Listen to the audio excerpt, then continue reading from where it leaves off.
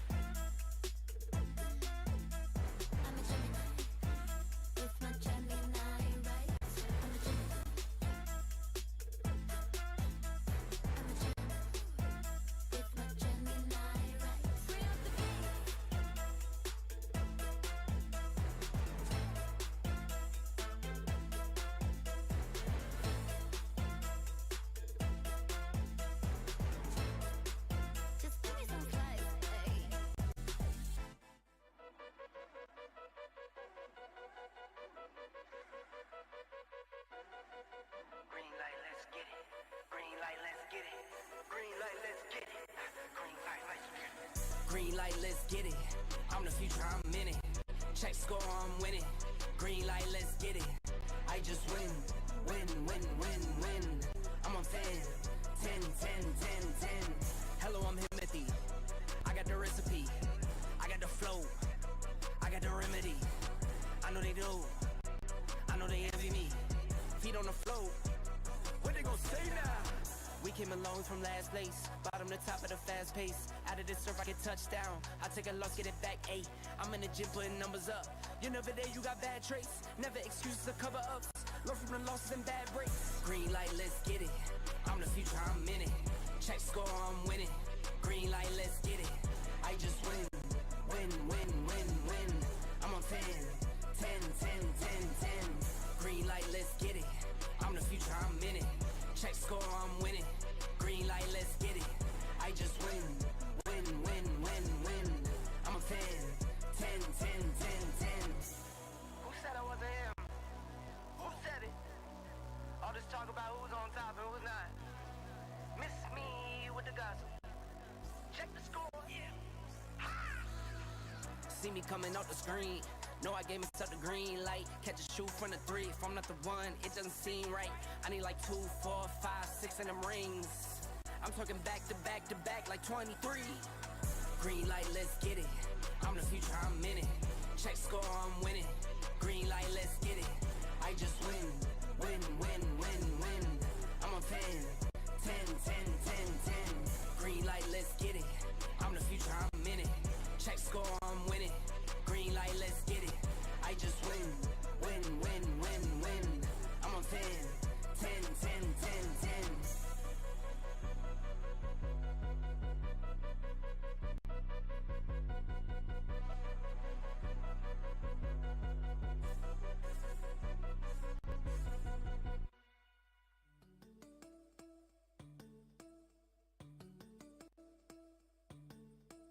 Everything around me looks a little great.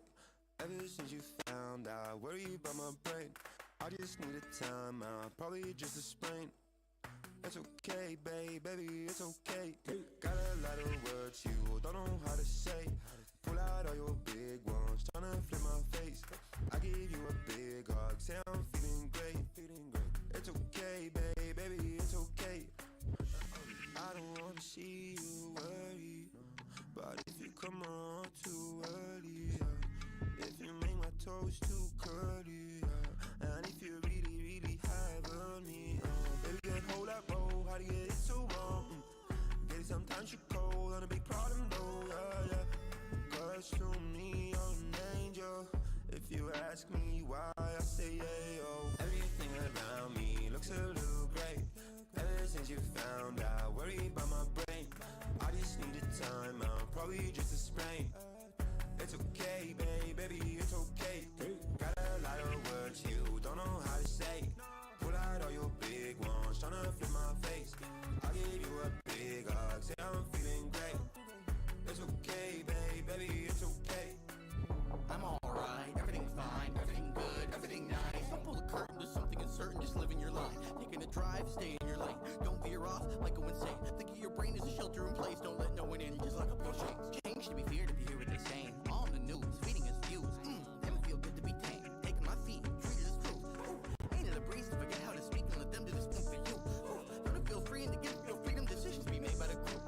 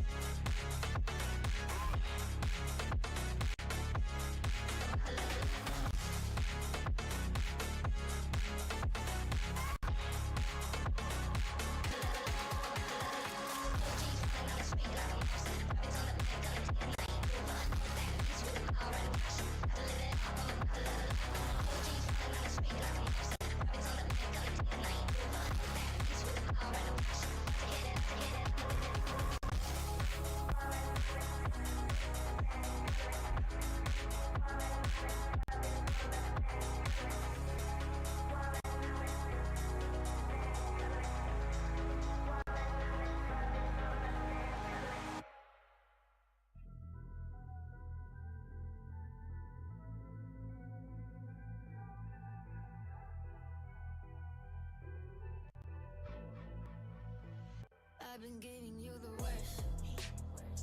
Now you wanna stay the night. Pretty how you work hard for me. Why forgetting how to talk? No, I don't like no humble beats. Just go and slice it up. Now it's time to marinate. And right after we're done, I like it when you're looking like that. I like it when you check. I like it when you're looking like that. Or shy to find, don't mind my reaction. I like it when you look like that. Don't wanna watch a bugger with a white mouth. Just like it when you're looking like that. No sweets, no rush, can't my attraction. Don't think twice, I'm here for a moment. No, I like him better. I got a church place somewhere and I'll make it last forever. I've been giving you the worst of me. Now you wanna stay the night. Pretty how you work hard for me. Why forgetting how to talk? No, I don't like no humble beats. Just go and suss it up. Now it's time to marinate. And right after we're done, I've been giving you the worst of me.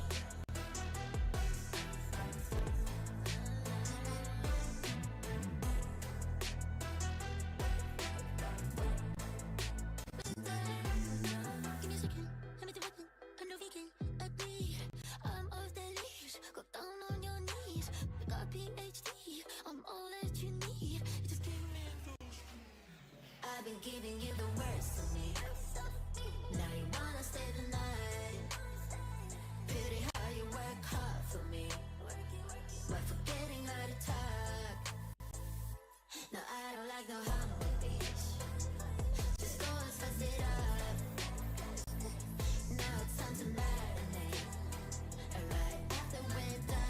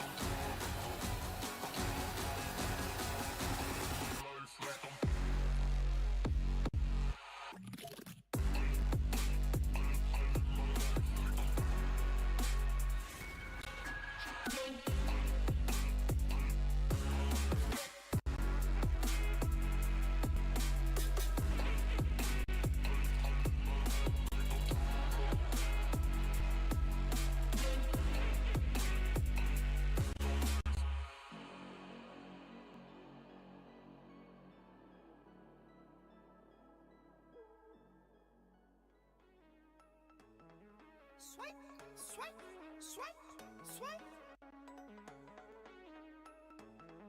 Swipe, swipe, swipe, swipe, swipe.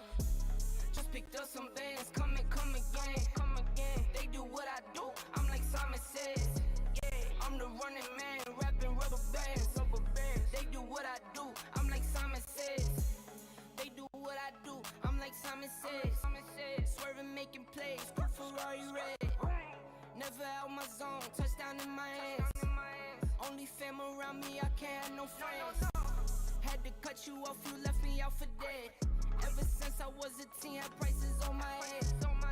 Had to cut you off, you left me out for dead. They do what I do, I'm like Simon says. Just picked up some bands, come again, come again. They do what I do, I'm like Simon says.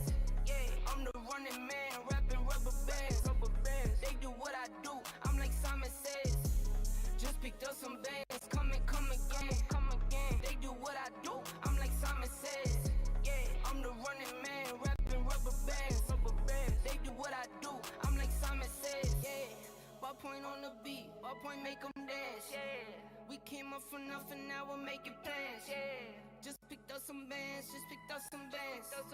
Tell her, ask it questions when I come and grind. On the run like a runaway. Only way is the money way. New chain, no jewelry. No games, don't fool me. 21, been a boss. Play the game, pay the cost. Heard you really TikTok. Need to get another watch. Just picked up some bands, come again, come again. They do what I do, I'm like Simon says. Yeah, I'm the running man, rapping rubber bands, rubber bands. They do what I do, I'm like Simon says.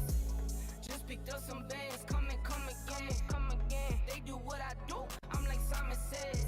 Yeah, I'm the running man, rapping rubber bands, rubber bands. They do what I do, I'm like Simon says.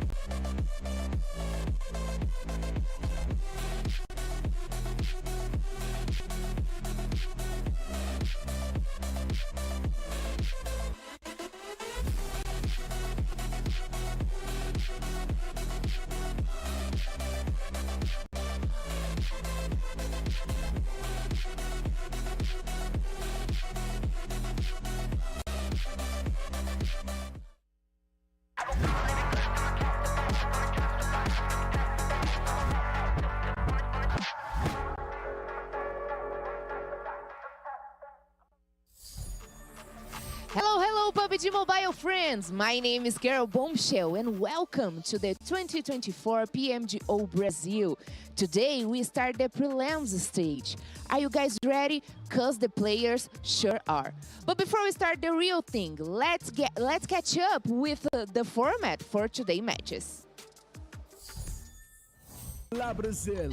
Welcome to the Format Explainer 2024 PUBG Mobile Global Open Brazil. The time has come for new generation of players to make their mark on the global stage. 2024 PMGO Brazil has 4 stages: Online Qualifiers, Qualifier Finals, Prelims, and the main event. The journey kicked off with the Online Qualifiers, which featured 2 rounds. From March 4th to 6th, the registered teams fought to claim the top 128 spot and pass the first round. These 128 teams went through the same format from March 8th to 10th, where 32 teams survived the second round of elimination and made their way to the qualifiers finals. Now prepare your nerves because the PMGO Brazil Qualifiers Final are set from March 28th to 30th. The 32 qualified teams from the online qualifiers will be divided into 2 groups, A and B. After 2 days of intense matches, only the top 8 teams from each group will advance to the final day. On March 30th, the 16 teams will then face off in a showdown where the team that secures the first position rackets straight into PMGO main event, while teams that rank 2nd to the 9th gear up for the prelims. The PMGO Prelims is a crucial stage for these 8 teams who will lock horns with 16 2024 PUBG Mobile Partnership Program teams, who get invited here to raise the heat.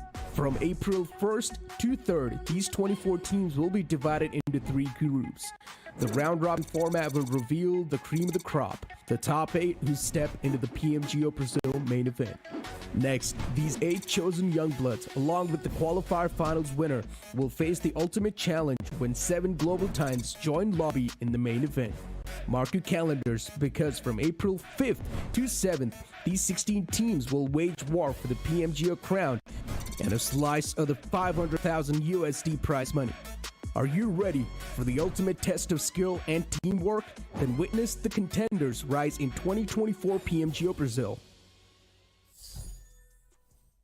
What's up, everybody? It's Hot Jukes and ready for some PUBG Mobile Global Open action. We're in the preliminaries now, and to my side, I got none other than the 7WG and DK. Yo, 7, how you feeling today? I'm feeling great, man. I'm excited, especially after what happened Saturday. I can't wait to see the response from Team Falcons. Sorry, I just had to get that out of my system. Oh, dude, DK, you were there with me, brother. How you feeling? Ooh, I mean, dude, like, if Saturday is anything to go on, we are in for an absolute show moving into today's action. Man, dude, I think the Team Falcons are going to be coming in real hot here. But for those of you guys that missed it, we got a quick little recap to break down what happened just a couple days ago. While the allure of dominating moments and swift clutches often steals the spotlight, the true champions at the table had once again emphasized that in this battle of survival, consistency always reigns supreme, even in a rapid-fire series of 6 matches. Meet the table toppers, Team HFIYS, igniting the day with an explosive 12 elimination 3rd place finish on Sanhok. In such fierce competition, survival hinges and navigating from one battle to the next, and despite their firepower, they couldn't quite seal the deal when it came to grabbing chicken dinners, yet their placements were as consistent as your morning coffee. Always landing in top 4 beyond their rankings, this team's ability to rack up elimination became a routine grocery run. So, even when Team Deathwolf snatched the final chicken dinner, HFYS's 9 elimination 2nd place finish cemented their spot in the top underdogs, punching their ticket to the main event with a 6-point lead.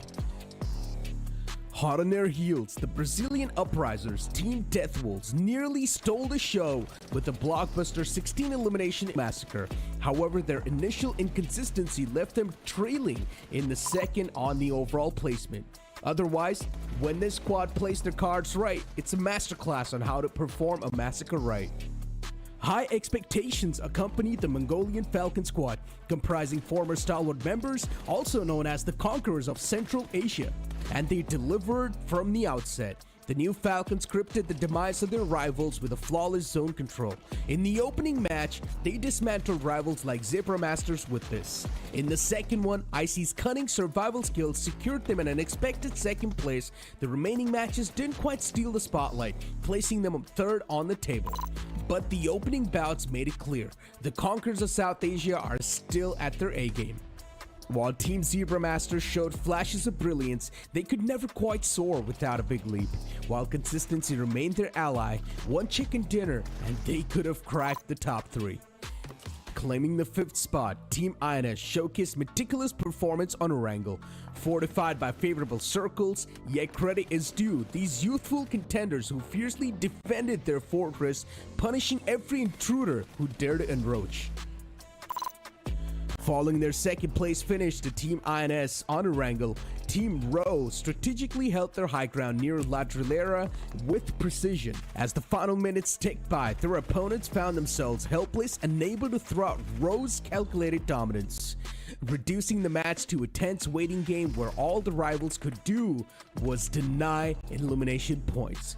But that still did not hold them off from entering the prelims as the 6th place team. The new Nepali coalition of Skylights and Raw Esports, named as Team Hora, salvaged their fate with a 3rd place finish on Erangel. While their 7th place finish keeps Nepali hopes aflame, but no, they'll need to fight even harder to survive the coming trials. Smoke Gaming, despite showcasing glimpses of promise with 2 4th place finishes, found themselves teetering on the edge of contention. While their performance hinted at potential breakthroughs, they ultimately fell short of making a lasting impact on the leaderboard. In the end, a single point separated Inco Gaming, the former Brazilian PMGO champions, from missing the prelims cut. While this new half roster struggled to recapture their champion form, their grit proved enough to keep their journey alive, if barely. The cream of the qualifier rounds will now be joined by the global favorites in the prelim stage. The time has come to prove their worth against the best there is. Witness there in the PMGO Brazil. Wow, dude, what a crazy qualifiers. I mean, we were so shocked that Team Falcons at the last second didn't make it. But you know what? I think they're going to be coming in hot here today, 7. I think they are too, and the best part about this too is that it's going to be 3 days. It's not just going to be 1 day, so they're going to be able to. We're hopefully going to be able to see that consistency that we know Team Falcons can definitely provide. 100%. DK, we talked about that a little bit yesterday, right? Or actually the day before yesterday when we saw them not make it. We said that, hey, you know what? If there was a tournament that was like 3 days long during those qualifiers, maybe we would have seen them take it the top. But hey, with only 1 day, we thought they had it locked, and then just at the last second, it got taken away from them. I mean, that's the beautiful opportunity with upsets to come through, but I think it's going to be interesting looking to see what day 1 for the prelims has in store for us. Yes, indeed. Well, we got a nice little interview coming right up. Let's go ahead and take it on over to the stage. And we are back here with a Team Liquid's coach, Knight. Hello, welcome. Thank you so much for being here with us. And first of all, we want to know your impressions about the teams from the qualifying phase and how we should prepare ourselves for the prelims stage. Hi everyone. I think we had some great surprise in the prelims because like people were expecting Falcons go straight to the finals, and also we didn't have Moneymakers qualifying to the prelims stage, so everyone was kind of shocked. But like besides that, like all the Brazilian teams, we know them very well. We play them daily, so they're great teams, and let's see what the next day is going to give us, like some good surprise. Nice. And you have won PUBG tournaments in the past, and now you are making your debut with this team, right? So how do you plan to lead them to the victory? Of course, I have like a big experience because like I played a lot of tournaments, but they are also like very experienced players. So I think we are like together, we are having like great results. We are improving every single day, and you guys gonna see great things coming from us.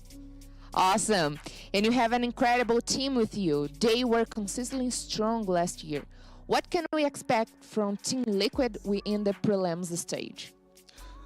So basically, they're a great team, but I joined the team to bring them to the next level in terms of strategy.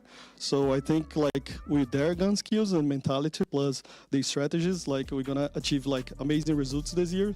And this is what this is our main goal, like bring the team to the next level.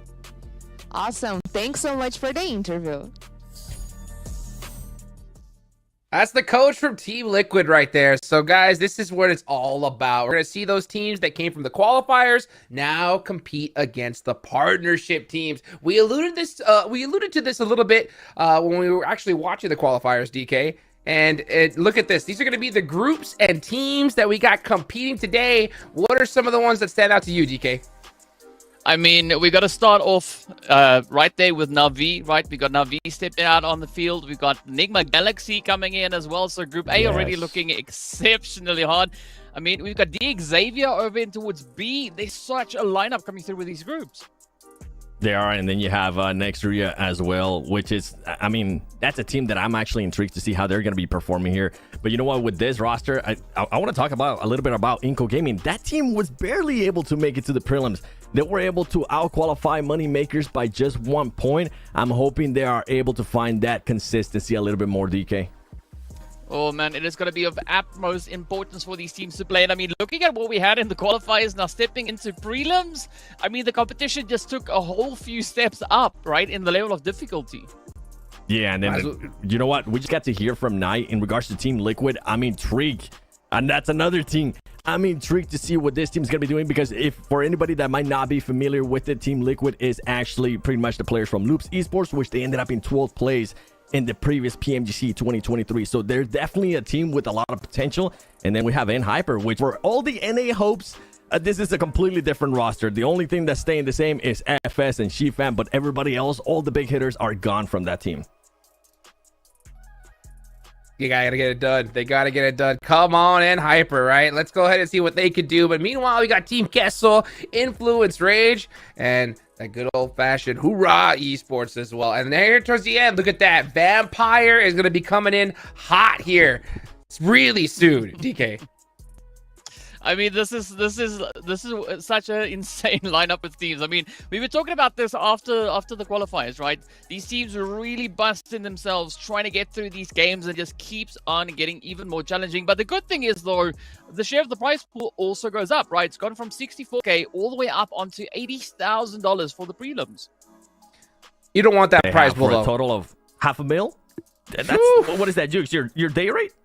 Yeah, I wish. I'll tell you what, though, that $80,000 prize pool is going to get split, but it's going to get split amongst those teams that don't make it. You know what I'm saying? So you want to definitely punch your ticket on over to that main stage, because that's where the big money is right here. This is how you're going to get it. The good old-fashioned point structure. We got, 10 points for a chicken dinner, but those elimination points are just going to be so important here, 7. Yeah, that's the big one, especially since we've seen this new format. The elimination points, you've seen a lot more teams, especially from last year, focus more on it, make sure they're a little bit fragger heavy, and I think that's going to come out in play here again once we get the prelim started.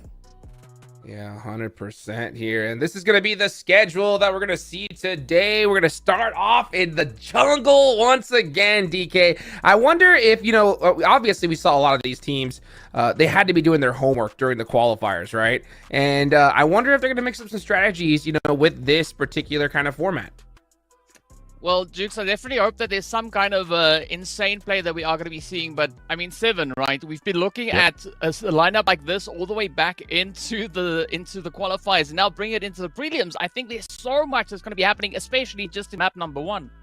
Oh, for sure. And something that we got to keep in mind, too, is keep in mind which groups are going to be playing today. It's only going to be Group A and Group B. Group C is going to get a chance to sit out, kind of watch how these teams are going to be playing. And then tomorrow is going to actually be Group B versus Group C. So for Group A, for any teams, I don't want to put this out there, but I gotta say it.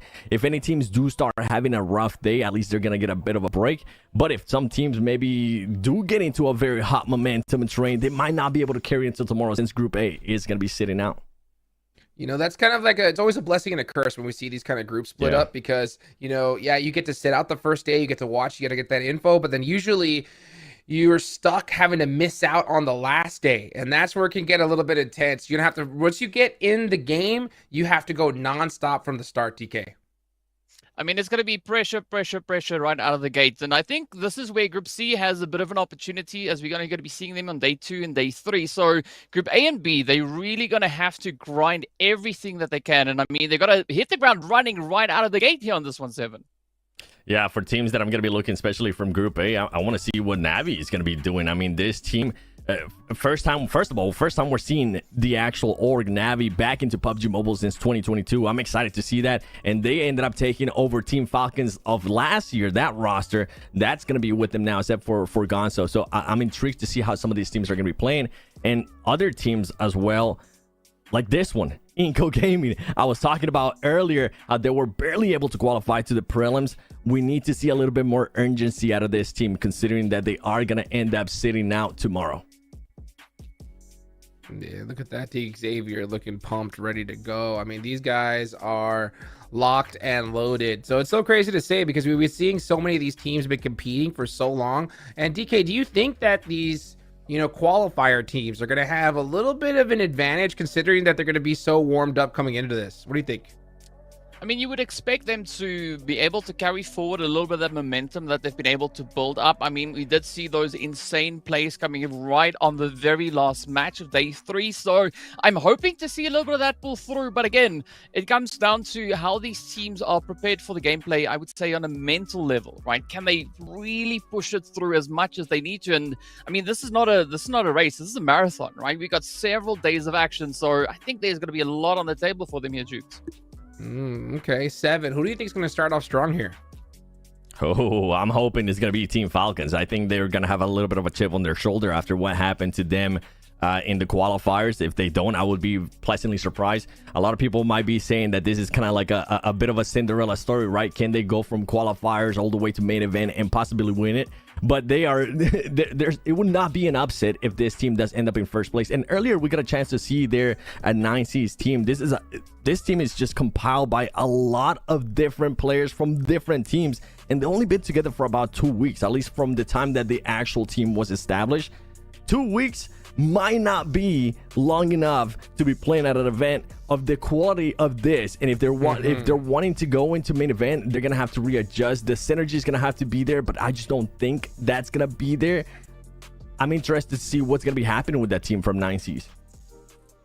Me as well. But you have to be able to adapt at a stage like this. And speaking of adapt, during the qualifiers, we saw a team actually do it, right? We saw High Fives as the last second say, you know what? We can't leave this up to chance. We got to take the Falcons out here and now if we want to punch our ticket. And I think that was definitely the smart play, DK, because this preliminaries is absolutely stacked with some monster squads. But like you said, there are some teams, that have some new rosters that are mixing things up. I think day 1 is going to be so important for those squads to really just hit the ground running and take advantage of maybe some of this little, nuance newness here, because you don't want to get stuck, so down the leaderboards real quick. But we're going to start off with game number 1. Boys, take it away. All right, well, here we go. Getting ready for the action. Of course, getting right down into Sanhok. Game number 1. 7, I think this is going to be the game that kind of sets the standard, right? That lays the foundation here. I mean, we've seen now that teams are capable of really closing up gaps wherever they need to. But I wonder just how much of a gap we are going to be seeing established right here in Sanhok. I mean, honestly, I used to be such a big fan of Sanhok just because of all the madness, and I used to love where we used to have this map located, which was towards the middle, because it would kind of give a break for the teams that maybe weren't performing well to take advantage of all the craziness, right, and try to close up that gap that you're talking about. But with the here, I mean, I'm interested to see the teams that are from Brazil. They are usually the strongest ones when it comes to Sanhok, and I'm hoping that they're going to be taking advantage right away, as we are seeing some teams already getting into a fight. Well, now the pressure is on. Gotta keep it up, though. It's good to see some early game interaction coming through, and of course, especially looking down into Woods Painan. It's a point of interest that is so heavily contested most of the times when we get into the lovely map of Sanhok here. So I want to see how this one is going to play out. Also, up into Woods Ruins, Inco feeling a little bit of that heat. Inco feeling a little bit of heat, but also being able to already eliminate 3 players from Navi, as we do have 1 player still alive. We're going to be switching over, though, as you can see on the Elim feed as well. 9Cs being able to take onto another team and actually eliminate it. There's so many fights actually going on, and I'm not honestly surprised that there's so many fights going on right now, considering that a lot of these teams haven't really seen each other previously. Well, they are pros for a reason, right? They have the ability to adapt as they have to. Now, Team Liquid, of course, coming in with an interesting spread, though, playing that 3-1 positioning from what we can see. Ooh, but the shots starting to connect on up. But now the pressure is on still, right? Because as we can see here, Regnum, they're going to be holding nice and steady, not going to be looking to expose themselves too much. And I think right here in Painan, there's quite a bit of ground to try and establish. There is, and this could be 2 of the strongest teams, especially from this prelims, wanting to fight against each other. And something that we definitely need to mention is we already have a team that's already been eliminated. It's going to be Virtus Pro. They are out of Sanhok. Not the way you want to be able to start prelims, but as we mentioned, it is Sanhok. It is a lot of madness.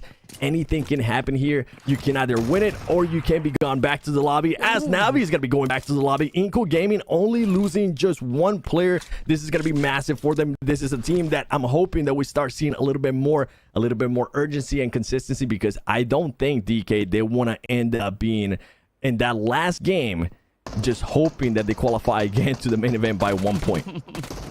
I mean, this is definitely a good start for Inco, but also a really good play coming off of the back of Team Liquid here.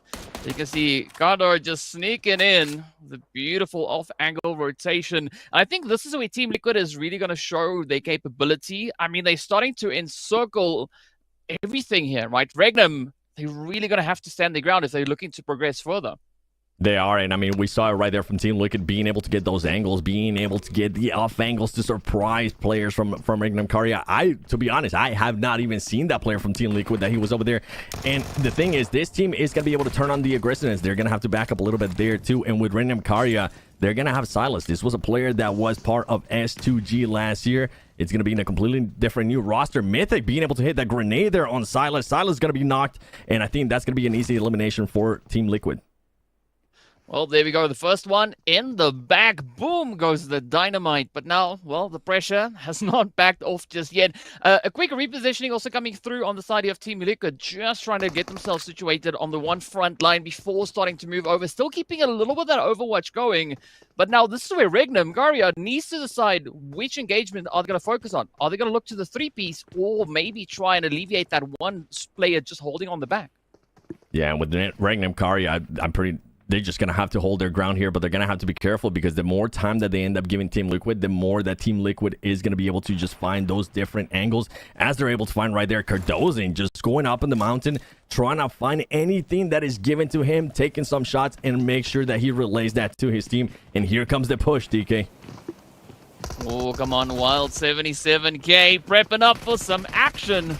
You can see Gisyu also just trying to quickly get those mags back on full capacity, but already the armor taking such a punch as Layla now continues to keep on the heat, knocking on the doors, trying to bust them open, but here comes the blaze. It is Team Liquid wiping yet another team off the map.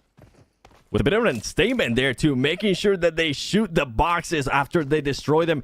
And what a clinical finish here by Team Liquid, from the off angles, from them being able to push together and making sure that they relay all the information there. That's why I was mentioning that this team is definitely one of the favorite ones to move on, at least from my end, to the main event, because they played that so well. And not only were they able to get those 4 eliminations, they didn't end up losing any players, which is massive.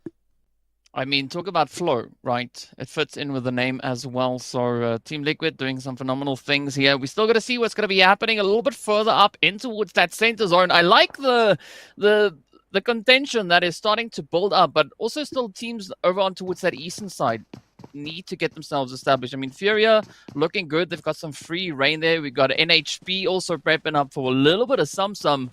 But Inco, they also have to make up a little bit of ground here.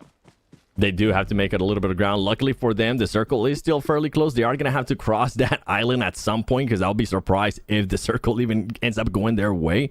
But we'll have to wait and see what happens with that when we actually get there. We have Smoke Game here. Smoke Gaming looking at ZM, trying to see if they can maybe spot somebody, get a quick little angle. And with Smoke Gaming, something that we were kind of talking about at the beginning of the show, off the show, is that this team is just, it's compiled by Cunha, which is a player that used to play back in Team Queso in 2022. It's a lot of experienced Brazilian players, and I feel like they're going to try to take the best advantage possible right now being in the PMGO, because they've never gotten their break, and if there's ever a chance to finally take it for Smoke Gaming, this would be here in the PMGO prelims. I mean, what better place to do it other than on your home turf, right? You feel at home, you feel comfortable, you want to make everybody proud. And they were also one of the strong performing teams that we saw coming up through those qualifiers. So I'm really excited to see how they're going to pull things together moving through this. At least for the time being, I mean, looking at Smoke, they don't have all that much to worry about, right? A big chunk of the north is open. No one really pushing on them coming from that eastern side. So this does allow them quite a bit of an opportunity. Speaking about opportunities, though, Falcons, I'm curious to see what's going to be cooking over here. Yeah, I think Falcons is currently in a great position. They're just going to keep holding this, as a lot of teams more than likely are going to end up pushing towards them. And right now, they pretty much just get your angles. You can see Icy there on the top as well. They're just going to be waiting. Now we do go over to Enigma Galaxy. Enigma Galaxy, I feel like this team, I'm excited to see how the year is going to go for this team now that Coops has been with them for over a year. Synergy is definitely going to be there. I can't wait to see what they're going to be able to do and how Coops is going to be playing this year. Every single year, Coops has been getting better and better ever since he started in North America. Can he continue on that uptrend? I'm excited. Come on, Coops, show me what you got. I know it's the first game, but I at least need to see some eliminations. But I think another good thing about what we see in Enigma is that experience from Coops is rubbing off on the rest of the team as well. I mean, not that they weren't already amazing players, but you can definitely see a strong influence being delivered there. We could say a very similar thing about the Falcons, of course, if we've seen them over in PMGC performing so phenomenally, but now there's going to be the action starting to get packed in right here. A lot of that distance play also. I think it's something strange when it comes to Sanhok. Yeah, and we're looking at next Ria here being able to take some shots onto ROW, and I wonder if they're going to actually commit to this fight, considering that CM is very close to them. They need to be careful with that. The circle has closed in. You were wondering what Inco Gaming was going to be doing. I don't even know what Inco Gaming is currently doing. I think they're going to end up going for a very south rotation, so we'll have to wait and see if that team's going to be able to find a good spot. And now we go over to Team Falcons. Team Falcons being able to rotate very quickly, find themselves in a much better position after that circle close. Well, position is going to be key. Enigma also now just creeping up on Zoran. We still got a little bit of action up in towards that northwestern side. And Insanity also one of the teams that are yet to make a play, as they are currently holding quite comfortably up in towards Paradise. But I don't think for the first match you want to take a little bit of a backseat approach, right? You want to try and pick up that momentum and maybe even just bulldoze your way into a potential chicken. Yeah, I think it's definitely a time to kind of test out how some of the teams are going to be reacting. I mean, with how many hot drops we saw, it's just them testing each other out. Okay, if I do this, how are you going to be reacting? How well are you guys at defending a certain compound? We were mentioning a lot of these teams is maybe the first time that they're actually facing each other, so they're just trying to get that a little bit of intel before we go into the 3 Erangels. This is the perfect time to do it here in the Sanhok and hopefully take advantage of the madness of Sanhok. Well, let's see how this one plays out. Falcons doing a little bit of the scouting mission here, just trying to get a good lay of the land. We can hear the shots now starting to pop off. So someone's getting busy with something, right? And hopefully that something is going to evolve into a little bit of carnage. And are also, just standing the ground. Everybody, it seems like they've gone for the play of, what, we're waiting to see where this next zone is going to be taking us. Yeah, you can see Smoke Gaming just being on top of that sniper tower, waiting to see who's going to be rotating, relaying that information to his team. And right now, I think everybody's just going to slow it down. You can see all the teams on the right-hand side that are alive. Most of them have their 4 players up. Just make sure you get your positions right. Make sure you get ready in case you do have to make a rotation and gather that information. If you do end up having to make the rotation, where does the team that's currently on the compound, if you do have to push it, where they're currently located? Inco Gaming, we were talking about earlier, we're talking about what we're going to be doing. This is the only team, if I'm not mistaken, besides N-Hyper, that is still in the blue zone, trying to make it into the actual circle. Yeah, it's going to be a little bit of a bumpy ride. Fortunately, we're still in the early stages, so the the big bad blue zone is not going to be doing all that much damage to the teams just yet. But I like the fact that Koops and Raouf here from Nigma, they've been able to find a decent spot coming in from that southern side. And of course, now it's going to be 9Z also trying to get themselves positioned. And I'm expecting the heat as well. As we say it, it's going to be NRX getting right down to business. Yeah, next Ruya not being able to connect on those extra shots there to be able to knock the players from 9Cs. And 9Cs honestly got away with it there. That was a risky push, but he ends up working out for them. And they now have 2 players at least within the compound, safe and secure. This is what I want to see out of Enigma Galaxy. Just taking advantage of a compound, overlooking everything. You can see Koops is going to be looking all over the place. He's got them chameleon eyes. They're going to be looking a completely different way on their own. And now it comes down to, if they do find it, can they actually get that elimination? Not only get the knock, because getting the knock is nice, right? You're kind of padding your stats in regards to damage. But at this point, you want to be able to start getting those eliminations, considering that they're on, for some of these teams that are in Group A, they're going to be sitting out tomorrow. And they're pretty much, their main event hopes are going to come down to the last day.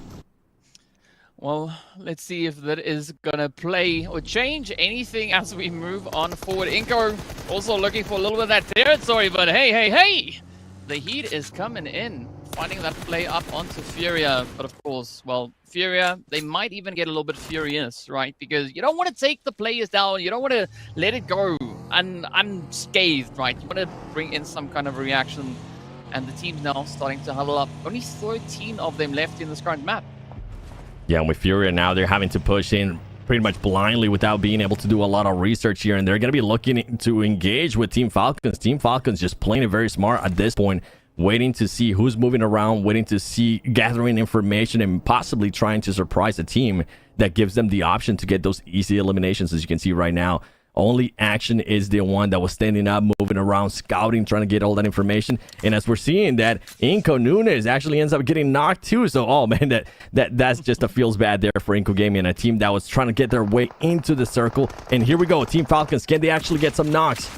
As we're going to be switching to Nenebete, they end up making it to a compound and actually get some knocks and eliminations. Hey.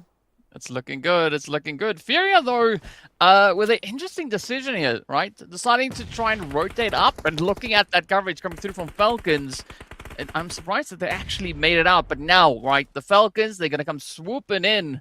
I want to get those items, want to lock in those points already, sitting with 2 eliminations up. Ooh, is this going to be the final play? Action gets the job done, and there it is. And that's what I was worried about, Furia being able to engage in the fight earlier with Inko Gaming. They were kind of just chicken without their head, going into the circle, not really being able to scout as much. But it kind of comes down with Sanhok. You can't really overanalyze Sanhok because of how crazy it can get here. Team Falcons, though, they play that so well. They waited for the right moment. They made sure they didn't make any noise, and they strike whenever they needed to, as Inko Gaming is just currently getting peppered here by Insanity Sports. Yeah, Insanity, they really showcased quite a bit of a performance back in qualies, but let's see where it's going to go this time around. Marlon, Talon, everybody getting themselves prepped and ready to roll. You can see Zebra Master also off in the distance, feeling the pressure. But now with the barrage coming through here from Insanity, I'm not quite sure whether or not Nenebete is going to be making it out of this one alive. I mean, if there was ever a player that you wanted to be the last one standing, it would be Nenebete, as he is currently the veteran out of that team. We do see Team Liquid now trying to engage into a fight here against Smoke Gaming.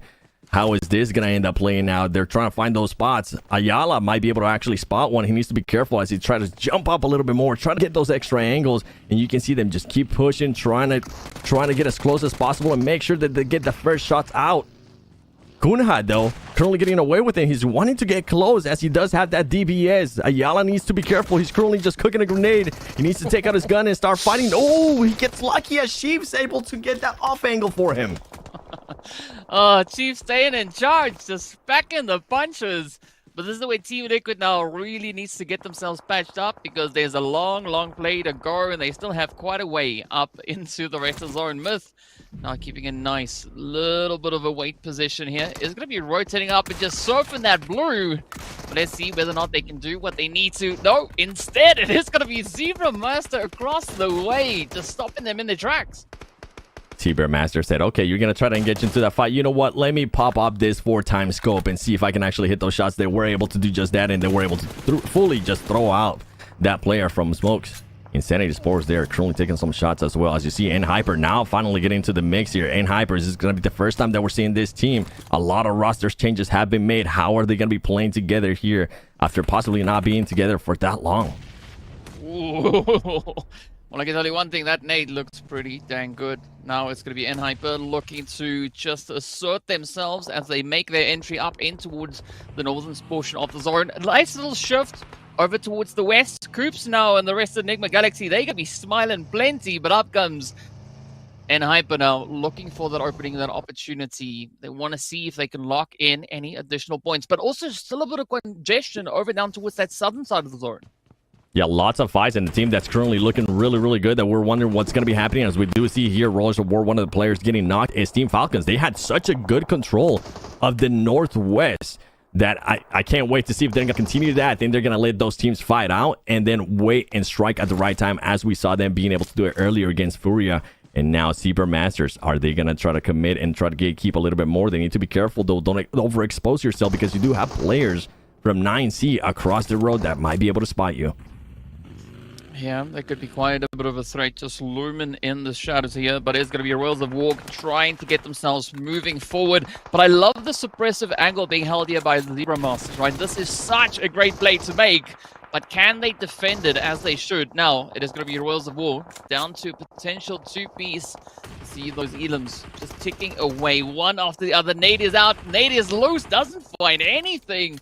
But Colgard now going to try and rush up the hillside. You want to make the noise as we do say goodbye. And now Donka is going to be the last hope. It is going to be the last hope. And then for Zebra Masters here, they kind of got away with it a little bit too, because that was a team that was just getting pushed back more and more. I'm glad that they decided not to engage very early on, but by them being able to get pushed back more and not engaging into that fight, now they still have all their 4 players alive, which at this moment, it's great to have. Big brain strat. Speaking about a wage though, it is going to be Hyper now just focusing all their efforts down onto Insanity, already finding 2 of the players left. And now Talent, right, having all the pressure riding on their shoulders, but Hyper looking absolutely phenomenal here, just trying to bring in such a dominating presence up in the north. Yeah, Hyper currently having to fight their way in. And they're able to make it. They had 2 eliminations as well, but now they're currently found in a very particular position. I hope they got those extra smokes, because they are going to be seen by everybody here as they try to move down this little hill. Oh, not a lot of work, not a lot of room rather to work with, as we do say goodbye to Team Liquid, down to 1 they were all the way out in the blue. But now Falcons, well, they're prepping themselves for a little bit of that play as they did get ahead over into the side of Enigma Galaxy. Xavier also still having quite a bit of ground, right? I mean, they kind of teetering on the edge of that zone, but looking at what they're kind of facing here, I understand what they're trying to do, but now Top, oh, that one is going to sting quite a bit. Top getting a little bit carried away there. He thought that he was gonna be free to make that rotation. Little did he know Xavier was ready for them, and now they're gonna start getting shot more and more. Encouraging. I know Maxman is gonna be happy seeing this player currently taking these shots and hopefully trying to get that extra confirmed elimination. I mean, so much heat, but fortunately for the Falcons, that is only half of the squad. We still got Icy in action, very securely positioned up in the zone. Quick lead, I'm coming through here from Marlon, but now Hyper actually getting beat by so many angles, and with that, it is the end of the road. Insanity, out they go. Hyper trying to get themselves patched up. Stars not having as much coverage as they would have hoped for, but Enigma Galaxy though, look at the 7. They just big chilling over here, right? They don't seem all that phased. Yeah, and they have played this so well too. They have pretty much moved from compound to compound, and you were talking about earlier if Nenebete wasn't able to survive. I'm happy to see Nenebete still being alive. I think this is going to be very close to the end of him. I don't think this is going to be a tough one for him to survive, but he's at least going to be able to secure those placement points for his team. If it would have gotten eliminated earlier, there would have been 0 placement points. He's at least getting them up a little bit higher. Yeah, it's going to be a little bit too hard for Nenebete there, but he does score those placement points. Yeah, it looked like a potential game of cat and mouse, but yeah, it was Zebra Master just toying with their food up ahead. Speaking of which, though, it is going to be Enigma Galaxy Finding opportunity across the way down onto DE Xavier, who has got such a long way to go and a very exposed rotation. Should they decide to move, well, they can't really make a decision because they have to, right? They have to move up. Well, and with that, the blue gets the better of them. But 7-0, I'm curious to see just how exactly Zebra is going to play this one. We'll have to wait and see. They're currently the team with the most eliminations, 12 eliminations. They're feeling good. They have all their 4 players alive as well, and they have the high ground too. They're going to have a lot of teams pushing towards them. I think they were able to spot action there as they're going to let those grenades just rain on them. But they need to be careful. They don't want to let Enigma Galaxy get a little bit too close. Men are allowing this player to actually make the push. That's very interesting. I thought he would have been taking some shots there with the M4. Well, that nade came scary close. We got to watch out for Enigma here. They are definitely going to be packing all the heat they can find, as we sit with a 3v1 v4. So Zebra Master definitely have the advantage. They've been showing quite a bit of capability, just racking in those elims. Enigma could potentially be brought down to a 2-piece, but it's still Lord and Coops, right? Rauf is going to be looking for a little bit of change. But I like the spread, though. Zebra Master trying to really just clear out this entire zone. Yeah, and that's what you need to do whenever you do have the amount of players that they have. I mean, they've been able to control the area even from early on when we saw this team fighting in Quarry. They've been doing it so well, and now they got another knock right there. It's going to be just Coops. Could it be possible? Could Coops clutch this up? It's going to be a tough one considering that it's going to be a 1v4, but man, I would not be against it if we can actually start the year off for PUBG Mobile Esports with a 1v4 clutch in the first game of PMGO Prelims. I mean, that would be so amazing. Like, I know Jukes has the whole thing, but, you know, I just want to say the whole thing for Coops with if Enigma is able to clutch this one out. So let's see whether or not I get to say anything. But now, I mean, Coops... He was able to pick up his teammate. Oh, they just got to survive, though. He is going to survive. He's currently just making his way up, but he needs to be careful. I think he's going to get spotted right there. A lot of Zebra players are going to be able to move around. There you go. He gets spotted. He gets knocked down. It's going to come down to Rove. Can he clutch up some shots? It's going to be tough when you have 4 players of Zebra Masters staring at you, and Zebra Masters being able to come off with the win there. A dominant win as well. 15 eliminations, 2,373 damage. That's what you want to see in the first game of PMGO Prelims. All those high eliminations. Seven, I got to tell you that they just strong-armed their way to victory, and what a performance. I mean, talk about carrying momentum, right? They started back in the qualifiers. Now, the opening match of the prelims. I think this is going to be an amazing day for Zebra Master. It is. Not a bad day whenever you are able to start with 25 points on the leaderboard. And keep in mind, this team is actually in Group B, so they're actually going to be able to play today and tomorrow as well, back-to-back. They're not going to be able to play on that last match. So for them, perfect start for them. Whoo, what more of a perfect start indeed.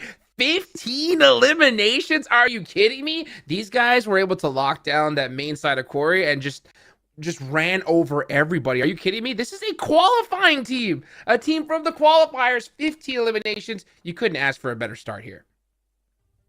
Yeah, you really couldn't ask for a better start. It just kind of comes down to what they're going to be able to do. How can they follow it up, right? Because we have seen plenty times, Jukes and DK, where teams do end up performing really well in the first game, but kind of just fall off. It becomes like a one-off. I'm hoping that that's not the case here for Zebra Masters.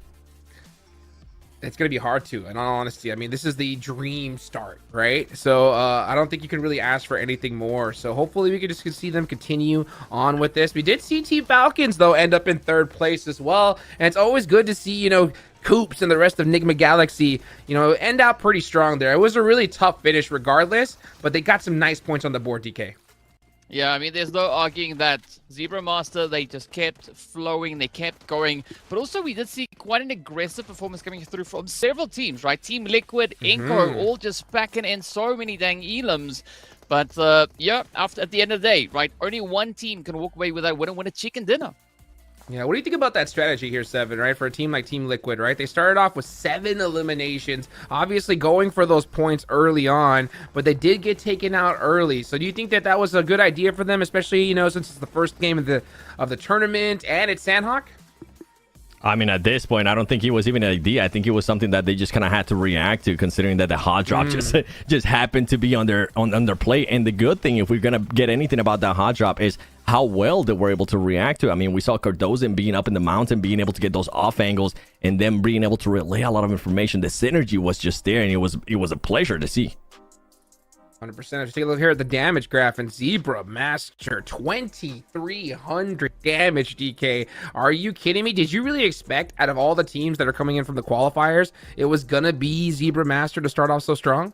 If I'm being honest, no. Right, they really caught me on off guard on that one, but I mean, it's a great start, a great way to assert yourself coming into these prelims, kind of setting the standard here.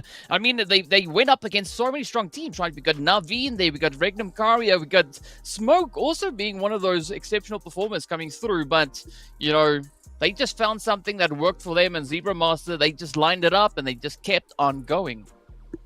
Whoosh, non-stop, man. I mean, this is, like I said, it was the dream scenario for his team, especially one of the qualifying teams, because when we were watching the qualifiers, I mean, I had it in my head. I was like, man, these guys are gonna get destroyed by these partner teams. I'm gonna be honest. I mean, because these are some monster names, and to see this team start off with 15 eliminations, I can't express how insane that is, folks. I mean, it is totally possible that we don't see a 15 elimination game all week. That's how crazy it is.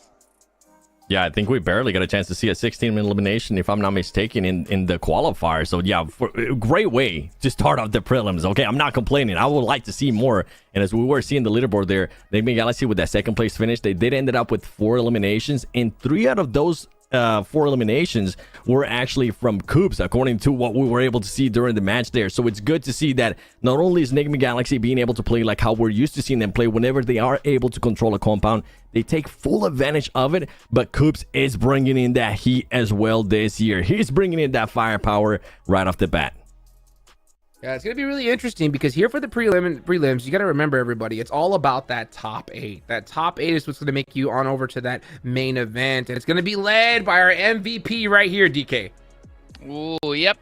Coming through with 4 elims.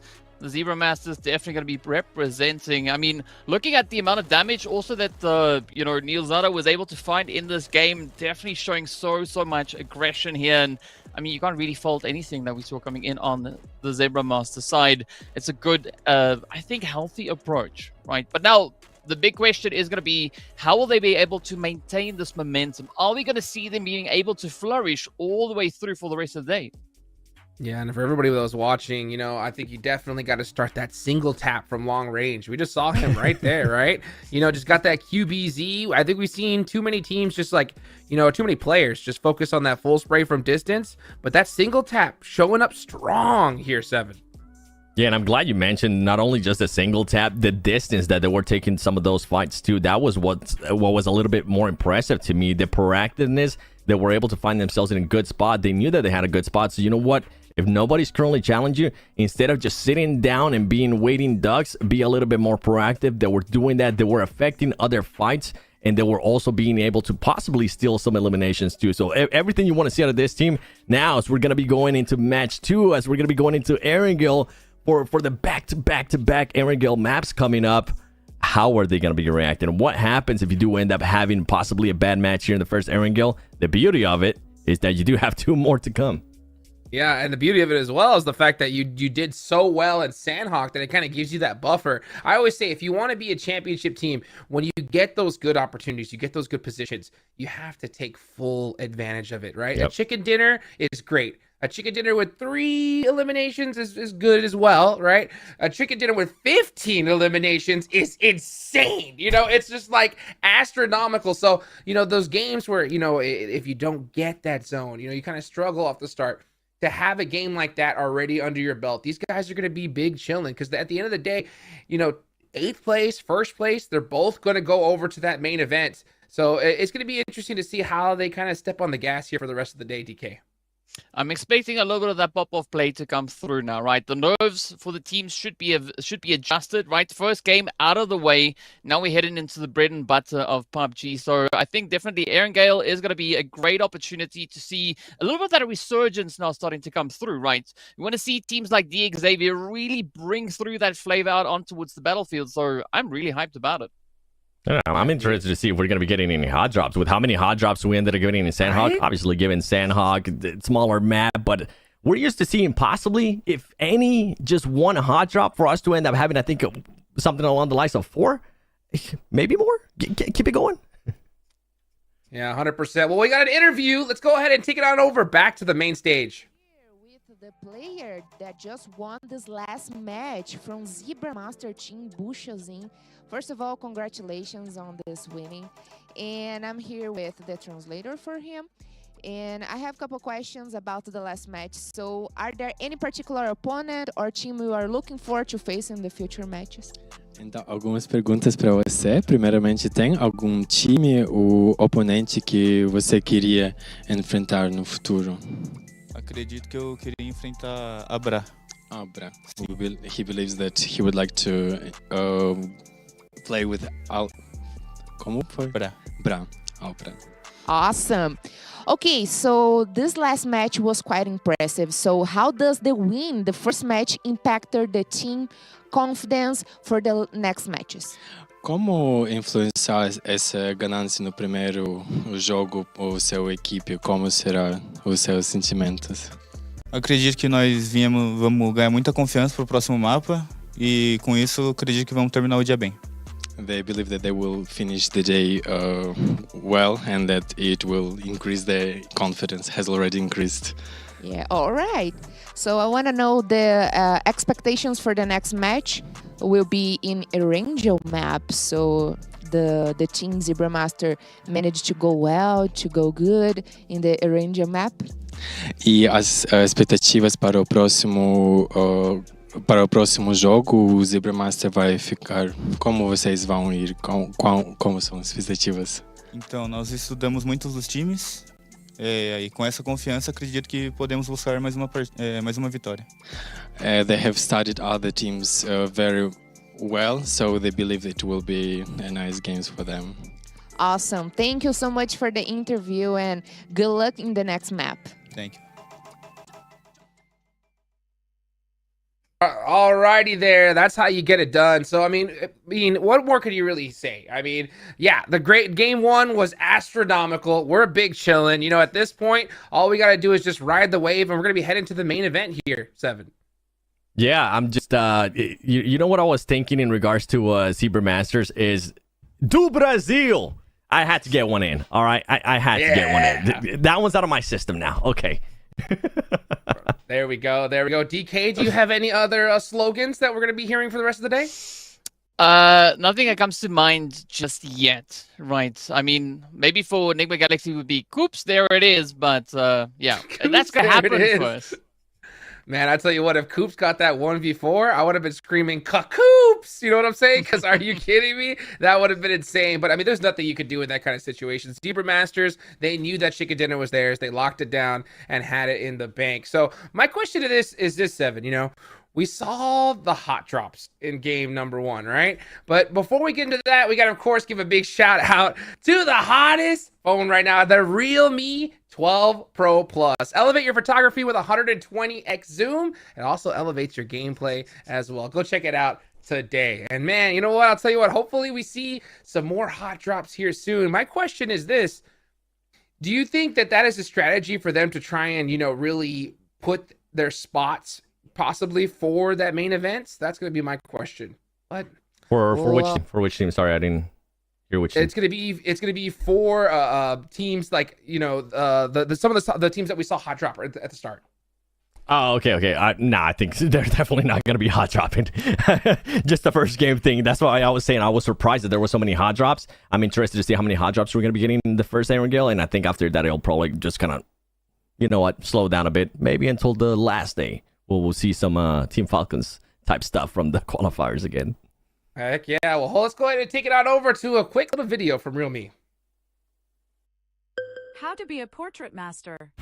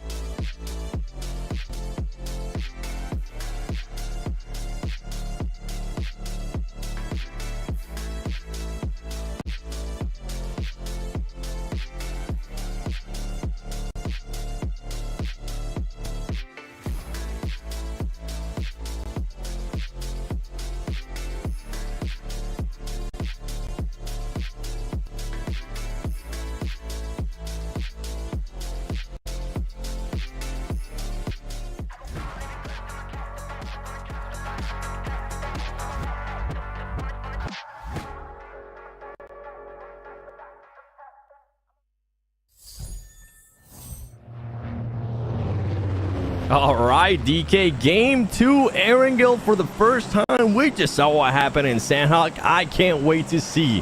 We've been talking about it with Hot Jukes. I can't wait to see if we're going to be getting some more hot drops and which teams are going to be willing to take those hot drops as well. I'm going to be looking at over Pochinki, maybe some military base, possibly Primorsk as well. If you were to pick a hot drop location in here, where would it be, DK? I would definitely go for Pochinki. Right, I want to see a little bit of that Pochinki flavor, the Pochinki spice being utilized. I mean, we did see a little bit of that over in the qualifiers, but I want to see, some added extra pressure coming through there. Yeah, and I think, honestly, I would be surprised if we don't at least get just one hot drop. All right, just give me one. I'm still on a high there from all the hot drops that we saw earlier from Sanhok. We're talking about Cyber Masters, how dominant they were able to be there in Sanhok. Now with Erangel, obviously a much bigger map. I wonder if they do find themselves in a great position. As I was talking about hot drops, guess what? We're able to get one right away between Insanity Sports and Next Ruya. Who's going to end up winning this one, as Insanity Sports already has one player eliminated?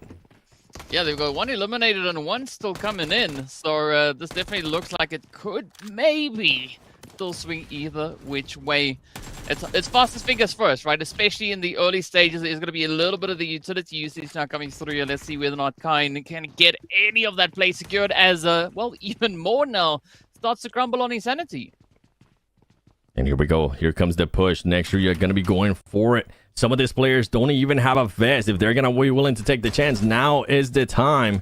As you're going to back up a little bit, Kane, making sure he confirms that elimination right there. And there you go. Being able to get another knock, confirming that elimination. And it's only just one player alive from Insanity Sports, as he's going to be making sure he runs away. Out of all the locations that I mentioned for a hot drop, of course, this is one that I didn't mention. Pierre being one of them. But hey, you were asking for it. You might actually end up getting it, as we do have two teams here in Pochinki. Yep. It is going to be Enigma, Galaxy, and D Xavier. I mean, I know that is where Enigma likes to go, so I'm curious to see if any of that is going to be happening. In the meanwhile, we also have a little bit of action here with N-Hyper all the way over into the side of Lipovka. So I want to see what Virtus Pro are going to be bringing onto the battlefield, because we didn't see that much from them over on Sanhok. Yeah, I wouldn't get a chance to see any of them. I think ended up getting, I think it was the first team that ended up getting eliminated. And guess what? They're going to be finding themselves in another hot drop. I was asking for just one. Well, I might just end up getting 3 hot drops if the teams in Pochinki end up fighting as well. And Hyper, one of the teams that actually ended up surprising me with the way they were able to play off that Sanhok, having to fight their way into the circle. Fairly a new team. A lot of the players I'm actually not familiar with. And the main player that I am familiar with, Shifan, is currently not even playing. So can we continue to see more adjustments out of N-Hyper here, as everybody likes to call them the NA Hopes? I mean, let's hope they can find their footing, because Baton just goes right on down. Now it's up to FSS. There we go. Trying to strafe their way on through. Capri, though, also looking pretty agile on the edge, but N-Hyper taking a really interesting approach here. Yeah, very interesting indeed, because they ended up sending one player. They waited for the player of N-Hyper to get knocked, and then all of his other teammates actually end up sending it as well. And they need to be careful, because there is 3 players actually still alive here from Virtus Pro. They're going to start getting off angles. N-Hyper might need to slow it down a little bit. I know they're currently seeing red. I know they're currently seeing elimination points, but they need to be careful, because Virtus Pro is now starting to set themselves up here for a much better fight that's going to end up favoring them. I mean, talk about striking while the iron is hot, right? Both teams essentially trying that, and of course, Milky Way sending stars far away back into the lobby. Now let's see where this one is going to take us. Capri trying to defend their compound, but it seems like Virtus Pro just slightly dialing back on the aggression, and I think that would just be right in time, with Furia now starting to move up as well. It is, and considering that these teams right now, we got a chance to see earlier the circle, they are so far away from it too. At what point do you decide to just back off? You know what, Virtus Pro, you got one elimination. You're more than likely going to end up getting another elimination here, because I doubt N-Hyper is going to be able to revive that player that's currently knocked and down. When do you start focusing on what that circle is going to be? Because that's going to be a tough path. And as you mentioned, Furia is currently waiting for them. There you go. Stars finally gets eliminated. Well, they're just going to be chilling on the background there. At least the Furia side will be, as you can see them up on the hill. So there's quite a bit of pressure now on for N-Hyper and Virtus Pro. The shots starting to rain in from up above. You can see Furia also starting with a beautiful spread here. And I mean, if N-Hyper play this one carefully, we could actually see them potentially escape over on towards that northern side. Well, this is now the go time because Milky Way just got spotted. And he's more than likely going to end up getting eliminated there, as Capri was able to put some more shots there for N-Hyper. Furia just trying to get lucky here, trying to see if they can possibly third-party any of these fights going on. N-Hyper is going to end up getting that elimination. And I think for Virtus Pro, we're hoping, you even mentioned it, they're starting to back off a little bit more. I think they didn't fully commit to it because they ended up losing another player. And now that hot drop turns into pretty much an equal. It's still 2 players alive from each team. Nobody ended up winning, and now we're going to find ourselves possibly in a bit of a stalemate here, as that zone, even though it's not going to be costing a lot of damage, it is going to be setting you up to get third party. Like right now, Furia is looking to get that third party. Virtus Pro getting another player eliminated from their team. Man, I gotta say, it looks like Furia is looking to do those teams dirty back in Lipovka, right? I mean, they just fully encircling them. But speaking about encircling, you do see a little bit of that now happening onto the side here of Enigma Galaxy. Well, at least they frontline, right? D Xavier going up onto the hills. It's Chu now just trying to find a bit of an opportunity. Lord down below could be getting a little bit of that hard action coming their way. But both teams just so cautious here. Yeah, one of the players there from Enigma Galaxy does end up getting knocked. This is the only thing, the biggest question mark that I do have for Enigma Galaxy. This team can be so good whenever they are already set up in a compound, but when it comes down to them having to make that push, having to create that first engagement, and they're not going to be able to be set, that's when we saw one of their biggest downfalls, especially from last year at PUBG Mobile Esports when we got a chance to see them play. I'm sure they've been working on it, but right now it's currently backfiring as one of the players is currently knocked.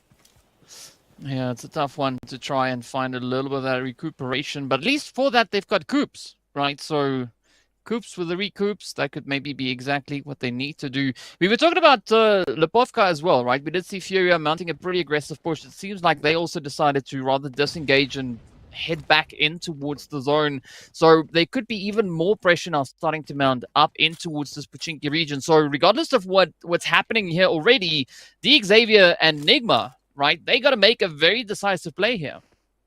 They are encouraging, currently being able to get a great angle as Coops is going to be making that push. There comes down this shot. Is he going to be able to hit some more? He's not. That means that they might be able to actually pick up their player, which is impressive considering how far they were away from him. And look at that. You can't even see the health bar, DK. He was literally at possibly 0.01 HP, and they're able to bring him back to life. Talk about a close call, right? That is definitely what they had to deal with. And speaking of which, up comes Navi, right? They're like, you know what? It's about time. Let's move up to church. Let's see who's knocking around, and maybe we can start kicking some butts all over the place. Navi, you don't want any of this. Just keep on moving. Yeah, that's exactly what they're going to be doing, as we're able to see it right there on the map. But for some reason, with the engagement still going on, guess what? Furia being able to rotate out. We didn't see any of the other teams, though. We didn't get a chance to see N-Hyper. We didn't get a chance to see Virtus Pro being able to rotate, and that's because that engagement just took a little bit too long.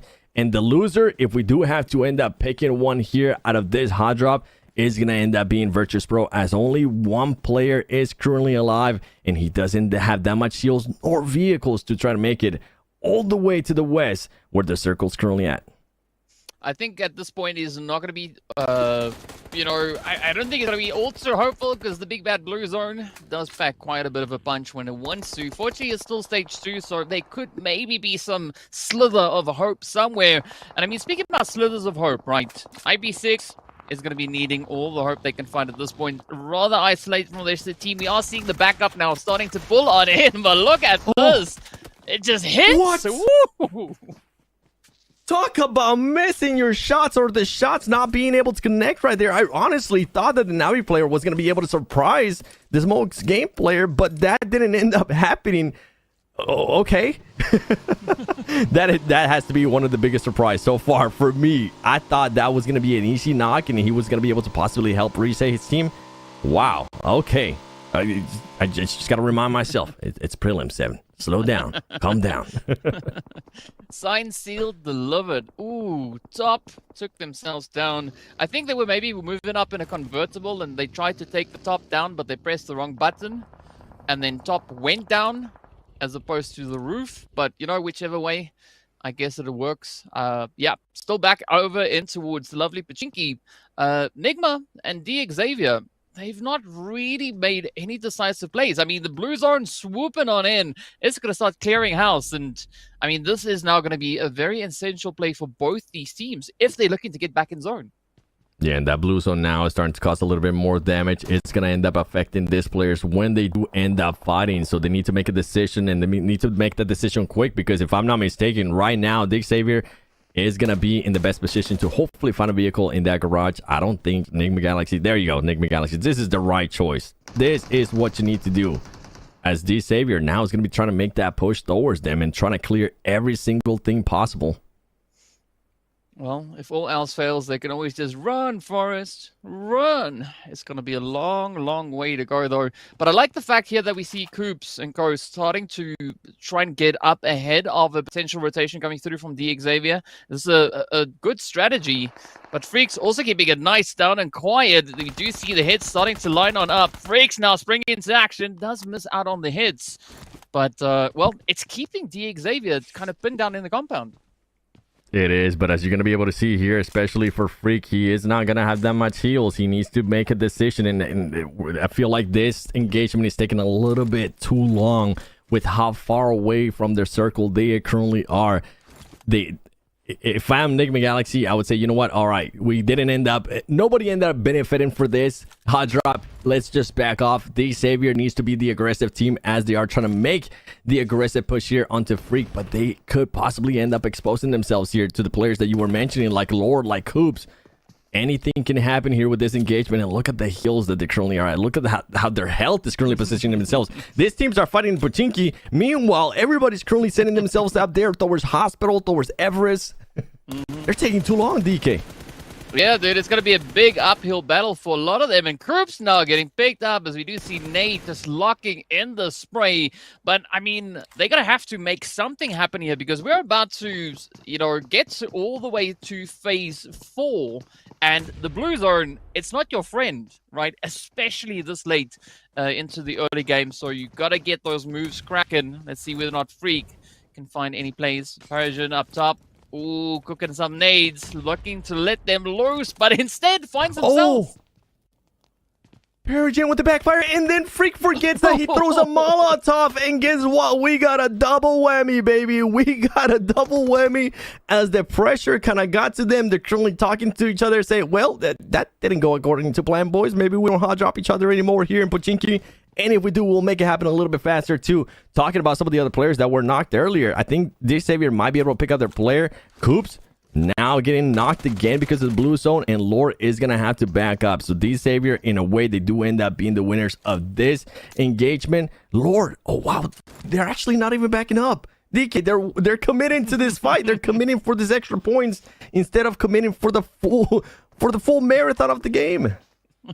I mean, at least it's just Lord that's here, right? But Lord, I mean, just locking in those sprays. Raouf playing a little bit safe, right? Raouf has now decided to just get themselves positioned back up in towards zone. Virtus Pro is going to be the next team to fall. Lord, though, not done with D Xavier, right? Want to get a little bit of that vengeance play, a little bit of repayment. But, I mean, D Xavier, beautiful nade onto Lord. Beautiful, beautiful grenades there by Perogen. Guess what? He's able to redeem himself after what happened there earlier. Raouf had the smart play as he fully ended up backing up. And Nigma Galaxy is going to be looking at each other and be just kind of scratching their heads as to why they continue on with just keeping on that fight. Lore was able to knock somebody. There was knocks back and forth with this team, especially from Nigma Galaxy. But for a team that was starting off after the first match in second place, boy, they could have definitely taken advantage of that second place. Not what you want to see there towards the top, as now we actually move towards we're closer to the circle. Teams that are currently not in the blue, like Team Liquid. Yeah, Team Liquid though, I mean, they don't have that far left to go, but this is going to be an interesting one looking at how they're going to be looking to rotate up, right? Are they going to opt towards the north? Are they going to go to the south? Or are they just going to wing it and push straight in towards the western side? Speaking about tough plays though, it's going to be Rauf now having to defend, or trying to, as 9Z come rolling on through, cleaning up, and off they go, rolling back in towards the zone. Now, we're down to 12. You want to know what's crazy, DK? Look at this team that we're currently looking at. And a Hyper, the team that started off with possibly one of the furthest hot drops all the way to the east of the map. They end up making it to the circle, and they actually end up being one of the only teams that's currently in a semi-good position within that circle. And now you have other teams like D Savior, Nigma Galaxy is not even here. Oh, man. You know what? First day, first couple games, I'll give him a break. I'll give him a break. But boys, this happens again later on in the day. I'm just going to be scratching my head. I mean, but I guess that's what happens when you're out there sipping on some blue juice, right? Too much of it is not that good for you. Sometimes a little bit of a taste, I think, would suffice. Speaking about taste, though, Team Liquid getting sipped up here. As you can see, Regnum Karya just knocking in and pushing through. Don't go in there. Oh. Wait. No. Is he still alive? No. He got knocked. Karya's out. Oh, man. He died. Oh. That's DK, correct me if I'm wrong, but is that 2 people walking into a Molotov on purpose? Yeah. I think it is, right? I think they misunderstood the term hot drop, because I know sometimes when a molly slips, right, that could also still mean a hot drop, but that's not what we were referring to. We were talking about the teams dropping in hot. Speaking about hot, though, next Ruya getting ready for a little bit of a play up against the Zebra Master team. And Zebra Master right now with their 4 players alive. And as I say that, guess what? I end up cursing them a little bit because one of them does end up getting knocked. Great shot there from Wolf as he makes the jump 180 and gets that shotgun. Great shot here by Next Ruya, as now they only have to worry just about 1 player there from Zebra Masters. He gets eliminated. Zebra Masters not really being able to follow up on their amazing first game in Sanhok, as they're going to get eliminated there with just 1 elimination. And we move forward now to Everest. Smoke Gaming getting pushed here by Team Falcons. Yep, the tough plays just keeps on going. Now it's going to be Falcons trying to get themselves pushed up on Everest. Ooh, nice play there by Icy down onto Ninho. Oh, the action just keeps on coming. And I mean, this is Smoke Gaming down to Myth, right? Everything is going to be riding on this next play. Team Falcons. Even if they don't have the high ground, this is what we expect out of them. And a Hyper still being able to cuddle up there in that shack. Are they going to have to move as we see that circle on the top right-hand side starting to close in more and more and more? If N Hyper does not end up in the circle here, it's going to be another tough push for them into the circle. Here we go. Where's it going to go? Is he going to go straight down the middle? Oh, it actually goes towards Everest. Guess what? Team Falcons being able to engage into that fight early on ends up paying off. Yeah, I can just hear Hot Jukes with the, with the sound effects coming in on this one, looking at that position for the Falcons. Exactly. I don't think that's the sound that the Falcons make. But you know what? Please feel free to correct us in the for everybody currently watching. Let us know in the comments what sound do they actually end up making. Team Falcons is gonna reposition themselves here a little bit more. Another team that is currently still alive and is within that circle is gonna be Inco Gaming. I saw Inco Gaming there towards the west. And now we have 9Cs. I was talking about them earlier. A lot of variant Latin America players. Choco has been all over the place. This man, it's a one-man wonder. He's been in NA. He's been in LATAM. Now he's being able to play here in the PMGO. Very, very experienced. Is that going to come into play here? Are they going to be able to do enough to possibly take over Everest, which is going to be a tough ask because there's 2 other teams, and one of them is a very, very strong team. I mean, at the end of the day, only time will tell whether or not they'll be able to pull off that play. But all we're going to find out, because they come rushing straight up onto Royals of War. But this is an opportunity now for the Falcons also to swoop in and bring in a little bit of that contention here. But let's see whether or not Rivas and the rest of the Royals of War can hold on and just stand their ground.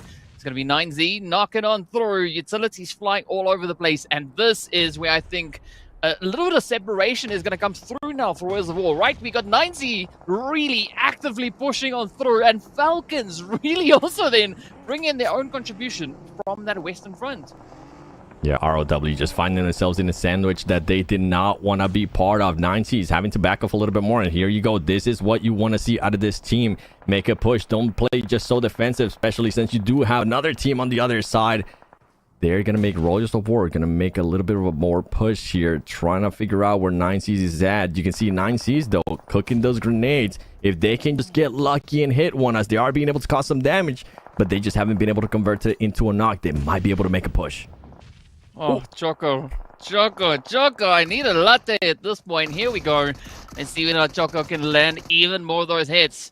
This could be a very easy push on through. I mean, so far, Royals of War holding on to a very steady angle, but we do see these third-party plays also now bringing in a little bit of a challenge here, right? Tonka still going to be riding the ridge. 9Z slowly just getting chipped away, one player after the other. Now things are looking pretty tough on their end.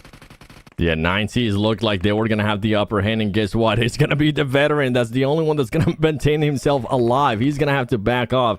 They were able to get some good grenades here and there, but ultimately when they ended up making that push, it ended up backfiring. If I'm not mistaken, I think they possibly might have ended up getting third party a little bit too by Hyper, which might have gotten an angle on them. I could be mistaken on that, but one of the 9C players ended up getting knocked from a weird position, and I would be surprised if it was actually Rolls of War that ended up getting that knocked.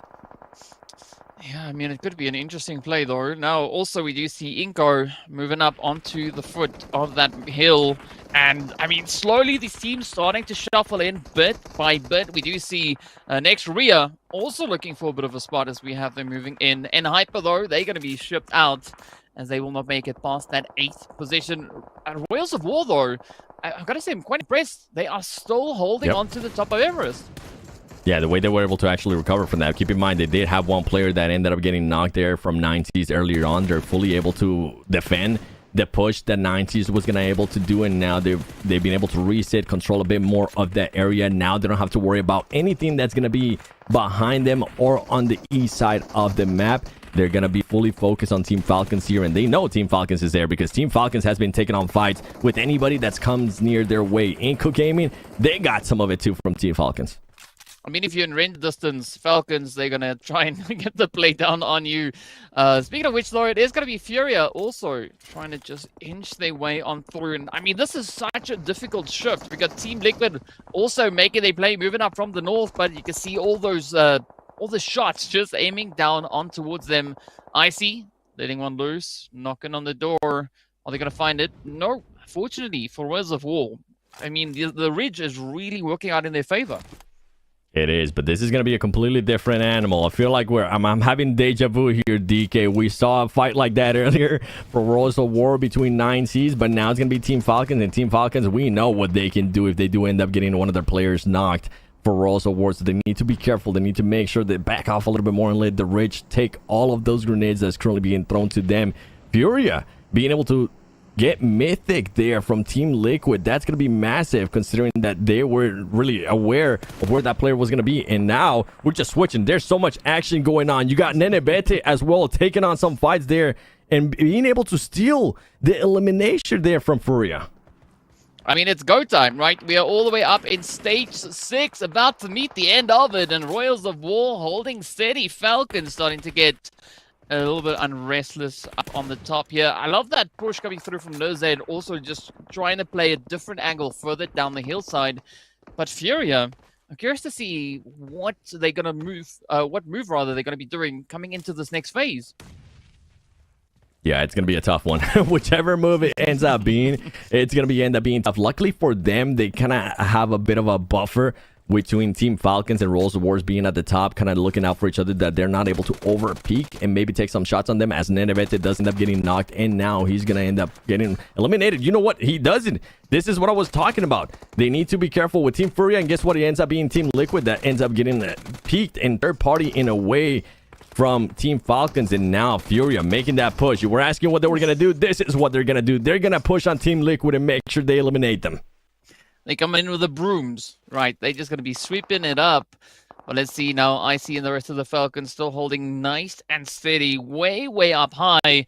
Inco also being brought down to a one piece, right? It's up to Vitale. But as we saw on the qualifiers, Vitale, definitely a super, super capable player here. Now the pressure is on still. Royals of War, they've now been able to secure themselves 4 eliminations, and they've not really had to move a muscle for the past few phases. So hopefully phase 7 will definitely bring a lot of that change along with it. It definitely could, and I think another change that we're going to be seeing and we got to keep an eye on as we got a chance to see them earlier is going to be Choco from 9Cs. I mean, I feel like these teams might have just forgotten that he was even part of the fight earlier with everything that's going on for Royals of War, and Team Falcons might not even be fully aware that he's still alive. Choco could possibly end up surprising some of these teams. I'm not going to say he's going to end up winning the match, even though if it does end up happening, that'll be kind of fun to see. But he could maybe steal some eliminations or mess up a fight that could engage here pretty soon between Team Falcons and Royals of War. Well, I can tell you the Falcons are definitely going to make that quite challenging for Choco to pull off. So, I mean, if Choco gets it, that would be a very well-deserved winner chicken dinner. But first up, well, you got to deal with the Falcons up top here. They just moving about, trying to see what angles they can find. And Vitale could definitely be in quite a tricky place. Yes, indeed, they are, as Inca also gets sent on away. Down to the final 4 we go. Falcons, though, 7 all the way up to 11 eliminations. And this is great control out of them, honestly. The way they're being able to just back up, let those... We talked about Royals of War earlier, being able to let the Ridge take care of all the nades that were being thrown. Guess what? Team Falcons is now being able to be aware of where everybody's currently be rotating below them. They have that high ground advantage. They don't necessarily have to worry that much about Royals of War until the fight actually begins. And this is just well played out of them and keeping consistent pressure here on Royals of War 2. Royals of War trying to make a push here, getting a little bit closer. But guess what? Action has so many nades to go as he's able to connect there with 2. And now he's going to make that switch. You can see it right away. He wants to make sure he collects as much eliminations as possible and sends a statement as Team Falcons are now the ones on top when it comes down to Everest. I mean, they are reclaiming territory like it's no one's business, but still, we got Choco hanging in the wing as we do say goodbye to the Royals of War. So, I mean, you were talking about it earlier, right? Choco maybe winning this one out. I think Choco has a really good chance to even make it up into the top 2, but that is going to be heavily dependent on the next push that comes through here from Furia, right? Are they going to try and maybe get themselves positioned up on the high ground, or are they just going to stick to these ridges? Yeah, and I think for 9Cs right now, it's going to be a win for them regardless because they're going to be able to just place with Choco being able to be in the top 3 minimum. That's going to be some massive placement points for this team considering that they ended up with just, what was it, 5 eliminations, 11th place when we went to Sanhok. So a much, much better contrast here in regards to them. Not maybe in regards to eliminations, but in regards to placement points. As Team Falcons taking some shots there to Furia. Furia currently being able to survive somehow. There you go. The car ends up exploding. And Team Falcons are going to go a bit on the aggressive there. And you know what? We've been hinting at it. At what point does Choco decide to be... Maybe now is the time I start engaging with you guys. Maybe now is the time where I try to see what's actually going on and get out of my cave and try to take some shots, get some eliminations, and get some extra points for my team. I mean, and it almost looks like Choco is just sitting back, sipping his latte, you know, waiting for everybody to kind of settle everything for them. And I mean, looking at this push coming through from Icy down on towards Adrian, this could be very well be that opportunity. But Adrian just locking in them sprays. Oh, down they go. And this is Choco now springing into action. Second place now. He's going to be able to possibly third party this. Let's see where the circle. I mean, he's still within the circle too. He's going to be able to spot one. He needs to be able to hit those shots. He's able to hit them, but not long enough. Can he maybe get at least one elimination? He's going to forget that there's a lot more other teams and players he's not able to convert. That knocked into a full elimination there for Choco, but a second place. And guess what? Surprise, surprise. Team Falcons gets the win in the first Erangel of the PMGO Prelims, and they also sent a massive statement being able to back up this win with 18. That's right, DK. 18 eliminations. Oh, man, it just keeps on going up and up here, Seven. It's like, we thought the first match was an impressive performance, and here we go with the Falcons, but looking at them, I mean, they just seem so chill. Like, yeah, we just did that. We just got an 18 elimination winner chicken dinner, and then we're not done yet. There's more coming. I love action. Currently just stretching. It's like, okay, we go, boys. We got that out of the way. You know what? Let's get ready for the next one. We know we're more than likely going to end up being in the main event if we continue to perform like like this. Team Falcons, I mean, back-to-back matches in the top 3. Remember, Sanhok, 3rd place, 5 eliminations. Now, Erangel, 1st place, 18 eliminations. Jeez, man. They couldn't ask for anything better here. They sure couldn't. Oh, my goodness. Okay, so I said that we might not see another 15 elimination game from Zebra Masters in game 1. I lied, right? Well, I mean, technically it's not 15, right? It's 18. Goodness gracious. I mean, yeah, you just saw their reaction. I guess it counts. Yeah, I guess it counts. Dude. It counts. Yeah. I agree. I mean, Team Falcons just basically yawning at this point. They're just like, yeah, I guess we got to work a couple extra days, you know, before we get into the main event.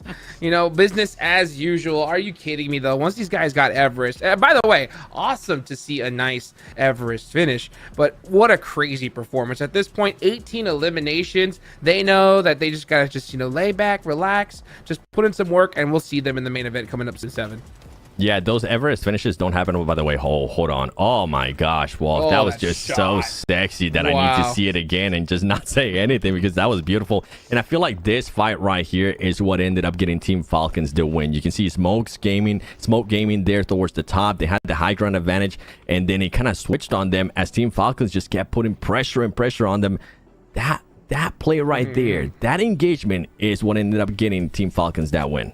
100%. That's all it takes, right? Just little couple plays, and you saw them already at that point with 9 eliminations, and then they just steamrolled everybody. For a second, I thought Chaco was going to be able to come from behind and, third party at that perfect moment, but he just said, you know what? I'm going to we'll set it on down, get this DBS out, do this jump shot, go back to the lobby, and then bring it on for the next game, DK. I mean, what an impressive play, though. Falcons just dominating with the damage. 3,500. I mean, what? Yeah, we won't see that again, 7. I don't think we're going to see another 3,500 damage game this week. What do you think? Combined 9 C's, Globin, Fury, and Royals damage, and those 3 teams combined are just barely over what Team Falcons was able to do, if my math serves me right. If not, my dad, who's in accounting, is probably going to end up telling me that I'm wrong, so I'll have to wait for that text message on my real me phone. Dude, goodness gracious, dude. 3,500 damage. When's the last time we saw a 3,500 damage game? Yes. Right? Like, yes, right? Literally, that's insane. So, you know what? I kind of want to get into a little bit of some theories here, 7, okay? Because we saw some more hot drops, right? Enigma Galaxy struggled, right? I mean, it was kind of crazy to see. At this point, looking at the way this format is, it's all about that top 8, right? So I'm wondering if these guys are just focusing on just trying to prioritize their drop locations for maybe the main event in the future, because I don't understand it.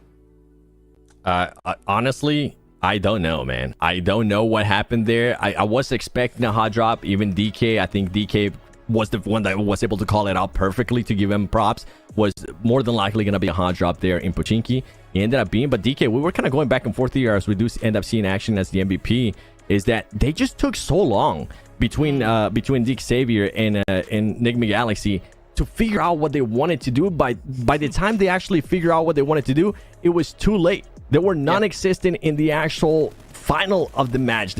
Nothing happened between those 2 teams. I mean, it's a little bit strange, Lord, because I mean, it's not a strategy that we've seen Nigma or DXavier really use a lot in past matches. So that was a little bit of an interesting one to witness there. And of course, as you can see, it is pretty evident looking at the rankings as well, right? Only finding 2 points. I mean, that was a very costly decision to make for both DXavier as well as Nigma Galaxy. Yeah, that's the only thing I could think of, at this point, is that these guys are trying to certify their drop locations. Because, I mean, if you're a confident squad, you should feel like, all right, we're going to get top 8. We're going to be in the main event, right? And we got to definitely make sure that come main event time, that nobody's going to be dropping on us. So, maybe... Jukes. What do you think? Jukes. Once we go to main event, it's gonna be a completely different. That's what I mean, this is the only thing that I could possibly even fathom, because we're gonna have some monster squads coming up here in the main event time. But we just saw in the qualifiers, right? Teams would refuse to hot drop of each other because they know how detrimental it is. So I mean, who knows, right? Maybe they got some bad blood, or maybe they just said, hey, we're gonna fight it out and make sure we get the top 8 the hard way, as we take a look here at the overall standings. And after a game like that, no shock, dude. Team Falcons on top. All right, if Team Falcons do that sound, I wonder what sound the zebras make. But you know what? We'll hold on to that one for later on. As they weren't able to really follow up on their performance from the first match, they were only able to get 1 point here. Now we're going to go towards the second page. These teams are the ones that are going to be looking to change their luck, their day a little bit more, as we're going to be going into the third match. And Hyper, man, I'm actually surprised and impressed at how well they've been able to even put up points with the circles that they've been putting, with the fights that they've been getting on. But with Team Falcons, the way they played that last match, it was so beautiful, and I can't wait to see what they're going to be doing here in the next Erangel match. 100%. You know, and that's what I love, the fact that we're doing these back-to-back Erangels, because, you know, we don't really have to worry too much about what's going on. You know, it's just everybody's just going to be chilling, not having to worry about it. And they have, I wonder if we're going to see a back-to-back hot drop. If we do, then they have to be fighting for those drop locations. You know what? Let's put this out there. DK, do we think that there's going to be another hot drop here coming up in the next Erangel, or do you think they got it out of their system? I think so. I think so, because there's a little bit of a unsettled situation in this lobby right now. So I'm expecting a little bit of that hot and sweatiness to come into game number 3. They are in Brazil. Hot and sweaty, baby. Let's go. Right. That's right. Because in the past, we've seen some hot drops like in game number 1, just to kind of like lock down that space. And then usually whoever wins, they leave, right? But with that Pachinki position, I don't think anybody won, right, Seven? Yeah, they both lost. I mean, you could say Dick Xavier ended up winning because they ended up eliminating more players from Enigma Galaxy. But I wouldn't be surprised if Enigma Galaxy goes to it again because it was so close, and maybe tries to react a little bit faster. Keep in mind, Enigma Galaxy, and something that we even mentioned during that match too, is they play so well when they're set, man. When they're set, they are a very scary team. But whenever they have to make that first aggression, whenever they have to actually push to a team and they are not set, that's when it gets a little bit of a gray area to this team. And we saw that perfectly there within that hot drop. Yeah, Pachinki isn't really a place these days, right, where you could split loot between two teams. You really need to have one squad loot it all up. So, I mean, maybe back in the day, we could see, you know, hey, we'll take this half, you guys take that half, and then we'll meet each other at the end of the day. But at this point, you saw them just battle it out. I mean, we got teams on top of Everest, you know, making marshmallows. Meanwhile, these guys are in the blue, right, just chugging it, like you just said earlier, DK. I mean, that's the interesting part of, you know, when the zone shifts over into Everest. It's, again, not a shift that we see all too often. So I kind of understand why the teams really try to dominate that position, but you got to get that Pachinki flow going, right? If you see the zone shift, you got to, you know, hop on the boat and off you go. Hey, you know what? Speaking of boats, right? The Ferry Pier hot drop. I know you didn't have that one on your bingo card, Seven. I didn't. I had Primorsk, I had Pachinki, and I forgot what was the other one. But yeah, Ferry Pier was definitely not on that list. And now within the second Erangel, I just want to see, like, are these teams just filling each other because they haven't played with each other before, or maybe they haven't seen against each other? Well, how they play, how they react. Could we see more hot drops than just one? We'll have to wait and see. But you know what? All I'm seeing right now is that Group C, which is going to be coming in tomorrow. Vampire Esports, Fireflux, Influence Rage, Team Queso, Horror Sports, Death Wolves, and I know I'm missing one. Oh, that's right, Foot Sports. All those teams are just taking notes saying, okay, you're going to hot drop here. This is how you're going to react if this happens during that hot drop. And I wouldn't be surprised if come tomorrow, we're going to end up seeing some more. Dude, that'd be crazy. That would be absolutely crazy. But you know what? We got an awesome interview. Let's go ahead and take it on over to the main stage.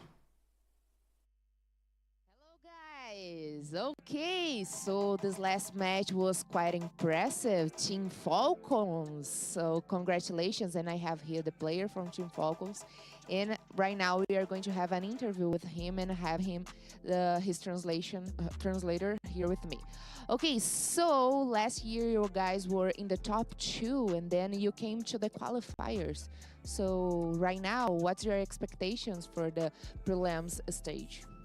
Түрүү жил 2-т орсон. Энэ жил одоо ингээд ахаад эхнээс нь эхэлж байгаа. Тэрний талаар юу гэж бодож байна вэ? Эхнээс нь өмнө жил тэгээд тэр нь 2-т орсон. Тэгээд тэр алдаагаа засаад одоо энэ жил ер нь бүх аварга авна гэж бодож байгаа. Last year we were in a second place, but for this year we expecting to be first. Not the second. again. Okay, first place for Team Falcons. Let's see.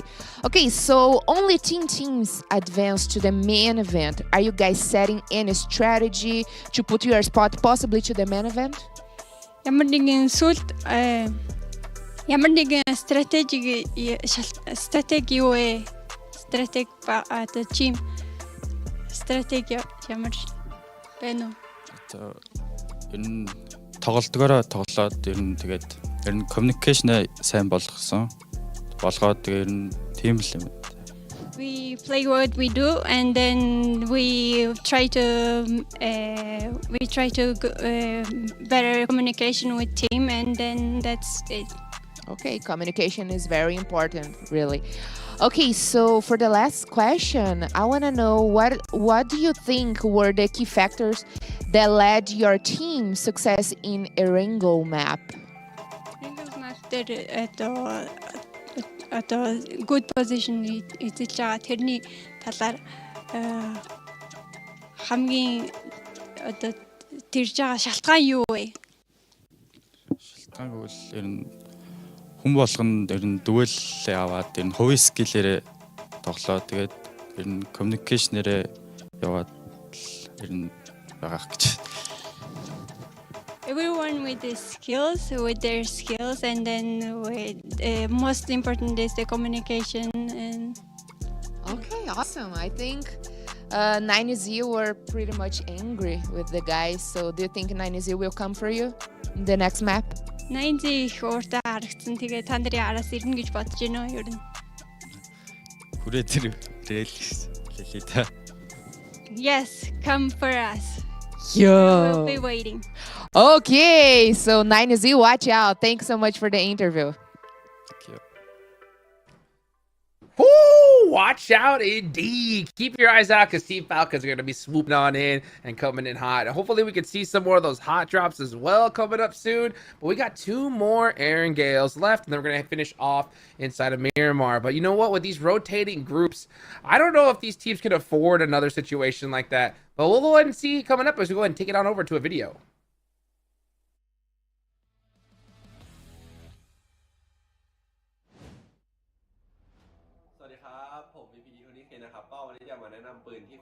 PMGO นะครับก็เซตแรกของไพ่เป็นเซตจุใจครับก็ M4 BD ครับเอาไว้เคาะในมิรามาครับแล้วก็ต่อไปเซตบ้าพลัง DBS M4 ครับเอาไว้เล่นในอีรังเกลกับซันฮอกครับเลยครับผมมีBBนูซีนะก็วันนี้จะมาแนะนำเกี่ยวกับการแข่งขันในแบบข้อแนะนำของในการ PMGO นะเกี่ยวกับเรื่องของการสื่อสารภายในทีมครับก็สำหรับการสื่อสารภายในทีมก็เหมือนอารมณ์แบบตั้งแต่เราฝึกซ้อมก็เหมือนอารมณ์แบบเราคุยกันว่าในช็อตที่เราจะทำยังไงครับมีหน้าที่แต่ละคนมีหน้าที่อะไรบ้างอะไรเงี้ยเช่นในการเข้าทำไฟแล้วก็สื่อสารกับเพื่อนครับว่าเราจะไปทำไฟอย่างนั้นระเบิดหรือว่าปาอะไรเงี้ยเราแค่สื่อสารกับเพื่อนบอกหรือว่าอยากให้เพื่อนค้ำเราแค่ต้องคอกลับไปหาเพื่อนว่าแบบเพื่อนสามารถคอเราได้หรือเปล่าอะไรเงี้ยก็เป็นการสื่อสารกันก็ประมาณนี้ดีครับ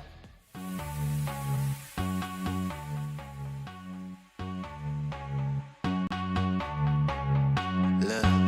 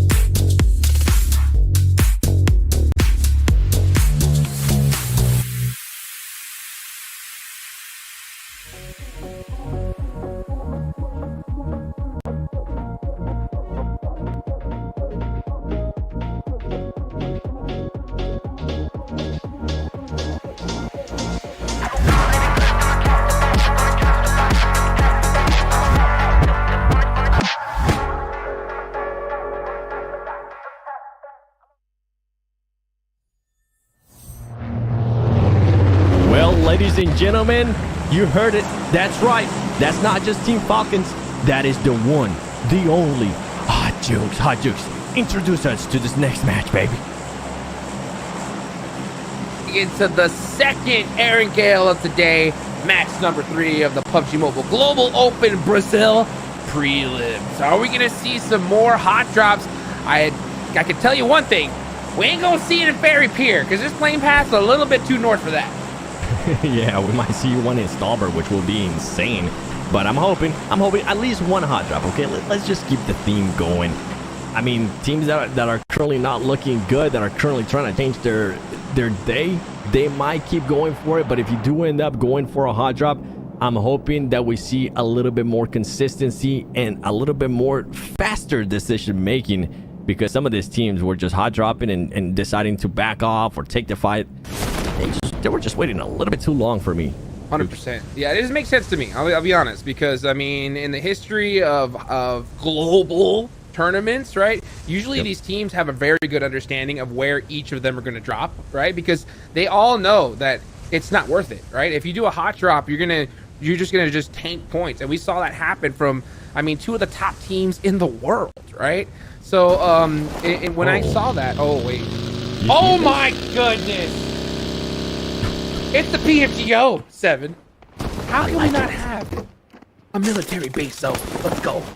I'm all for it. And what I was actually hinting at is that Ana Hyper and Virtus Pro do end up landing close to each other. And guess what? We wanted that hot drop again, but Chinky, we were wondering if it was going to happen. It's happening again. And I think this time they might be more willing to fight and figure this out as soon as possible, as Lore is going to have a vehicle too. If they do need to back up, there's a vehicle there. They're a lot closer than they were earlier. Yeah, this is just still going to be a lose-lose in my opinion. I mean, at this high level, it's going to be, I mean, the chance of you actually winning this fight without losing one player are so slim, right? So, but Coops starts it all off. And I tell you what, though, if it does end up that way, then that team has got to give up the spot for sure. But you look, what did I say, right? You know, Coops goes on out, gets that knock thirst, gets knocked back right in return. So let's see how the rest of the Xavier's try to play this. Nice little Molotov right there from Nate. And trying to open things up. Switching to FPP. He's got that Vector. Oh, this could be a 2v1 situation. He's in trouble. I think it is going to be a 2v1 situation as Coops is now trying to fend them off. Coops getting one player very, very low. Is it going to be able, actually, it's not even Coops, it's Raouf. He's going to be able to get, oh my gosh, the switch up. He ended up getting absolutely destroyed, but he did get them very low. So if Enigma Galaxy wants to continue on with this fight, now would be the time to make that push. Yeah, and both teams make a player sacrifice, so it's going to be pretty much a lose-lose in this situation. And you know, regardless of how confident you are as a squad, I wouldn't want to risk it at this point. I really don't want to sit out and just risk, you know, on my main event life stake on trying to secure a particular drop location. So both these teams obviously want that central spot of Pachinki, but at a certain point, you're going to have to decide, is it really worth it? Because I mean, both these teams lost a player. You can see that kind of hesitation at this point because it's such a hard fight to have, especially with such low loot. Yeah, and the crazy part too is if we currently do end up looking at the leaderboard there to the right, those two teams are 6th place and 7th place, and guess what? They're tied with the exact same amount of points.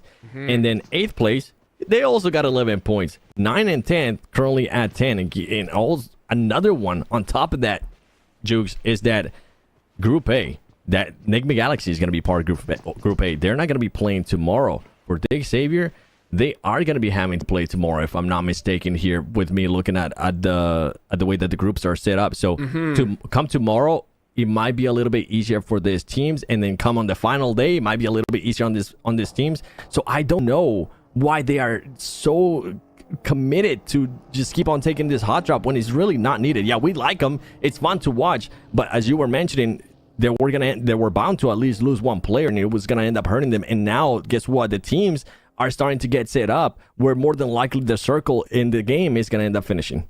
Yeah, the only reason why I say that I kind of allow it right now is because, you know, here in prelims, the prize pool goes to the teams that don't make it. You know what I'm saying? So like if you're talking about a big difference between, you know, 1st and 2nd, then you can't afford one bad game at all, right? Because you're going to really kill yourself on the leaderboards. Right now, the goal is top 8. So maybe you have a little bit of flexibility to kind of like really fight it out with the squad that could be in a main event. But I mean, still, you got to make sure you make it into the main event. You know what I'm saying? And like the way you're talking about the way these groups are going to switch up and you're going to have some more monstrous squads come. I mean, these guys are going to have to go against Vampire and a lot of these other teams, right? So for me, the only way that I would see this is appropriate if you're a team like Falcons that has 38 points, right? Then you can kind of do whatever you want. But these guys are on that cutoff. There's still a lot of games to be played, but it's still very risky. Yeah, and this is when it gets a little bit sketchy for me as we're looking now what's happening here with the hot drop. I'm starting to get deja vu again, right? They're kind of trying to feel out each other, trying to figure out where they're currently camping, where they're setting themselves up. But now this is all the time that you're wasting. Luckily for them, the circle is going to be within reach. But once they do end up with this fight, when they have to actually move into the end game, look at what Virtus Pro is currently doing. They're making sure that they make their way to the actual island, which is more than likely going to end up backfiring because they have already been spotted. But what I'm trying to allude to here, Jukes, is whenever that final push does come down, whenever you do have to make the decision to, okay, where are we going to park ourselves within those final circles, everything more than likely is going to be taken. You're going to have to push in without any scouting, and it just leaves you in such a bad position. You might end up getting 4 points from elimination points, which are good and all, but it could stop you from just having such an amazing game this early on in the PMGO prelims. 100%. 100%. Let's take a look here as Na'Vi. This is all the way at Novo, so we saw Virtus Pro make the swim, and they got caught out. So they spotted them on that swim over. Now they're going to be in big trouble. I want to see how they're going to approach this one. As you can see, Milky Way's like, nope, going up on top of that pier is not going to be a good idea.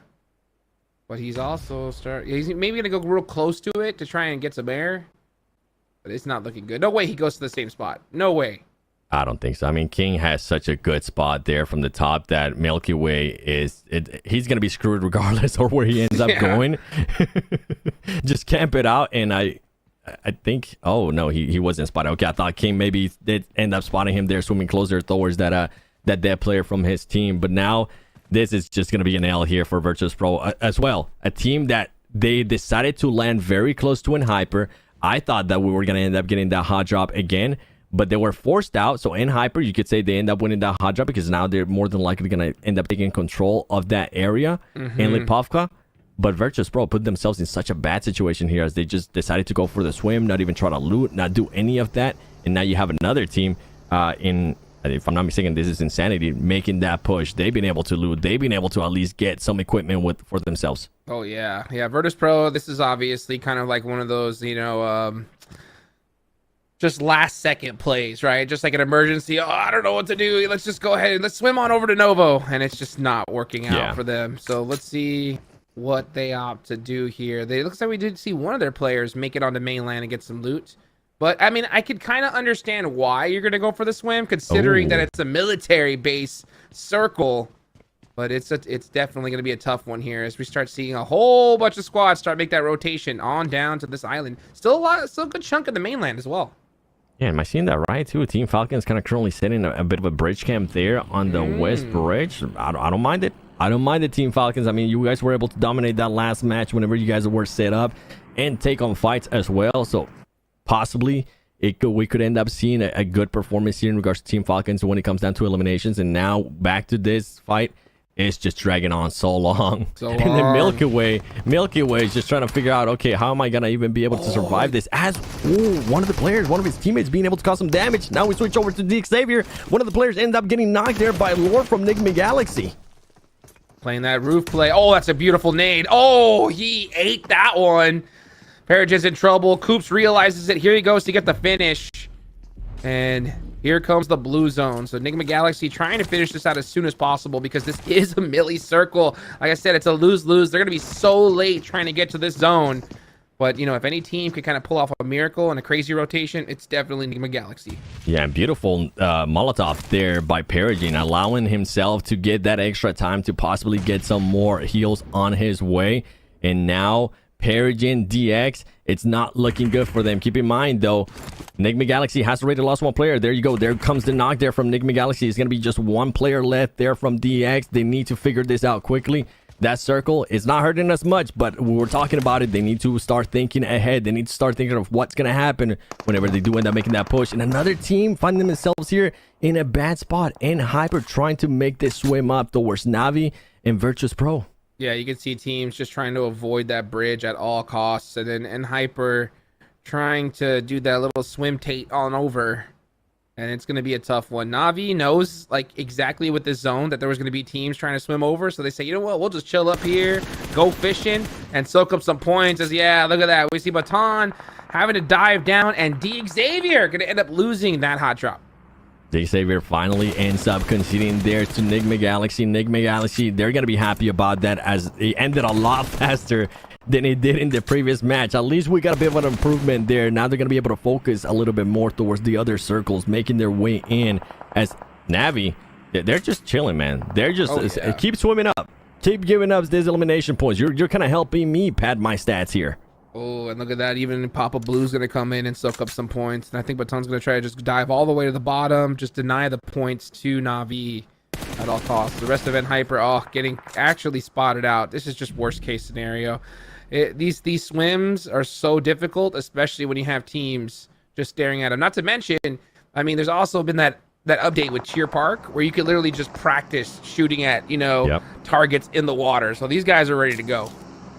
They definitely are, and I think this is one of the main reasons why none of these teams talking about Virtus Pro and Hyper wanted to go towards the bridges, because they knew that there were going to be some camping happening. Even though that was the West Bridge, there is some camping happening as well from 9Cs on the East Bridge too. And Team Falcons, they've been wanting this fight. They've been waiting for somebody to come over their way. They currently are sitting with 0 elimination points. They're kind of focusing on stopping here Furia from moving up. And at what point do they also start backing up, right? At what point do they also start focusing on where the circle is going to be, which is now the complete opposite to them, and it's going to be a little bit more towards the East Bridge. Yeah, this is a great game to learn from, though, for sure. I mean, I think for all teams in general, because when you have a military circle like this, a lot of teams figure that swim is an option.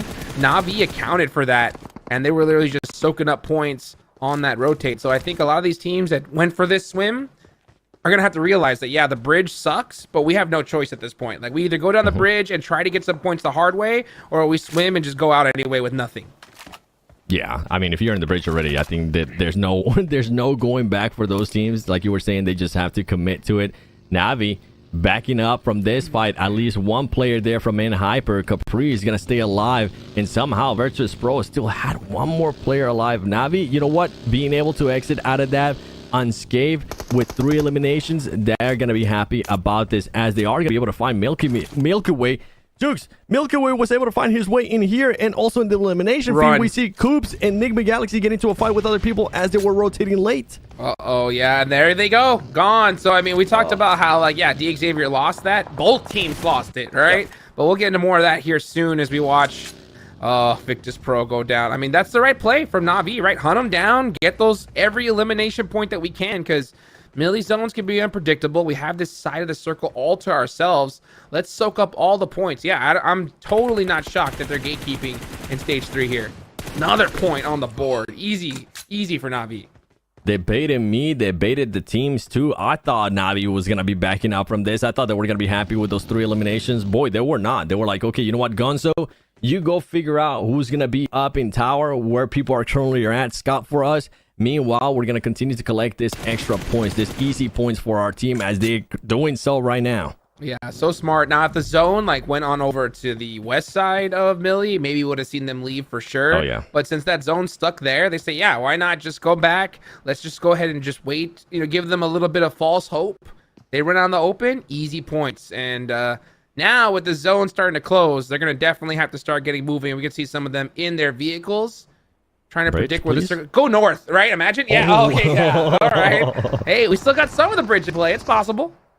We do, and then 9Cs is going to have to make that push with 2C Smokes Gaming, and we also see a fight here now happening between Furia and Falcons. This is a fight that's been waiting to happen for quite a while now. Team Falcons currently having the upper hand. Icy with the easy shotgun sends him back to the lobby, and guess what? For Team Falcons, base case scenario, they're inside the circle, they got the 4 eliminations, and they're going to be able to fully reset here. Oh man, these guys are set up pretty already. So let's see how they end up here though. Meanwhile, Team Liquid getting punished a little bit here from 9Z.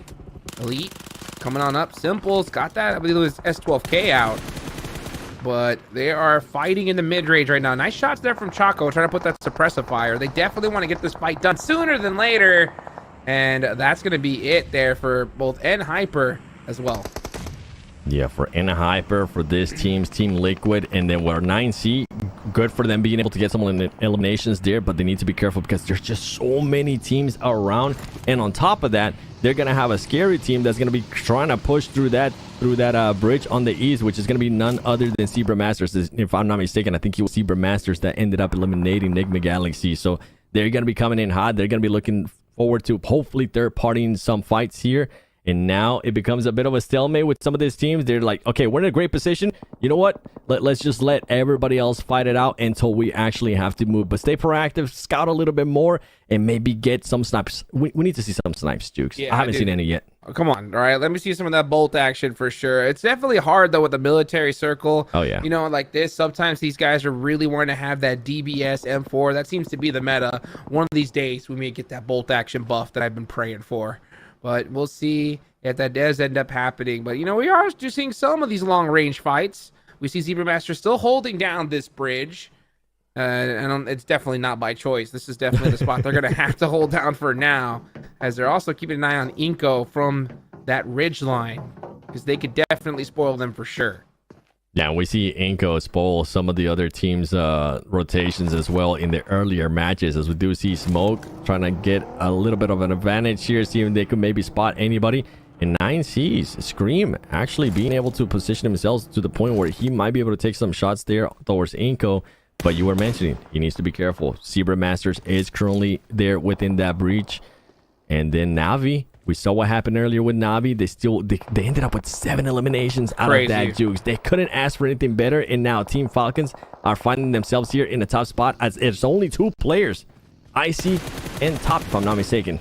One of my favorite things to do is see teams that struggle on the first couple of games just come out swinging, you know, and Navi had the perfect scenario, right? I mean, I will say, right, that was the perfect zone and situation for them. So, but the thing is, they took advantage of it, right? They got 7 eliminations at the start. Now it's time to step on that gas and come back strong, because, you know, with how many intense teams are here, you do not want to get stuck on that, you know, 7th, 8th position towards the end. And I'll definitely talk about that more here in the future, as we see the Falcons down to 1 player.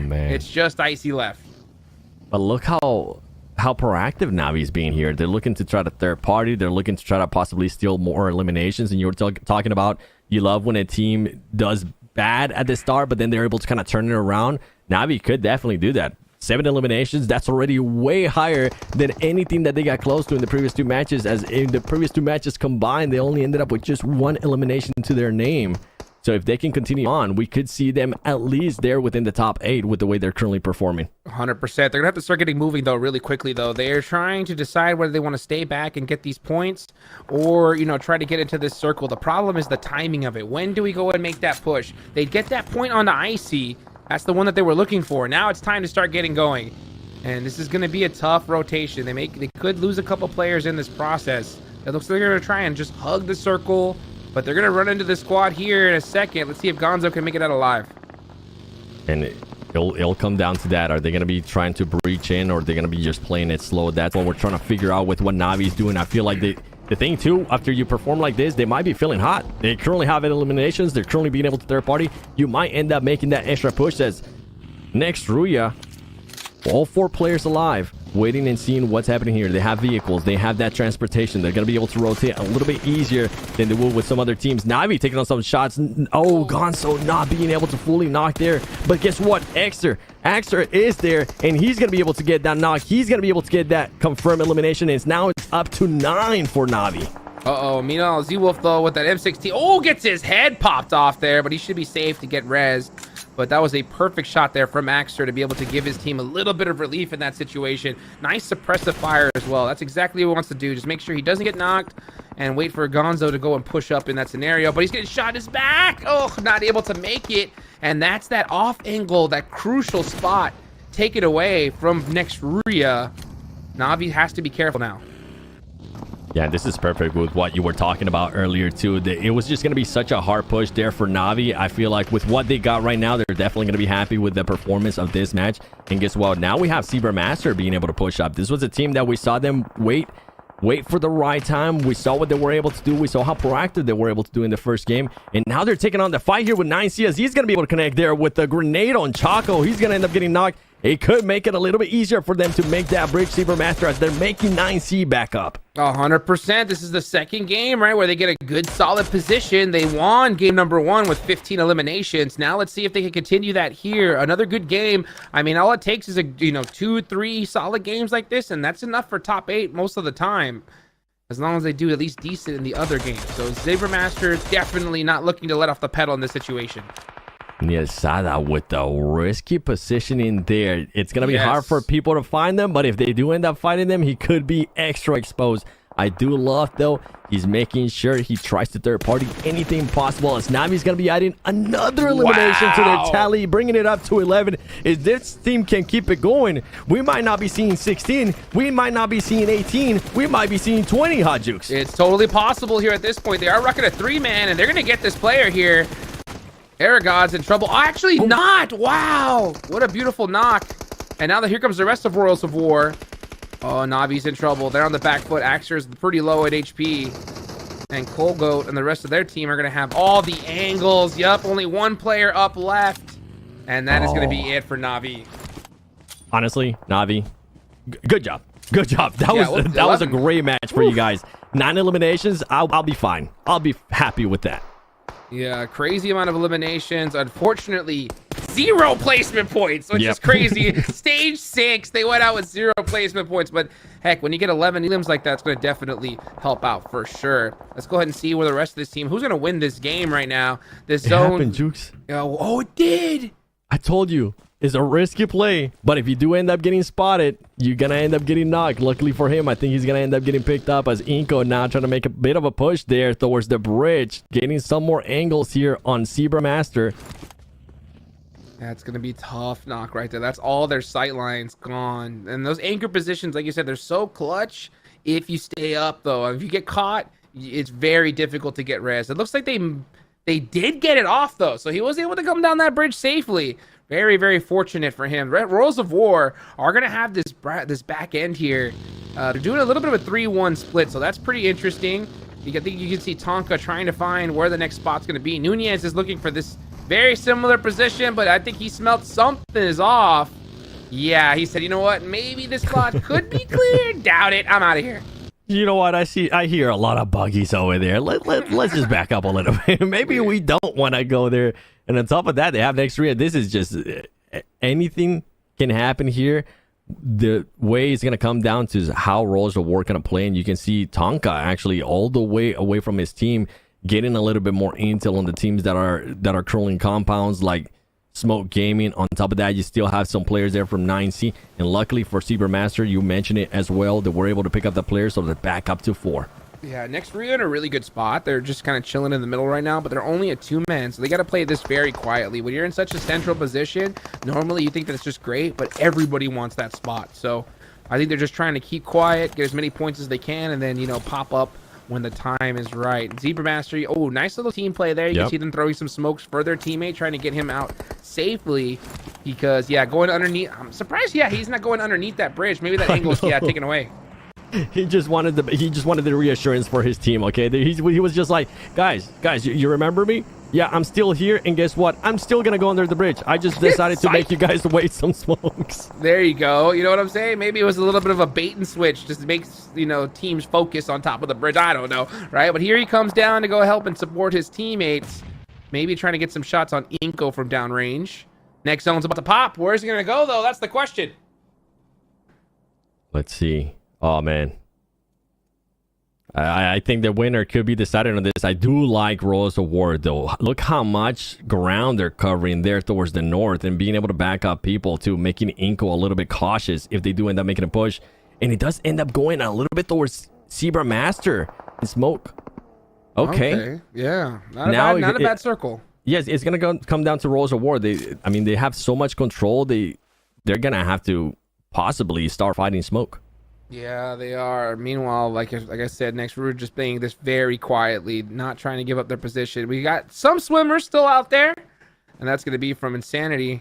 Only 4 points on the board so far. This one's not going to be a good one. Yeah, Zebra Master saw him. He goes straight diving for the floor, but it looks like the inevitable is coming for him. So the rest of Zebra Masters are just looking to get as many points as they can before they start focusing inwards. And definitely trying to apply that pressure to Inko.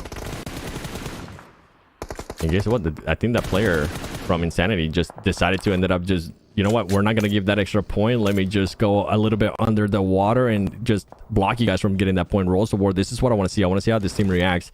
They're holding so much ground right now that they can pretty much pick and choose what they would like to do, and this would be the right play. Yeah, start going a little bit more towards where Smoke Gaming is at. Cover yourselves in the back. Don't forget about Inko. And you mentioned it earlier too, next Ruya, with those two players. They're being quiet. They're waiting to see what's going to happen. And it's actually not even two players anymore. It's just one player with Seawolf. Yeah, Rolls of War need to focus on their backs more than anything because they don't want to fight inwards. If they get into a fight a little too early, they're going to get third-partied. So they're really trying to make sure the timing of this is perfect. Only fighting until absolutely necessary. Colgoat tried to be able to steal that elimination there because there's still 43 seconds left on the clock. They can afford to take these shots for now.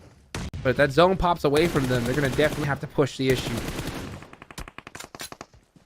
Ooh. That's the problem right there. Trying to overpeak a little bit too much. Going for that jump scene. If you can maybe see where that player is going to be hiding at, could end up getting you caught.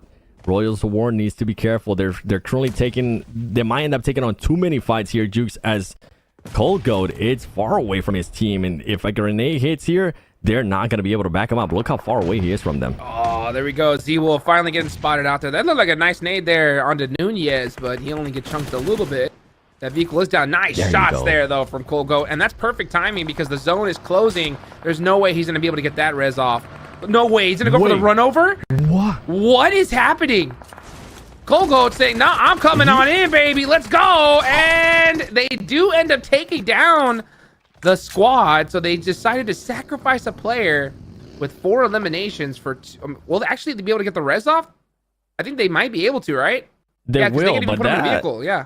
That was sketchy. That was a little bit... that player was feeling himself. He's like, all right, you know what? I got the knock. Let me see if I can get the other one for the highlights. A little bit too much for my liking. But guess what? Luckily for him, he does have the backup of his team. And now they are going to be controlling an even bigger area here at Zebra Masters. We got 2 players there from 9C and Smoke Gaming still having their players alive as well. Honestly, I feel like Royals of War, with the way they're currently playing, I feel like they might end up taking this game, too. It's going to be hard, though. And the reason why I say that is because they have brought all the attention onto themselves. You can see almost every single team staring at their direction right now. So Royals of War have to play this carefully. I do like the fact that they were able to clear that out just on time, and they still have everybody up. So they're definitely in the most dominant position. You can see they're the only ones really moving around besides Smoke. But they got to play this on point. If they get into a fight a little too early, Smoke's going to come in third party them very easily. Yeah, and you're thinking about Smoke, too. I'm thinking about the 9C players. They're being so quiet there that if Smoke is not able to spot them and actually start shooting them and maybe knocking them, I think 9C could possibly end up surprising here, Royals of War. Anything can happen, though, when it's this kind of madness. You have 2 teams with 4 players alive. Actually, 3 teams with 4 players alive. And then you have the oddball of 9C trying to clutch up another top 3 situation with not all their players alive, just 2 this time. So at least their chances are going to be a little bit higher. We saw what happened earlier with 9C. They were able to surprise and get that second place with Choco. But, oh, man, it's going to come down to who gets the first knock here. And it is tough. I can't call this one. I can't call this one anymore. I can't. I was about to say, roll the dice, and one of these teams is going to win it, because guess what? This is stage 9, baby. The zone is going down into absolute nothing. You can see these teams starting to throw out all of their utility. Meanwhile, like 9Z, not trying to move a muscle. Pretty hurt, though, at this time being. Royals of War saying, nope, I'm not going to leave this to chance. Smoke getting one of the players. Meanwhile, Zebra Master on the bottom side are going to start pushing Royals of War. And here they come. And this is the aggressiveness. This is the proactiveness that we've been talking about. Zebra Masters, as they're now going to be going for the push. That's a shotty, and that's a little bit too far away. It ends up hindering him, as now it turns around, and guess what? They're doing it so well. Smoke Gaming being able to third-party this fight. Cats, Zebra Masters with their pants down, and they're going to be able to just take some easy eliminations here, and they're going to keep going. Smoke Gaming playing this so well, Hot Jukes, as they're going for the third party. They eliminate Rules of War, and guess what? They end up winning it. Perfect timing there for Smoke Gaming to decide to third party whenever Zebra Masters and Rules of War were engaging with each other. That is how you get it done. That's what I was talking about. You know, like in that particular situation, if you fight too early, you're getting third party. So the timing is so critical, and it could have gone either way. And I do love to see Smoke recognize the situation and act on it instantly, right? Act on it instantly, take the game for themselves, and that was a big chicken dinner there for them. And look at them. They're happy. They're giving each other keys. And then on top of that, this is the team that I was kind of talking about. I was hoping that there would be a team that could possibly end up surprising. A lot of experienced Brazilian players. I felt like they just haven't been able to get their big break, and they might be looking to surprise people here. Boy, they definitely ended up surprising me there with the way they were able to finish off that match. Third partying at the right time and just making decisions so well.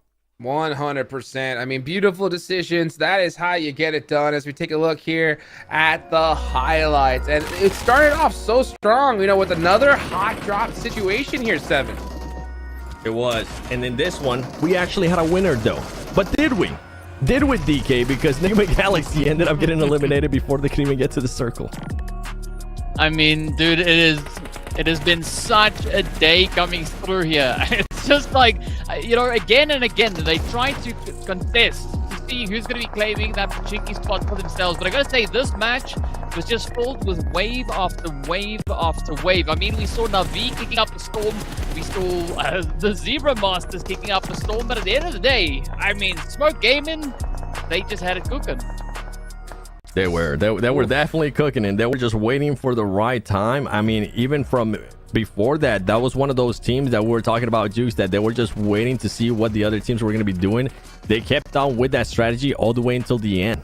Yes, they did. I mean, we always love to see a good old-fashioned Sosnovka military finish, and it was no surprise indeed. I do like the fact too that at the start of the day, or at the start of this game, we saw so many swimmers, right? So many teams trying to swim all over, and we finally saw a team decide to shut that down.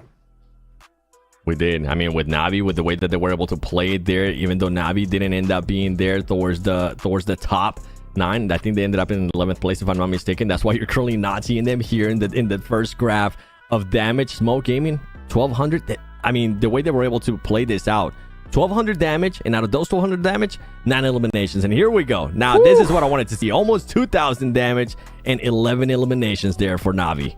Crazy. Second place, literally second place in damage, but you know, 11 eliminations. I mean, what do you think about that strategy, DK? I think it worked out pretty well. What do you think? Oh, I mean, they were just lurking, right? Started over on that eastern side as they had the beautiful swim up onto that Sosnovka military island, and then it was just go time, right? Navi, they just kicked into gear. It was just stuff flying all over the place. So I want to see a little bit more of that approach coming into the next few matches. Wow, and we actually see 6 get the MVP here, 7. Not surprised. Not surprised at all, honestly, even though they didn't end up getting those placement points that we were hoping they would. With those eliminations, they're happy. It's gonna build up at least a little bit of confidence there, especially after back-to-back first 2 matches. 15 plays, only 1 elimination. For them to have this kind of turned around, take advantage of it, being able to secure those elimination points and move themselves up higher in the overall leaderboard, they're going to be happy with that, as we're going to be going into the final Erangel. 100%. 1 Erangel left here for the day. Let's see where everybody stands on the leaderboards here as we take a look at this match ranking. Meanwhile, yeah, I mean, look at that. Smoke, 19 total points. We're seeing quite a few of these little point sponges here at the start of this tournament, 7. We are, and what I'm seeing right now is that even though Navi ended up with 0 placement points, DK, they ended up with those 11 points, and it pushed them overall for the match ranking in 3rd place with the most points for this last match. I mean, if you got it, you got to get it while it's hot, and that's exactly what they did. Play some points, doesn't matter to them. They just go in for the aggression. As you can see now, I mean, this is the kind of change-up that we're looking at, right? Royals of War, Smoke Gaming, climbing up 6 and 10 slots just in one game. Man, this lobby is heating up so much, Jukes. 10 placement jump, just like that. That is how you get it done. Remember, folks, it's top 8 at the end of this that end up making it on over, and we still have an entire group that hasn't played. So I think these teams, Seven, need to play at an all-time high here. They cannot let off the gas here. There's still so many teams that play. They can't get comfortable with these rankings right now. Yeah, they really can. I mean, Smoke Gaming, I think the main reason too why I was so happy with the way they were able to finish off that match is because they are currently in Group B. They'll be able to play again tomorrow, but then they're gonna, if they for some reason aren't able to follow up the performances, if they don't put up good performances here, they're gonna leave it up to the final day, which they're not even gonna be playing. And we've seen what happens with that before. Yes. We know what can happen, the surprises that can happen with that. So I think they're trying to take destiny into their own hands and start performing good. We want to see more consistency though with Smoke Gaming, because before this match, I think they were in 14th place. They weren't having a great day. So a good bounce back here at the halfway mark of day 1 prelims. Yeah, can't get comfortable with the leaderboards at all at this point. Like you mentioned, every single time we've seen this, we've seen a player not make it on in. But meanwhile, guys, we have an offline tournament coming up here soon. So make sure you guys go ahead and check that out. And maybe you can get yourself a nice little avatar frame here, DK.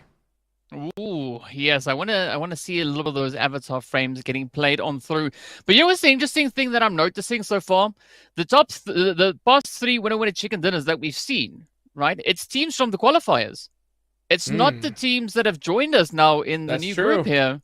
It's only been qualifier teams just rolling with the bunches. So you're saying qualifier teams are better? Or maybe the games that they had on Saturday has been helping them out, which is something that Hot Jukes, if I'm not mistaken, you brought that up at the beginning of the day. I will say Team Falcons is better. Okay, yeah, they've proven that. They proved that on the global championships that they are better. So, I mean, they started off strong here today. That's why we see them at the top of the leaderboards. But I'm happy to see teams that, because you know what? You can't always hope for a great start, especially when it's your first time going against these squads. You might struggle, you know, in game 1, game 2. 2 teams in particular that I see struggling on purpose is Nigma Galaxy, right? Like, and ND Xavier. Like, this is the last Erangel of the day. DK, do you think they're gonna do it? You think they're gonna see one last hot drop? I mean, based on what we've seen in the first 2 Erangels, I would not be surprised if they do it again. I mean, at the end of the day, I hope that it's not going to be the outcome. But, I mean, who knows, right? Some of the teams, they just super determined on locking in that positions. Like, you know, whatever the zone brings, they're like, you know what, Pachinki is our place and we're going to defend it, even if we have to chunk in some blue zone to do it. 7? It's 1-1. Right? It's 1-1, baby. Somebody's going to take it. I don't know, dude. I see it as 0-0 right now. It's not looking too good for either of these teams. They're getting punished, you know. But, you know, one thing that I wanted to talk about, 7, was, you know, let's just play theory, right? All right. Let's just say I am right. And they're playing this to try and secure that spot for the main event, right? That drop location. Yep. Do they not realize that top 8 is the goal? You got teams like Falcons crushing it, right? Yep. So many of these monster squads crushing it. What happens if you decide to do this and leave yourself in that 7th, 8th place position? Could we have that qualifier, you know, slot where they just said, you know what, we don't want to see these teams. Who knows? Let's go ahead and take it on over to an interview. We'll talk about it some more later. Here with Miyake, the player for Smoking Game, who just got a chicken dinner. Okay, awesome. Congratulations for this last chicken dinner. Okay, so I got a couple questions for him, and I want to know, the first 2 matches wasn't so good for your team. What did you guys have to change? Olá, Miyake, tudo bom? Congratulations, parabéns pelo Chicken Dinner. As 2 primeiras partidas não foram tão boas assim. O que vocês acham que tem que mudar? Acho que nós só estávamos esquentando, né? Por ser as 2 primeiras partidas, tiramos aquela pressão das costas. E é isso, executamos nosso jogo, nosso plano de jogo, como foi estudado e passado. Já estamos jogando há vários dias consecutivos, então, né? Só esquentando mesmo. It's just warm-up for the first 2 games. And they have been playing for a few days now, and now it's going to be easy. Incredible. And this was the second chicken dinner for a Brazilian team. Does he think Brazil have the dominance here? Esse é o segundo chicken dinner para time brasileiro. Você acha que vai ser tudo bem daqui para frente?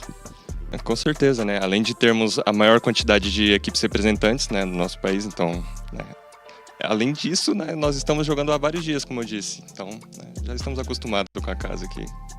É isso. Yeah, we have been playing for a few days now, so we think we are going to be good. Awesome, awesome. Okay, so 2 chicken dinners for Brazil so far, but we will see in the next match. Thank you so much for the interview. Obrigado. All right, guys, what a beautiful interview. We got some more action coming up, but of course, we got to give a big thank you to none other than Realme with their 12 Pro Plus that elevates your photography experience with 120x super zoom and your performance in games as well. Check it out today. How to be a portrait master.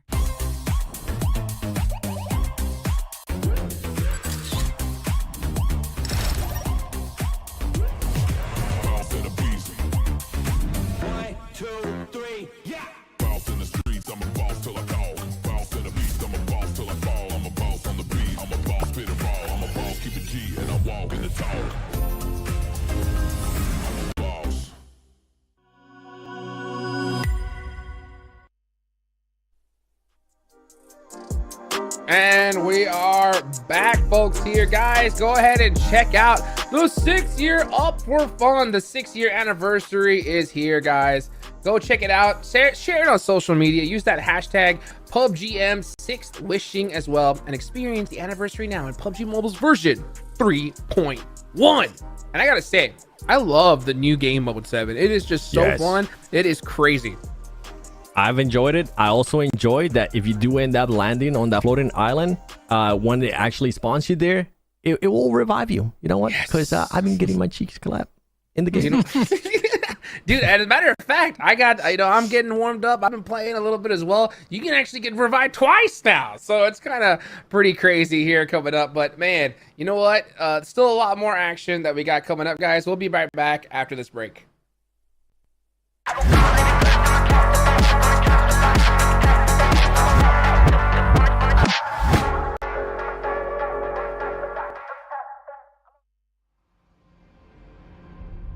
Ladies and gentlemen, 200 players, 50 teams, $3 million, and 1 trophy. Welcome to the 2023 PUBG Mobile Global Championships.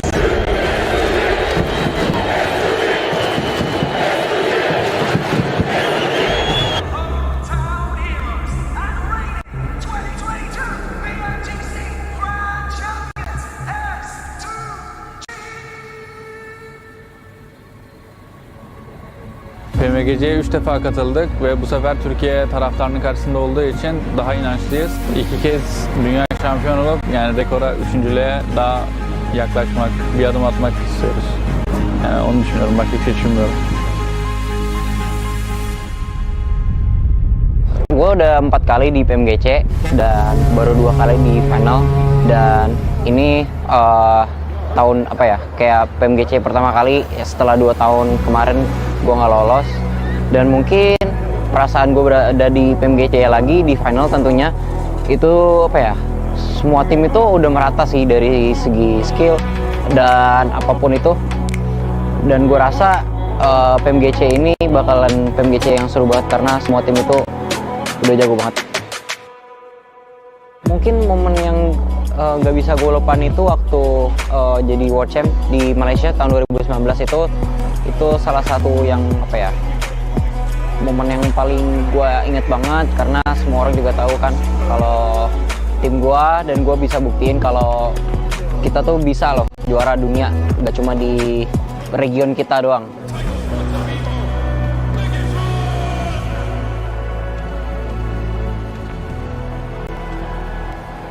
Karena juara itulah tidak pernah menyerah. За миний хувьд одоо 4-р жилдээ мэргэжлийн төвшөнд тоглож байна. Тэгээд ерөөсөө энэ хугацаанд өөрийгөө хансан гэж бодохгүй байна. Яагаад тэгэхээр дэлхийн аврагт дээгүүр байр эзлээгүй учраас ерөнхийдөө болоогүй л гэж харж байгаа. Top has emerged as the MVP of South Asia Championship. Your MVP, Stalwart Esports. Give it up, Jakarta, for top. За ямар үед бууж өгөө гэвэл одоо тэгээд багаараа хичээгээд амжилт үзүүлэхгүй байгаа цагт л бууж Woo! Beast better myself, Jack. That is absolutely They came to the insane. cliffs late, and then at the very last moment. Sekarang gue ngerasa buat tahun ini dan lebih tepatnya buat turnamen ini PMGC final ini gue udah balik ke prime gue dan ini saatnya gue buktiin kalau gue tuh masih layak di di tahun ke-6 ini. Türkiye karşısındaki ilk offline ve burada bize çok desteklemeleri lazım. Destekleyenlere çok teşekkür ediyorum. Yani her şey için konuşalım tekrar alalım. Her şey için cömert ederim ama.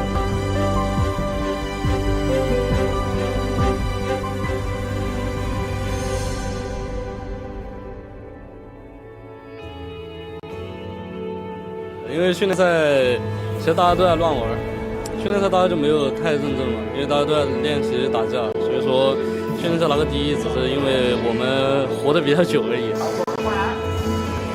สั่งผ่านคอมเมนต์ได้เลยนะ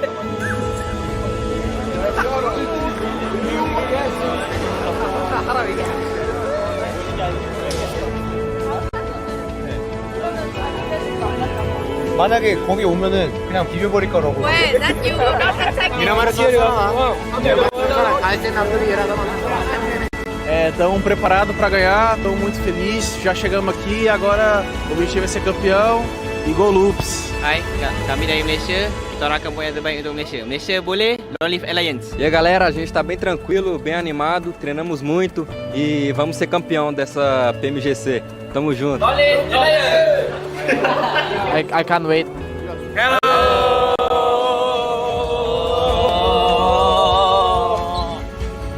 I will bring the chicken dinner. Just play the game.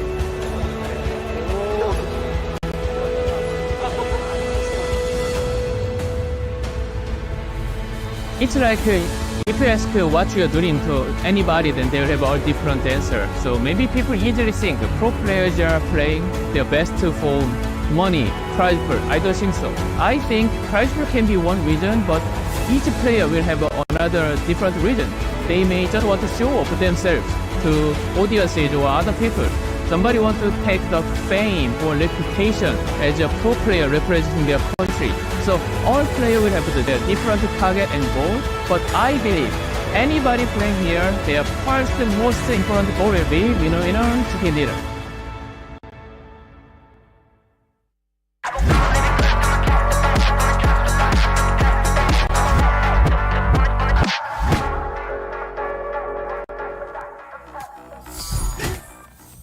And we are back. Here we go. The final Erangel of the day. It's going to be a big one here. We see some big names have had some struggles due to hot drops. We've seen the qualifying teams pop off here as well. Would you expect that here, Seven? I honestly would have not, but I'm not surprised because of what you guys were saying earlier, which they have had a lot of matches leading up to this. So they are, in a way, kind of warmed up. They know what some of the other teams were going to be doing too, because they have already faced them in the previous matches too. So not surprised, but I am. Right? Yeah. I mean, it's just so crazy to see some of the different strategies coming out here at this top level. You can see the players are getting locked, loaded, ready to go. DK, what stood out to you so far? I have to say that push coming through from Na'Vi down on towards that Sosnovka Island. I mean, 11 eliminations, that is a pretty aggressive push. I mean, Royals of War also, they doubled down, securing those double digits.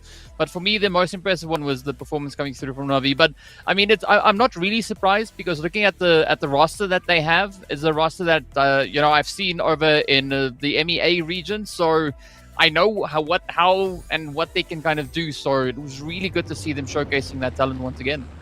And you know what?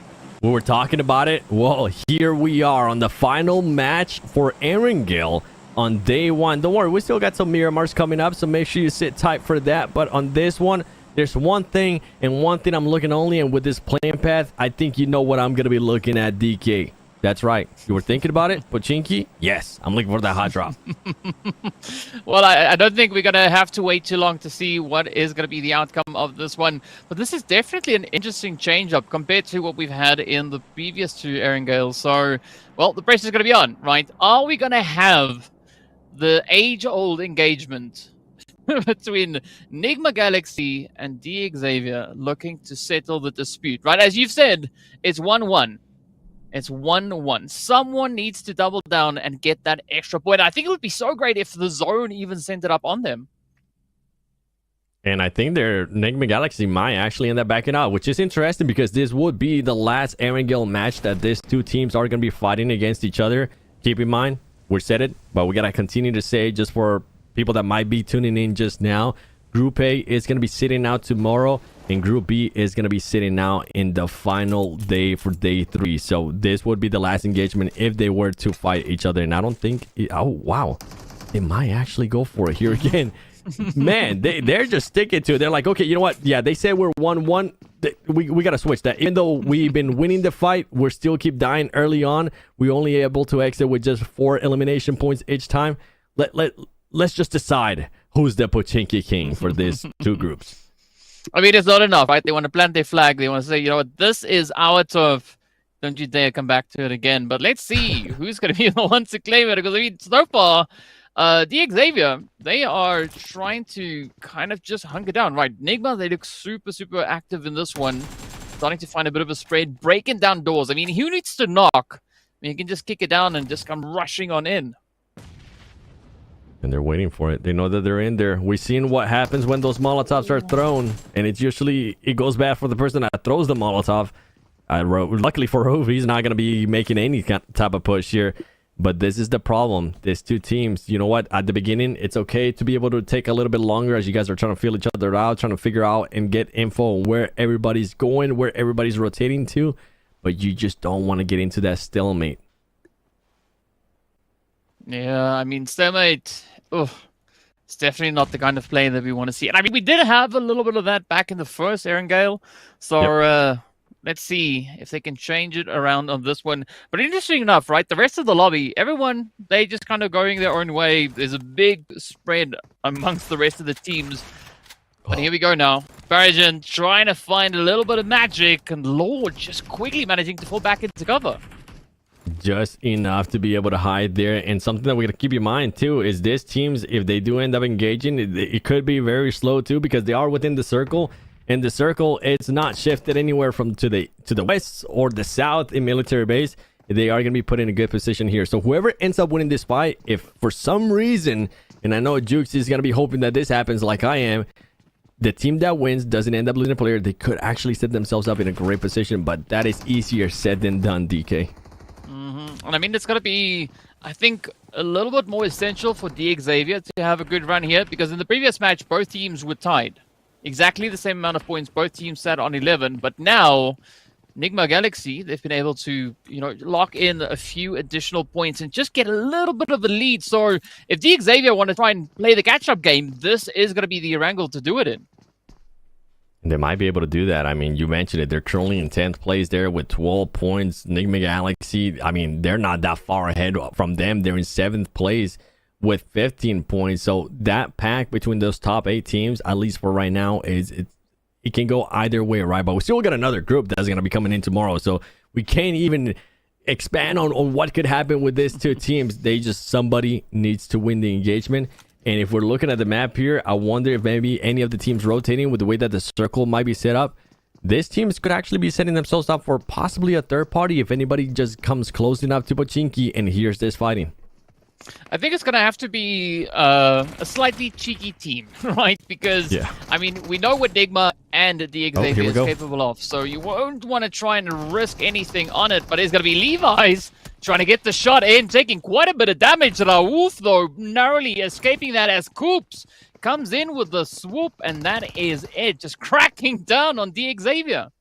And that was great there by Enigma Galaxy. They were able to get the first player down, then they were able to rush that second player. Nobody gets knocked. Somebody got really close, but they didn't end up getting knocked, so they don't have to waste time there on reviving him. And now they're going to be looking over to Peregrine and seeing where he's at there with that DBS. Peregrine's just going to be waiting patiently. I think they might have an idea that he could be in here, as Chua Kong is keeping an eye out for any of the players possibly trying to come behind Peregrine. Oh, this could be a tough play. Barja now, oh, stepping out and gets dropped right on down. Now it's all riding on Chua to see whether or not they can get themselves back into safety. But Nigma now really starting to pick up the pacing here, already sitting with those 3 eliminations. They've already had a little bit of a taste at the excitement. Oh, and this could be absolutely devastating now for D Xavier. And it almost ended up being devastating there, as they have already lost 3 players. And guess what? Enigma Galaxy smells blood in the water. They know that they're chasing just 1 player, and they are full sending it. This is the statement that they want to send, and Juke's been alluding to it too. They could be trying to send a statement. If they do end up making it to the main event, they will continue to fight Pachinki over and over again. But guess what? With the third party that I was alluding to, they need to be careful. Dick Xavier is going to be able to at least knock 1 player. They're going to be able to eliminate it. Enigma Galaxy not being able to flush this out fully, as Molotovs are going to be coming through. They got a little bit too aggressive there, and they end up paying for it with 1 of their players. I mean, Chua might seem like they are trapped here, but they are not going to be backing out of a fight anytime soon. And I mean, they got to do something, because as we can see in the feed, right, next Rhea and the Royals of War fighting just south of the current positioning here. But here we go, Lord and the rest of Enigma not trying to avenge a teammate. The push comes through. Ooh, Chua trying to quickly reposition, get the angle, but it is going to be Enigma just trying to swarm, get the overpowering, but Chua just ripping it up. Chua almost being able to clutch that up there. He had Lord so low too, and he was able to knock their Freak. And Coops, I don't think Coops even had an angle to be able to actually back them up, so it could have ended up being a 1v1 there. Almost turned horrible there for Enigma Galaxy. D Xavier once again sent back to the lobby. And now the good thing about this, after 3 matches, Enigma Galaxy might have possibly gotten this right, because they're gonna have enough time now to loot, position themselves, and the circle is on their favor. Yeah, they're gonna look to bounce back from that one and come back with a few things to show.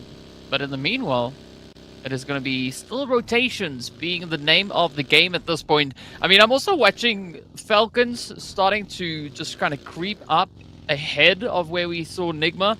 Royals of War also getting themselves in a little bit of a position there. So I'm curious to see whether or not Nigma is going to find themselves in a bit of a sticky situation. I mean, look at Royals, right? They've got these compounds covered. So if that zone does happen to shift to the east, I mean, it's going to be just easy pickings. They do. And for Enigma Galaxy, I think it's just the extra time that they're going to be able to loot. And I mean, how much loot are they going to be able to find with what's been going on, with all the fighting that's been happening there? Some of the other teams might already be setting up. They're going to be passing by. And now Enigma Galaxy is going to be forced to just kind of push out of this. They're going to have to find their way into that circle. And you were mentioning Rules of War now deciding to back off and go a little bit more center. All the teams are deciding to back off and just play that center style. As Virtua Pro, a team that just hasn't been able to have a great day, currently sitting in last place with 3 points. This is another team that could benefit for some elimination points. This is a team that could benefit from any points, as they're currently in 16th. Yeah. I mean, they've not even had any taste of placement points whatsoever here today. So there is hopefully a bit of a chance for them this round. But let's see, Team Liquid also now getting ready to make a little bit of something happen over here. And I was looking at that at the convergence up into its center zone, right? It is good to be like the first team there, but if you just get like inundated with so many other teams rushing in on your position, it is going to become a sweat fest so quick fast. Oh yeah, and then you're kind of doubting yourself. You're like, okay, do we want to push this? But what if maybe somebody else is holding our angle? You start doubting everything that you might want to do. As Team Falcons is currently not doubting anything. They know they have a team here in front of them. It's going to be Rules of War. and they're looking to possibly at least get one knocked. If anybody gets knocked here, it's going to be bad news for Rules of War, because we know Team Falcons, we know what they were able to do earlier in the first Erangel whenever they got some knocks on them. They're going to make quick work of them, and here we go. Okay, I thought Tonka there for a second was going to end up getting knocked. Yeah, we almost had a bit of a gadunk right on that one. But, I mean, Falcons, I'm pretty sure they sharpen their talons after each and every match, because now they're getting ready to cook even more action, getting ready to push on through. And I like the slight distraction from the rest of the team, just kind of keeping that high ground, drawing the attention of the Royals of War up the side, but then Nate getting scary close. Action! Managing to nearly walk on fire. Action somehow surviving that. He is going to be kissing that cement face right there, because, boy... That saved him. I thought that was right on him. I actually thought he was going to get knocked too. But now we're talking about third parties. Team Falcons, they know that they're not going to be able to make this happen. One of the players, it's currently knocked. Icy is knocked. It's going to be a tough pickup here. And do they go for it? I think they're going to be able to get this revive, but they need to be careful with any third parties that they might be lurking around. But I mean, if we're honest, like Royals of War, they showed back in the qualifiers that they can hold their own, and so far, I mean, ooh, they're not backing out of a fight, but Zebra Master, I mean, who needs ammo if you just use buggies? Run the opponents right on over, but this is going to be an absolutely essential play now for Virtus Pro, because as you've mentioned, they need the points. They've only got 3 points on board, and they cannot afford to go out at this stage.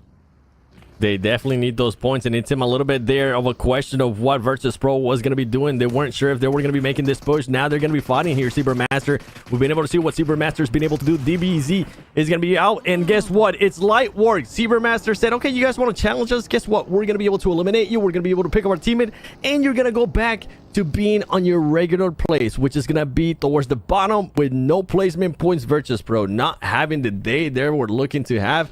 And that is a scary team, because tomorrow they are in Group B. Tomorrow is going to be the last day. So tomorrow they need to have an amazing day and hope that that's enough for the final day when they're not going to be playing.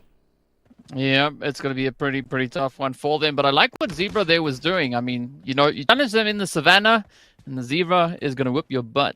But yeah, let's see what Royals of War can do. It's the Falcons are attempting yet another push. The full squad just holding nice and steady, no Zed up on the front line. Looking to find a bit of an opening here. And this is going to be essential now to see whether or not the Falcons can actually get that opening play. Because, I mean, they are just a few points ahead of Royals of War. I mean, I say a few points, but it's about, 16 points difference there. So they could definitely benefit on just widening the gap, especially going into tomorrow.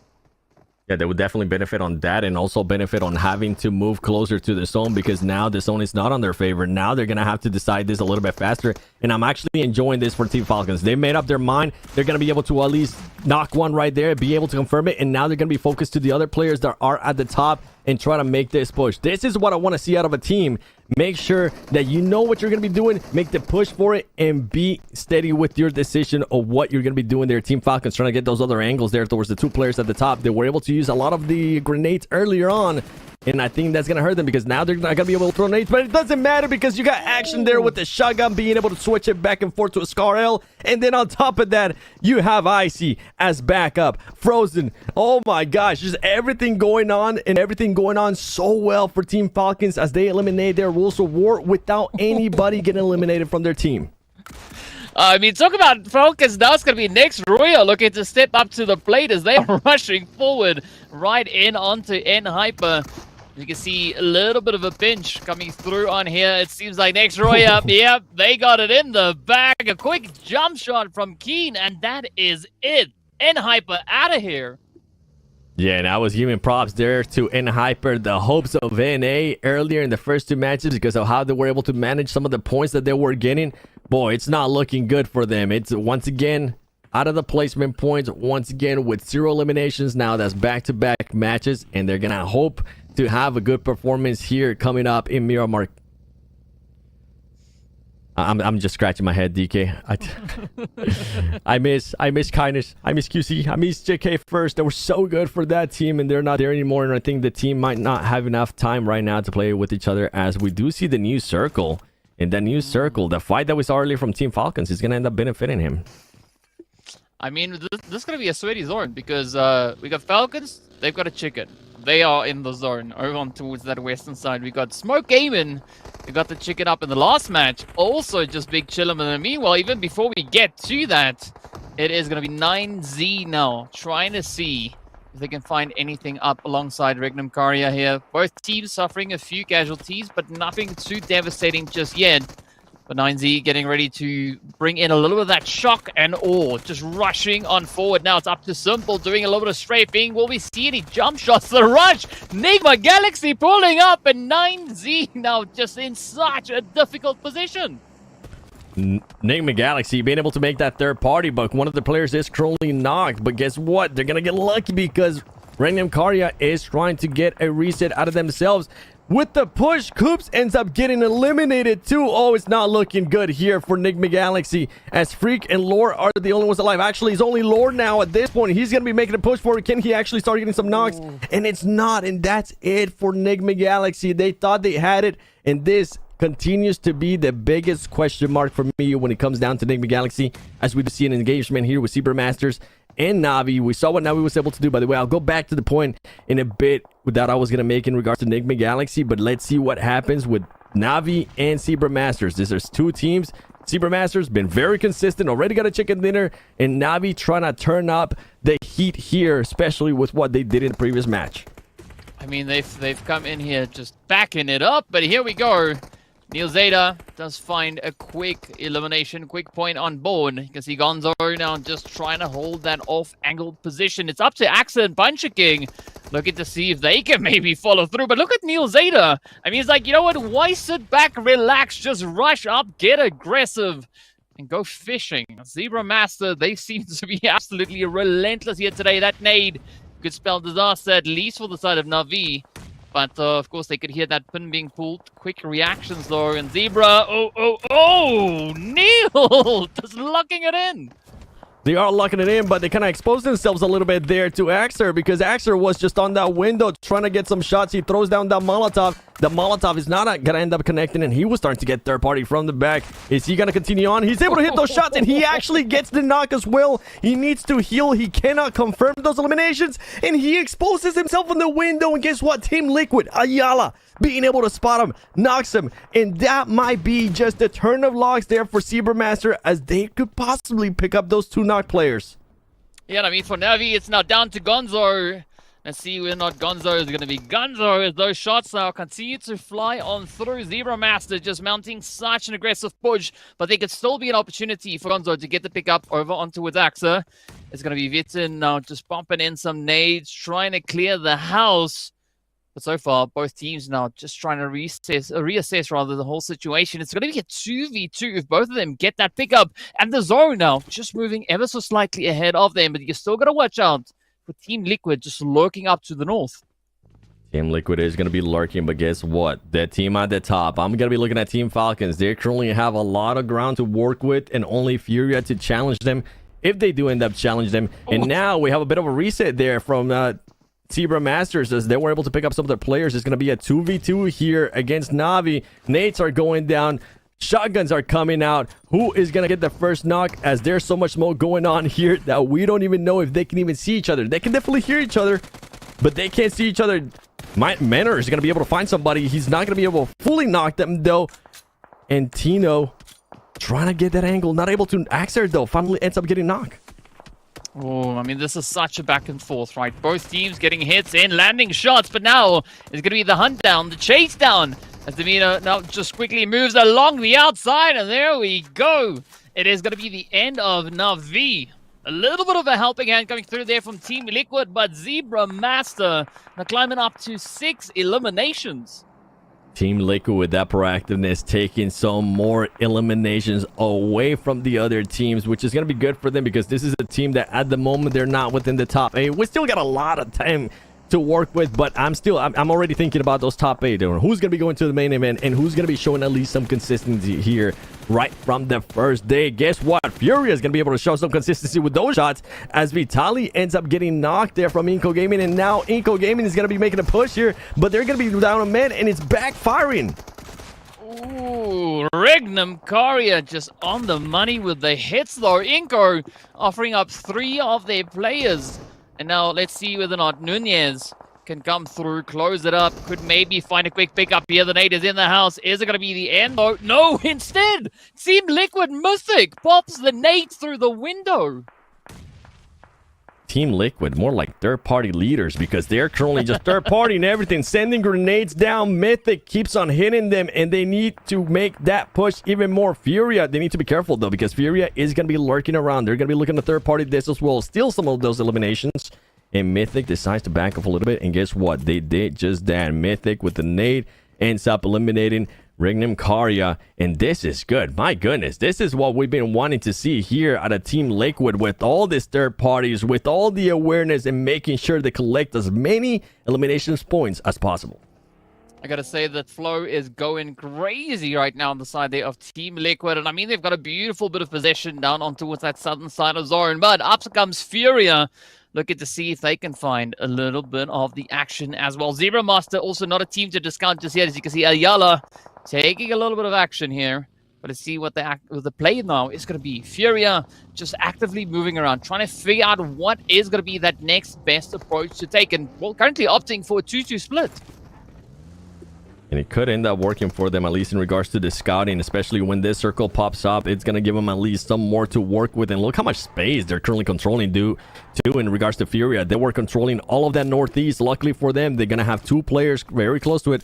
Artusin and Kayovsky, they're going to be inside that circle. And now another team that was controlling a lot of area earlier, Team Falcons, they're going to find themselves trying to make a push inside this circle. And how are they going to make that? They're going to have to go over through Smoke Gaming.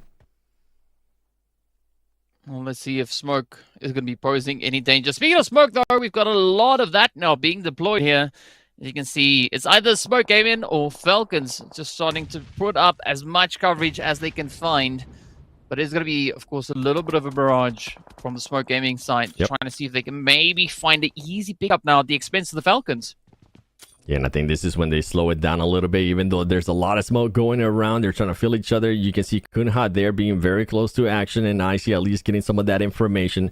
We do have 2 other players there from Team Falcons that are a little bit further back, trying to get that off angle and see what next Ria players might be doing as well, because that team still has all 3 players alive. And they could definitely end up third-partying this fight. And here comes the push. Action now making the push. Top. Nurse said, making sure that they're within the compound there to back him up. And here goes Action. He's going to be able to spot one. No, he's not. That's his teammate. Oh, I don't think he's noticed. I don't think they noticed each other. I don't think they noticed they're right next to each other. And that is crazy because he ends up working now in the favor a little bit there of Team Falcons. But now Smoke Gaming does realize that they're there. They're going to start eliminating those players. And Smoke Gaming gets away with it as Team Falcons didn't realize that there was a player from them right next to them. I mean, what the... What's going on? Smoke Gaming coming out of nowhere, and they do find the finishing blow into the side of the Falcons. I mean, Seven, it looks like Smoke Gaming, they could be opting for a back-to-back play here. They could. They definitely could. They're going to be down 1 player, but my goodness, when you talk about luck, that is exactly what you want to see about luck. As soon as the Team Falcon players decided to look where the player was, he was already jumping off, so he didn't even have a chance to shoot him. You couldn't ask for anything better, and the aggressiveness here, I'm actually enjoying out of Smoke Gaming, making sure they back up a little bit more on next Ruya, but they need to be careful. You mentioned it earlier, Zebra Master still has 1 player alive, and we know what they've been able to do recently. At least today, Zebra Masters has been on point. Yep, it's going to be an interesting play indeed to see how this one will go. But now, Smoke trying to get a bit of a lay of the land, right? And figure out where everybody has gone. Team Liquid also keeping it nice and quiet. Up on the edge, Furia, very, very audible. You can just see all those vehicles moving around, a lot of noise being made. But now it is going to be next. Ruya locking in. They've spotted one of the players there from the Smoke Gaming. 1 down, 2 more to go. They're waiting.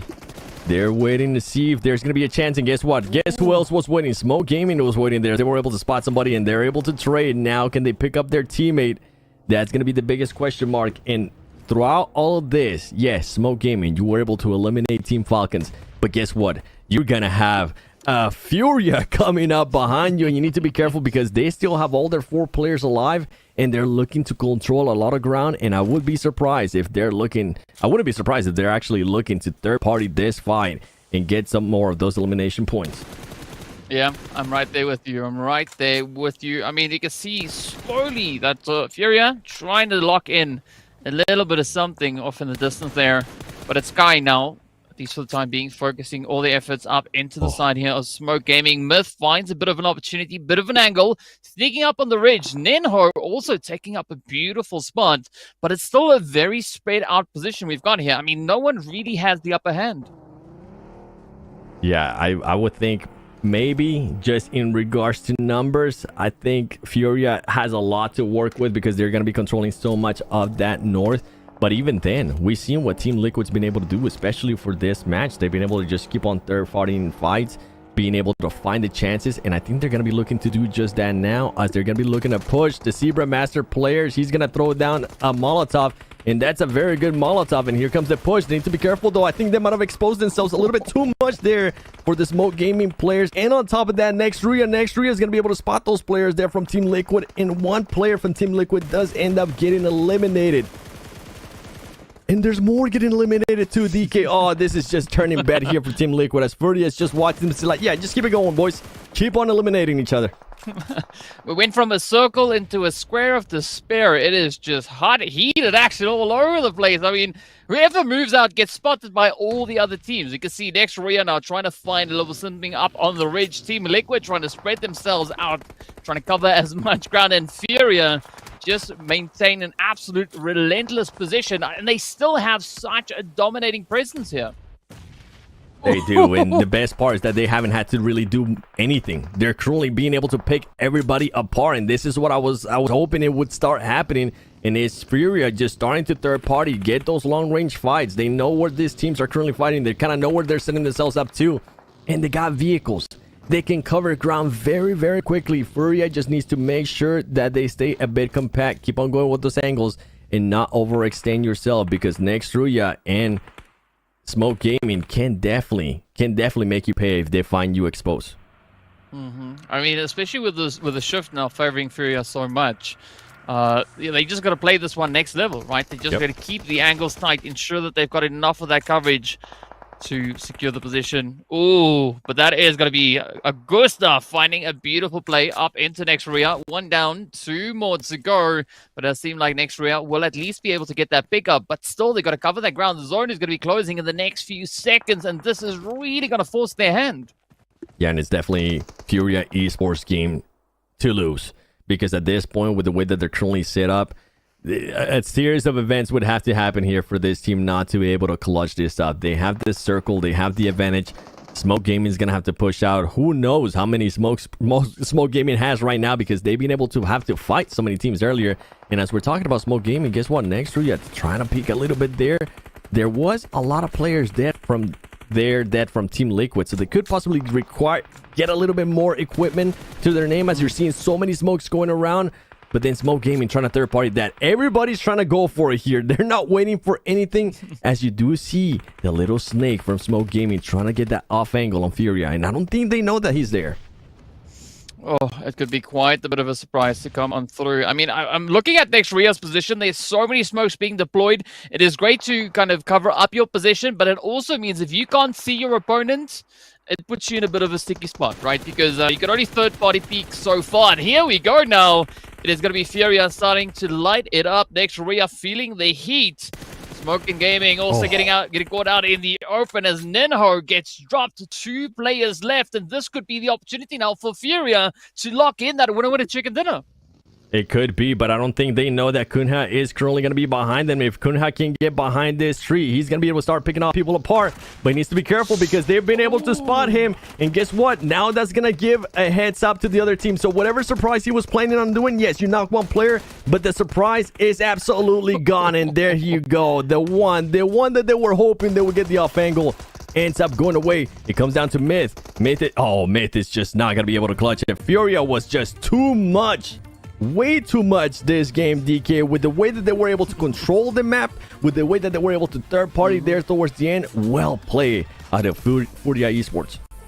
Yep, it was the Fast and the Furious just swooping on in, getting their hands on that winner chicken dinner, and doing so with a very, very impressive performance. I mean, they just asserted their dominance in these last few phases.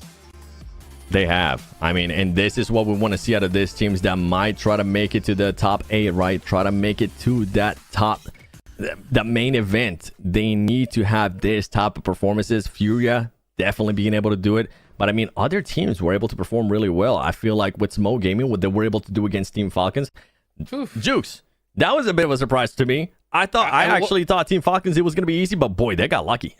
I thought they had it for a second, but you know what? I mean, we see teams just desperate this time. I think a lot of them are realizing that, hey, you know what? Especially with these groups coming up, it's possible that we don't even see this top 8. Yep. I mean, it really is. I mean, if the Falcons have put so many points, I'm sure we'll see them there. But for a lot of these squads, we might see them get kicked out. So, I mean, you got to put as many points on the board as you can. You can't let off the gas. And if you see any opportunity, you got to be able to take advantage of it. And I will say, speaking of taking advantage, it's about time we see one of the partnership teams get a chicken dinner here, DK. I mean, it was about time, right? They got to show us why they made it all the way here. And of course, speaking about showing us, right, I think taking a look at those beautiful highlights could also really help in getting all that info. This fight right here, man. We were wondering if it was going to happen a third time there. It did end up happening. Enigma Galaxy ended up winning this fight. But then at the end, it just backfired. It backfired for them when they tried to make that push. And you know what? I'll make that point again that I wanted to make earlier, but I wasn't able to make it because of all the craziness that was happening within that match.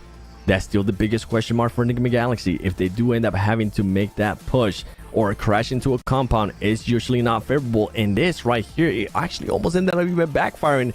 Their game could have ended earlier than it did. I hate this for them. I really, really do. I mean, because they're down a player going into this fight. Yeah, they did have a solid finish, right? I think they put in a really good effort towards the end here, especially compared to their other Erangels, because they just didn't even have a chance. But, you know, one thing I alluded to a little early, you know, I don't like this at all because let's just say they put themselves in that 7th, 8th place position towards the last day for their gameplay, right? If you're Team Falcons, if you're one of these teams that's on top of the leaderboards, you have nothing to lose, right? You could decide who you want to play in the main event, right? Yep. So if I'm a strategist going into this, I'm telling my teams, we don't want to be near that 7th, 8th place spot because who knows, our last games, they could just literally hot drop us every single game and make sure we don't make it to the top 8. So we have 2 Miramars left. Honestly, for teams like Enigma Galaxy and some of these other major squads that have a lot of potential, you got to make something happen here big time. Yeah, it's starting to happen more and more too. I mean, we saw it in qualifiers, right? We've also seen it in PMGC when S2G decided to, you know what, Alpha 7, you're not going to be winning anything here in my country. And they decided to target them too as we look at the damage graph. But expanding a little bit more there on what you're kind of hinted at, Jukes, the best thing for Team Falcons is that if they do finish off this day playing really well and they end up within the top 3, coming on day 3, because they're not going to be playing tomorrow since they're in Group A, coming on day 3, they know exactly what they need to do to get at least within those top 8. And that's when that big question mark comes down. That's when those theories come down that you're kind of hinting at is, if I'm Team Falcons, Enigma Galaxy, maybe not able to make it to main event, if I'm able to push them, maybe send them to the lobby a little bit earlier, I would definitely do that. All right. I mean, because we know what they're capable of for sure. Meanwhile, look at this. Next, Ruria coming up big time there. MVP.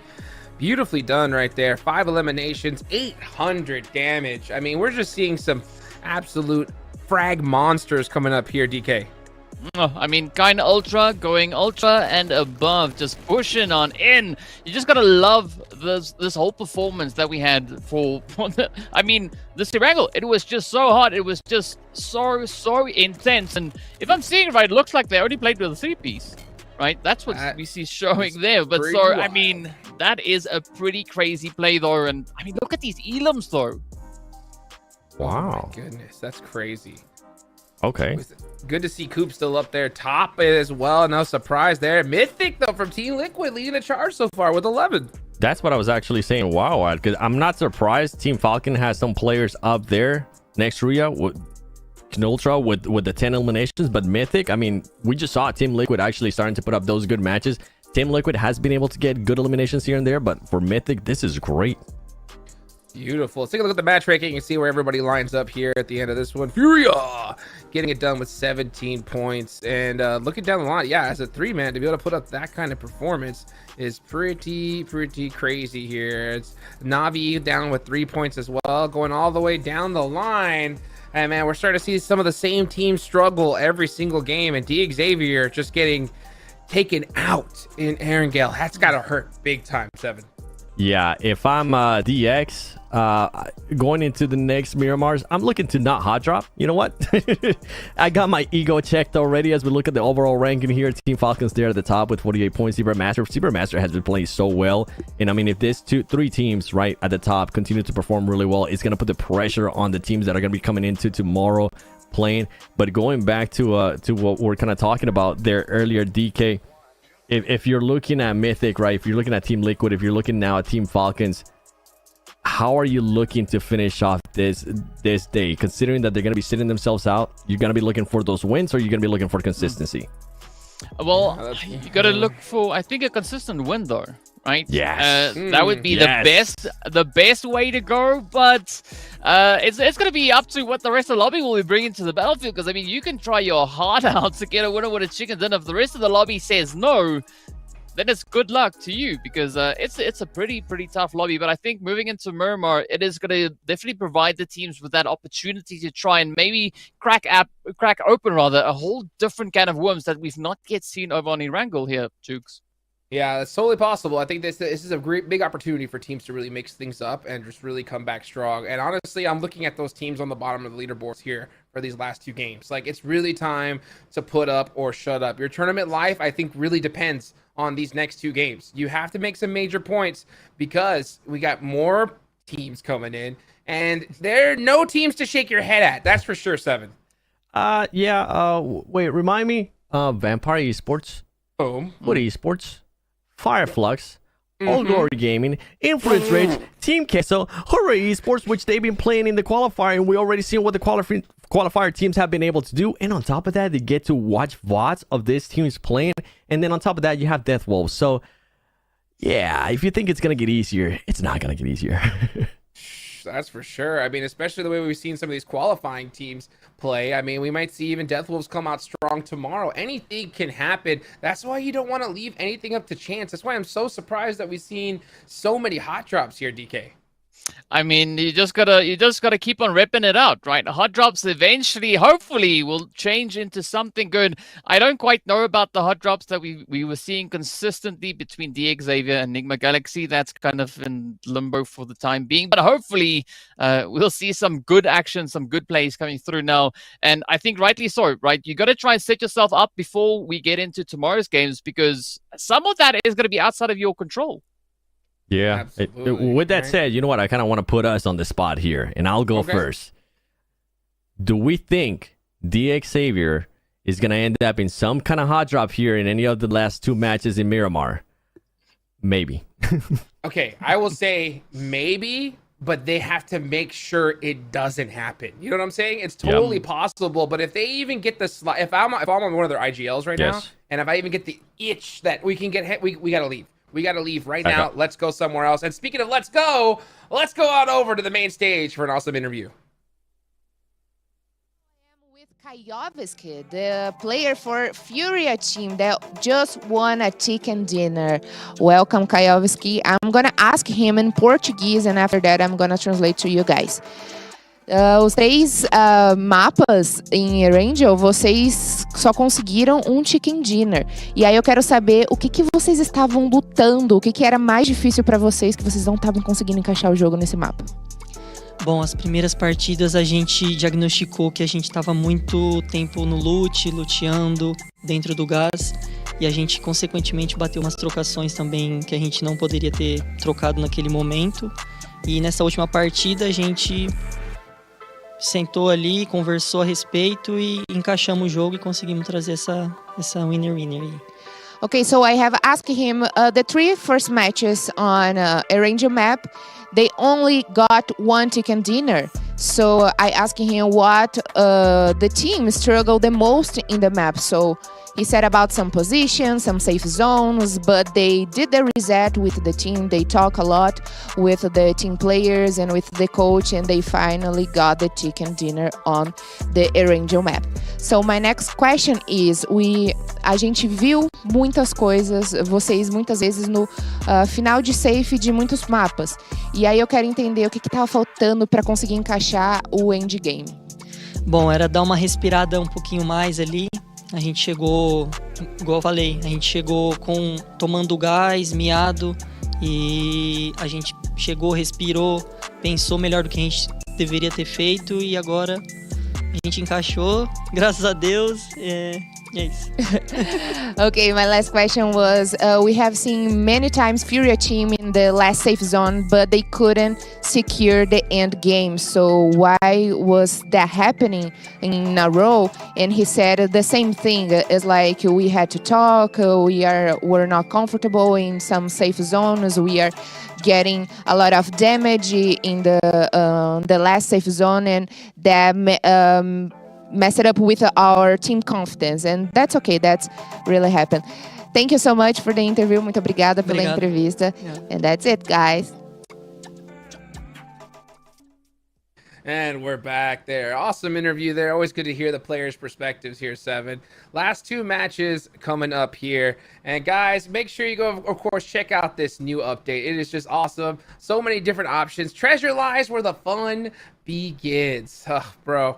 I like the portal thing, by the way. I just have to mention that. The portal thing is nice. Dude, that's where it's so fun. I mean, to be able to go ahead and just drop those portals, just boom, zoom across the map. Yep. I love it. I love it. So definitely go check it out today if you haven't already. DK, last two Miramars coming up. All right. We talked about some hot drop situations. What team in particular do you really want to see come out strong here in the last two Miramars? I'm not going to be biased, but maybe I'll be a little bit biased. I'd say Nigma Galaxy, right? I want to see a play, right? I mean, it's from my home region, so I'm curious to see a strong performance come through from their end. So I'm going to be looking at Nigma. I want to see what they can bring out onto the desert field. All right, since we're going biased, hold on, let me get this defibrillator ready. Come on in, Hyper. Where you at? Let's see it happen. Ed Hyper is another team for sure. One other team I'm going to go ahead and pick is I'm going to go with Na'Vi. You know, Na'Vi have been kind of hit and miss a little bit lately. We know what they're capable of. I think that we need to see a little bit of consistency from them here in the last two games. What do you think about that? Yeah, Regnum Karya too. There's so many teams, man. Like so many teams, right? PMGO is so good. Oh, so good. Well, let's go ahead and take it on over to a quick break, and we'll be right back.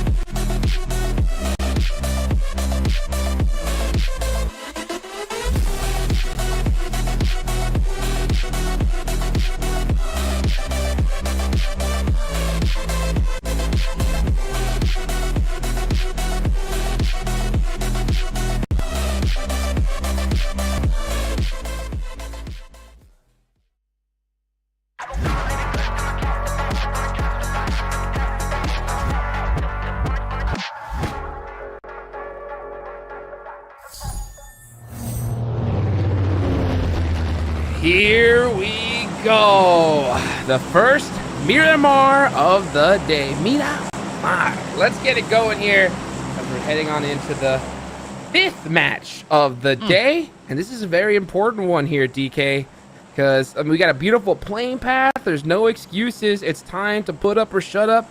These are some of those championship games, I think, for a lot of these players. Yeah, you got to dust off those barrels, clean your shoes, and get ready to head straight down into the desert. Get it cooking. And I mean, I agree with you, right? It's down to this game to see kind of who's going to be making it up, at least into the top 8 for today, right? Tomorrow, I think it might become a little bit more challenging, seeing that we've got an additional 8 teams that will be joining out towards the battlefield. So, yeah, I think we're almost at that make or break, at least for these 2 groups that, with today's points. Yeah, 100%. I mean, it's going to be tough because I just hope that none of these teams are confident with their place on the leaderboards right now, because some of the teams that are going to be sitting out tomorrow, they're going to go from being, chilling in, 5th, 6th place, or maybe even 4th place right now, and then all of a sudden they're in 12th, So not a position you want to put yourself in. So you want to get as many points on the board as possible. I'm looking at the map. I don't think I see any hot drops. A Southern Circle. This is going to be tough for these teams. Yeah, but I think it's going to be a first come, first serve, especially seeing that we're heading further down in towards Chumacera, Minas del Valle. Anything that you can kind of get set up ahead of the competition there could definitely pay quite a bit of dividends moving into those later few phases. But who knows, right? Zone, we know where it is, but there's no clear indication as to where it could go, because who knows? It could even still pull up further, right? It could go all the way back into Picado or even into Los Leones. Yeah, it's totally possible. Totally possible. It can definitely head in pretty much any direction. The thing that's tough about the south side of this map is that they're so terrainous that it's pretty difficult to navigate through. So a lot of teams usually opt to try and, head that rotation, maybe try to drive down to that hard shift side as fast as possible. Look who we got going up against each other, though. Are you kidding me? I mean, 3 rounds wasn't enough, right? Keep it going. Yeah, might as well just follow through all the way to the end of the day. Well, you got to give it to these 2 teams, right? DX and Nigma, consistent as heck. Something had to happen. You know what I'm saying? Maybe somebody had a conversation they didn't like. Maybe, I don't know, Coop stole the last snack from one of the players from, D Xavier, because this is just getting insane. These guys are just hard set on making their lives that much more difficult, because I guarantee you, if this keeps up, I mean, it's not just one team that can go home. Both these squads can go home. Yeah, and that's the unfortunate part, right? So, I mean, as fun as hot dropping is, at some point you gotta glance towards that leaderboard, because, as we've said many times already today, only the top 8 teams will be progressing forward into that main event. So the higher you try and qualify already off of the first day, the higher probability you have of actually making it to there. Because, I mean, if you leave it up to tomorrow or the day thereafter, depending on which group you're playing, it's going to be hot and sweaty. Oh, and, not to mention, when considering the way this prize pool is laid out, the big money is coming up in the main tournament. You know what I'm saying? So these teams that have done so well here at the start, I'm looking at you, Team Falcons, Smoke, Zebra Masters, all these squads here, especially in that kind of like top 3 range, they will have so many points that they can do whatever they want, because there's not right now, there's no difference between second or first. You really want to just get into top 8. So if you're secure, and if I'm seeing a team like, Nigma Galaxy, who, if these guys get hot, they can really destroy this lobby, right? If they're sitting in that 7th, 8th, or 9th position like they are right now towards the end of the tournament, heck, I'm going to go like, hey, let's go ahead and make them a nice little visit at their drop location and, shut down their chances of, shut down us having to be able to deal with them in the main event coming up. I mean, because if you look at the law of averages, right, realistically, the top 3 from each group could have a really good chance of making it through, right? Just based on points. So yeah, it's gonna be a pretty tough play. And I mean, for Nigma, for DX, we know that they are super, super capable, right? There's no reason for them not to sit up in that top 8. Well, we can say that for everybody in this lobby, essentially, but you got to step it up, right? You got to go to the hardware store, go get a bag of cement, and then just solidify your position at least at the top of the leaderboard. Yeah, I'm gonna tell you right now, the way to do that is by avoiding hot drops at all costs right here. You can see Enigma Galaxy have their eyes just on the prize right now, just making things so much more difficult. Every single shot, every single second that the Xavier have to waste just trying to, you know, get a vehicle, try to get their way to safety, it just really cripples their overall gameplay here. Look at this. Here comes the rotation. They have to know who this is. I mean, they are hunting them down at this point. Yeah, I mean, I don't know if it's if it's personal or something. It's like, you know what? Yeah, you like, dropped out of this is something crazy. game 1. We got to get you. So yeah, at some point there needs to be some kind of resolution between these two teams. I would really like it if we saw either of them disengage and get themselves relocated back into Wood Zone, because looking at how Nigma currently is situated, there is a good option, a really comfortable rotational pathway for them to make that breakaway and get towards that far southern side even. But yeah, it's going to come down to whether or not that is actually the way they're looking to play it out. Let's see what the play is. You can see these players from Enigma Galaxy just trying to find some angles. You can see Roof looking to find that buggy, and he's gonna get it. So he's gonna go. He's got his buggy locked and loaded. He kept it nice and safe. And I think eventually they got to give this up. Yeah, it looks like maybe that's what they're finally starting to do. So here goes the rest of D Xavier, looking to group up with their team and finally head on over to the next zone. Yeah, good call. Both teams still walking out of here with a full piece. So yeah, nothing too drastic has happened here just yet. Royals of War, also curious to see what their performance is going to be doing. I mean, you got to give it to them. They've been having a really good run so far today. 27 points on board. They're a little bit away from top 3, but they could definitely look to close that gap just coming out of the back of this match. But Virtus Pro, like, I wonder what's been cooking on their end today. Only 3 points in total across 5 matches. Not good. Not good at all. Yeah, it's going to take a massive game, a massive 2 games here at the end if they want to stand a chance here at top 8, because we're going to see some teams run away with it. I mean, anything could still happen if you think about it, right? There's not enough matches to really, you know, prove such a lead that it's impossible to catch. I mean, even for a team, you know, like VP all the way down in 16th, let's say they get a 10 elimination chicken dinner here, right? That'll put them all the way up to like almost 8th place, just like that. Yeah, and then they just got to clean up come game 6. So I'm curious to see what the approach is going to be. I mean, yesterday, I say yesterday, but in day 3 of the qualifiers, we did see such a drastic shift coming into game 5 and 6, right? So we know definitely a team like the Zebra Masters, they have the capability, but looking at their current positioning, there's no real need for that. I think it would be more just for bragging rights at this point if they were to look to play something like that. But the teams lower down that board, they definitely got to lock it in. I mean, DX, N-Hyper, Insanity, Vortas, this is their opportunity to go get those ladders and start climbing. This is a huge opportunity though for some of the teams here at the bottom. You got Insanity, who went to that hard shift side, real heads up, nice and early, so they're very centered up in a very dominant position in this circle. You got Victus Pro as well, not in a bad spot. Navi coming in from that edge. Meanwhile, you got Enigma Galaxy, because they stayed so long up north, are going to be coming down late again. So we'll be interested to see how they decide to play that. But you know what? A nice couple hard shifts down will definitely mix things up for sure. Oh yes, Xria, as we saw, they also still having to cover a bit of ground, but I'm curious to see what Navi is going to be doing just there on the edge of zone. They've just managed to dip their toes in. They spot a little bit of that Virtus Pro. The shots now flying in as Gonzo gets right down to it. 9Z also going to be pushing up from a slightly more northern angle. But it seems like Navi, they're going to be favoring the high ground. Okay, yeah, you got to go for that high ground, especially in a map like Miramar. You want to be able to be set up, get as much vision as possible, because the zone could go in any direction still. So if you get that high ground, you get a good lay of the land, you'll be able to set up, know, all right, if the zone goes this way, we're going to head in this direction. We're going to take this path, everything. So it's all about intel here, especially at stage 2. Yeah, especially also then looking at kind of the position that Virtus.pro now find themselves in.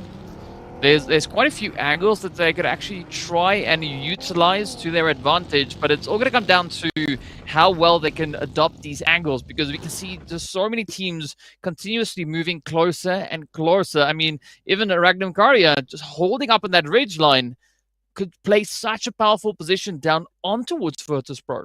Yeah, very odd position to take, especially with so much land. I mean, to take one of those just bottom little houses is going to be very difficult to hold. So I wonder, maybe they're just trying to get a couple of extra pieces of loot or something, because they know of the war that's going to be coming up ahead. Meanwhile, Smoke's done a great job so far. They're currently sitting in 3rd place, 32 points. They played very, very well.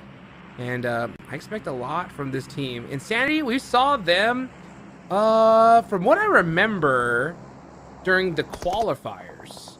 They started off rough, right? Yeah, Insanity they lost the first 2 games with like only 1 point, and then popped off towards the end and were able to qualify, right? So we've seen them do it before, but this is a totally different caliber of lobby here, DK. What do you think? Yeah, it's going to take quite a bit of commitment from their end if they're going to be looking to pull off, a big comeback coming through into this. And I mean, they need to find something, because they're not looking too great with regards to those points. So it's going to be a tough decision to make. And I mean, looking at what we've got coming through on this map, right? There's one team that's currently missing on this in this picture, and it's Xavier, right? They still all the way up north. Oh, they're gonna have to come on the edge. And you know what? I will say, like, during some of the earlier stages, right? That strategy isn't so bad, because usually teams that are weaker or a little bit more nervous, you'll kind of see them playing, hugging that blue zone in stage 3. But this is the global open, the prelims. Every single one of these teams can make it happen. So that, trying to, hop on through the circle at the last second, it's not going to be easy. Yeah, it's definitely interesting to see what strategies they are coming up with at this point. But well, in Hyper though, they've caught a wind of a little bit of that Zebra Master action, finding the first confirmation. Now there's a knock up ahead, and then there's only 2 left, right? So in Hyper definitely in a strong position. Our first elimination, of course, going over to Caprice there. Up comes DX, just rolling on up. Are they going to stop by, or are they just going to keep on going? Full hard send right onto Zebra Master, and it's a great pickup, because now they only have 2 players, so this could be an easy 2 points. Fortune sometimes favors the bold, and you want to do a full send onto a building. It just so happens they picked the right one. Yeah, good choice. I mean, this could be some easy claps up for the side here of Xavier. But let's see whether or not Zebra Master is going to allow any of that to happen. Or I mean, Zebra, they've been looking pretty strong today, so this might be quite a bit of a challenge. About to say, don't get lazy though. Don't get lazy. You have the numbers advantage. Don't just run into a building by yourself. Oh, and he is so lucky he made out of there safe, because that could have been an instant knock and thirst. But unfortunately for Zebra Master, that play wasn't able to happen. But they're still not going down. They're not just laying down. They're going out with a fight here. DBSs are out, but that there is going to finish them off. So Zebra Master eliminated there in 16th place. It's looking good. It's looking good. But of course, Xavier not out of the woods, right? Because Team Liquid now pushing up, and Hyper knocking on the door. So, yeah, they have to now just keep rolling with the punches, because, I mean, we were talking about them needing points. This is the opportunity for them now to secure an insane amount of eliminations. And boy, dude, can they use them, that's for sure. You can start seeing the Xavier, starting to put it on that work onto N-Hyper. N-Hyper down to just 2 players. And their backup was against the wall here. It looks very, very familiar to what we saw earlier. Meanwhile, you got Team Liquid right there on the edge. It's definitely not something to shake your head at. But Ayala might just leave this, because the zone has shifted. I wonder if he's going to call his team to try to gatekeep and get into this fight here, or prioritize circle. I mean, looking at the position here, I think the gatekeep would make a little bit more sense. But I mean, Ayala it doesn't seem like they can resist temptation, right? Up comes the hit. They do find Caprice, one down. Ooh, but the elimination gets stolen by D Xavier. D Xavier said, "I'll take that all day long. Thank you, Ayala." We'll send you a check later. That was nice. And Ayala's got that mini out. He's gonna see this rotation coming. Now he knows he's in a little bit of trouble here. He's gonna take some shots down range, trying to play it safe. Ooh, get beat up a little bit. You can just see him. He instantly turned towards that car. He's like, uh-oh, did I make a mistake? Oh, tries to go for the knock, and he gets one. Gonna go for the quick thirst. Gets it. Huge point here. Now here comes the rest of Team Liquid to come help out their teammate. Well, so far it does seem like Ayala's been really holding strong. But now Persian, Levi's also going to be looking for a way to either get the jump in on Hyper, or I don't know, they're going to have to try and roll up. Ooh! Hyper bouncing back though. D Xavier are in huge trouble here. They're going to need to make something happen in the last game. Maybe we could just see a good finish here from Levis will be huge. If he can make a crazy comeback play, that's usually one of those moments that will just hype your team up and take them to another level. Can he get this knock though? FS pops out, gun switch. Oh my gosh, gets it done with the mini. Wow, what a shot. Insanity, dude. I mean, this is just so hot and heated. Now, speaking of which, though, there's going to be Falcons also going up alongside next Ruya here. As you can see, next Ruya, they're trying to find that play down to a 3-piece. Coops, though, with a quick nade. Also then all the way across the way up into even more plays. But now, Falcons, they gotta hunt it down. Next Ruya just barely on the edge. And look at this. Virtus Pro now just getting absolutely bullied here by the side there of Nigma Galaxy. Oh boy, and here we go. We're starting to see Team Liquid hop in that monster truck. Not doing too good. Here comes Frozen, looking to finish him off.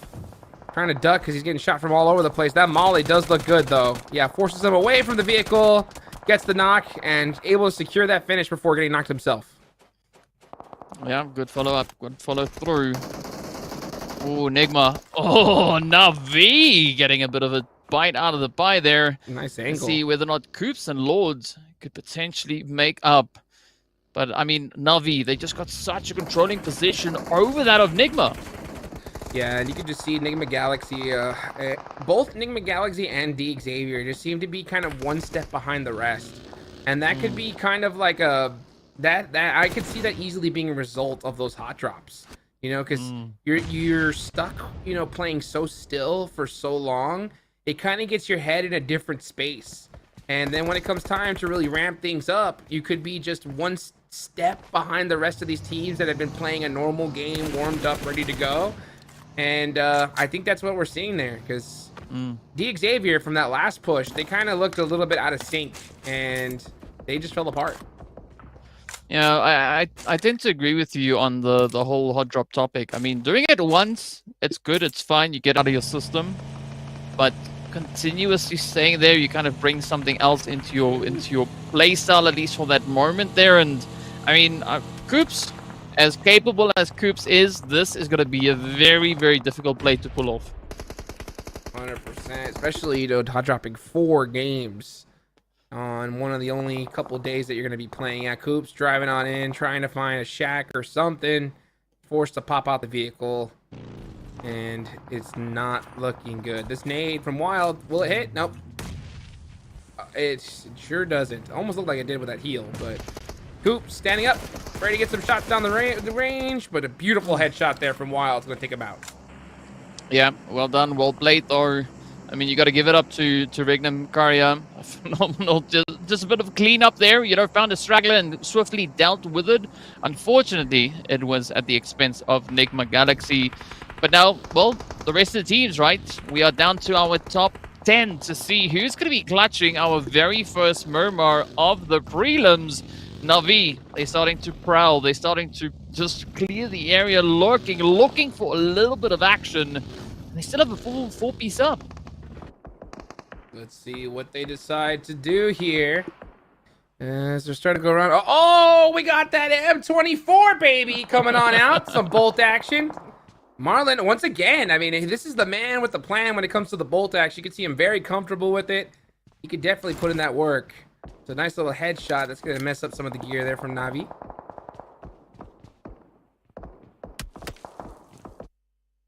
Beautifully done. Beautifully done. As we hit the calm before the storm here at stage 5. Yeah, hopefully that calm isn't going to last all too much longer. Marlon now just scanning the horizon, looking for any pixels out of place. In the meanwhile, Falcons starting to dip their toes up in towards the zone. Nenebere. Nunez also trying to find a bit of a foothold here. It is going to be action, taking quite a bit of damage, but a quick swing around coming through. As we saw Falcons, just such a reaction here. We're going to say goodbye to Nenebete though. Down they go. It's now up to Nunez. And oh, this is again turning into a very difficult position now for Inko to make anything happen. 100%. Let's see what Inko's going to do. Nunez, just right there on the edge. Last player up in 10th place in a really tough spot. Navi starting to have a little bit of that comeback, right? 3 eliminations so far. They've shown that they could start off strong with those eliminations, but they seem to kind of taper off towards that mid-end game. So let's see if they can hold on here and get those much-needed points on the board. As this next zone is going to be a huge deciding factor. Who's going to have the advantage? Let's see where it decides to go. Will it center up? And it does. Pretty much dead center here. I mean, so Ragnum Karya, they are definitely going to be smiling about this current positioning because they can just try and get it under lockdown and, I mean, just cover all the possible angles. But it's still going to be a little bit of contention. As you can see up towards north here. Team Liquid also down to a solo. So not quite sure if they are going to be able to play the best game of hide and seek that they've played for a while, or whether or not we are going to be seeing Next Roya potentially pick up a few more items. Next Roya, though, they've been backing it in, right? 6 eliminations already, leading with the aggression so far on this map. Yes, they have been. They've been putting in that work. They could show that Miramar is their map of choice. Frozen, lying down, just trying to get a little bit of intel here. He is on the edge of that circle, so they do have to press up in a second. But right now, he's just trying to wait for that perfect timing. He has 2 minutes on the clock to be able to decide which way they want to decide to get into this next zone. Rules of War aren't moving a muscle, though. They are very, very content with where they're at, though. They might get into it with Team Falcons if they're not careful. But I think that the Falcons have to try to take this hill first. But I think it also depends on how good of a position Royals of War's compound is going to be coming into this next zone shift. So if it's a good spot, you can almost be guaranteed that the Falcons are going to try and maybe take a bit of possession there. In the meanwhile, we are going to be looking all across the way up north. Things have quieted down. Smoke Gaming now starting to pick up a little bit of pace as they come through over on towards the southern edge here. Now finding a bit of an opportunity over on towards Navi. AXA getting picked up. 3P still holding steady up on the hill. Let's see if they can defend these angles because, I mean, Smoke, they've been cooking up quite a bit of a storm here today. Oh, yes, they have. They know exactly what to do. They've been putting in that work all day long. That's why we see them currently in 4th place. But at the end of the day, with knowing what's coming in the different groups, they have to know that this is not enough, right? We got to still put up some big points on the board. They have all 4 up, a good position on the south side. This is a huge opportunity for them to put some more, a little bit more of a gap between them and the rest of these teams that are going to be coming up here soon. Let's see if those gaps are going to be playing in their favor now. Falcons, oh, they're starting to rotate. Starting to get a little bit of something going here, but I like this preemptive play coming through from Royals of War, right? They anticipated that something could be coming, and they've already kind of gotten themselves into more coverage in anticipation of a play just over the horizon. Meanwhile, Nunez from Inko just sneaking on up, right? Trying to see if they can find something into the side of Insanity. Oh, I think he just got sniped too, real quick. And the gun swap, beautifully done there from Silence. And that is going to be the end of Inko. Oh, a couple of nice headshots as well. Man, this mini has just proven to be an absolute dominant force. I remember right after PMWI, we saw Vampire. It was Tony K just shred with this thing. It's just become such a mainstay here in PUBG Mobile Esports. mean, it's a skill, right? It is such a skill. Speaking of skill, though, Adrian also finding themselves a little bit of that frozen action, but the nades from Keen, though, reaches in. Oh, a little bit of repayment. Oh, I mean, Furia now definitely trying to make up for a little bit of that lost time. I mean, they are so close to just cracking this whole position wide open and solidifying themselves at least into the top 8 for today. Let's see if they can do it. Kowalski with a beautiful lay down there. Finally just finds the right opportunity and gets the knock. Now it's time to bust out those smokes. Try to get those reses quicker rather than later. He only has 10 seconds on the clock. You can see the rest of his teammates desperately trying to crawl to him because you know that this zone is going to start coming in. It's going to come in hot. He may have enough time to maybe get one up. The other person's going to have to crawl even further. But luckily for them, I don't see anybody in their vicinity that has eyes on them, so they might be able to get at least a couple players up. Let's see if they can, though. Yeah, it's gonna be a pretty crazy one, though. As you can see, everybody now starting to converge down towards this next zone shift. Navi starting to push on through. Are they gonna maybe go for the jump in on towards Furia? As you can see, Furia, they're picking it up.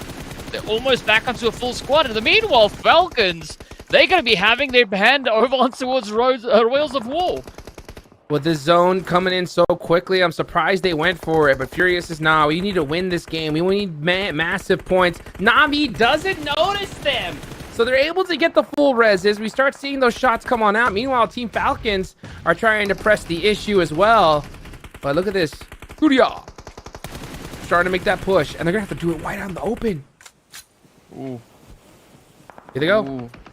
Yeah. I mean, so far they've been able to turn this against the side of Navi. Definitely finding those pickups along the way.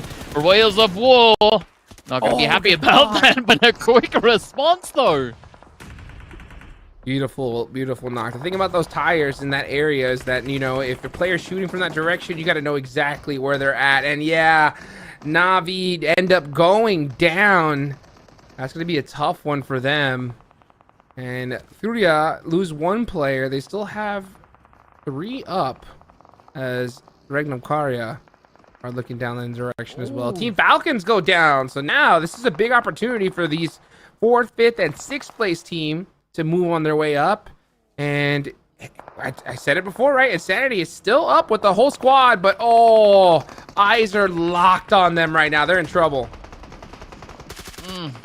Yep. Here comes the heat. Regnum Karya just laying into them, and with that, numbers. Oh my goodness! Dwindle, an absolute sweep coming through. Regnum Karya spotted them perfectly. He was so patient, waiting, and then at the right time, Silas said, "Okay, time to shut him down." I mean, phenomenal timing coming through here from Silas, and I mean, Regnum Karya still rocking a full squad. They've got 5 eliminations up. Things are looking up, and I mean, they've made it all the way up into the top 4.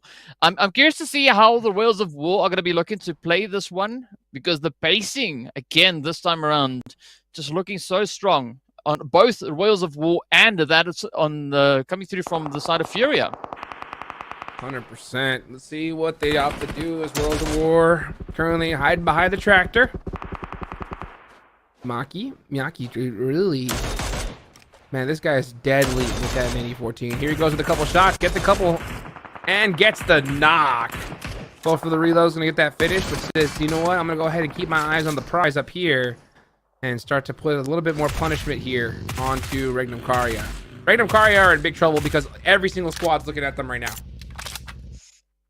Yeah, positional speaking, yes, they do find themselves in a very sticky spot. I mean, Royals of War now having the odds kind of turn in their favor, as they're now up to a 35% chance of getting their hands on that winner chicken dinner for this play. Though it was Regnum Karya holding nice and steady as they do find the plays up in towards Rivas. It's now going to be up on towards Colgate. And of course, Eragon to see if they can hold true, pull the name forward, and well, defend the honor of the Royals of War as the shots continue to fly in. Eragon had to hit the floor real quick because Smoke was looking right at him from that other angle. Meanwhile, you know, try to go ahead and get that nade going. Looks good. Ooh, hits the truck. Does he spot the toes? He does! And goodbye.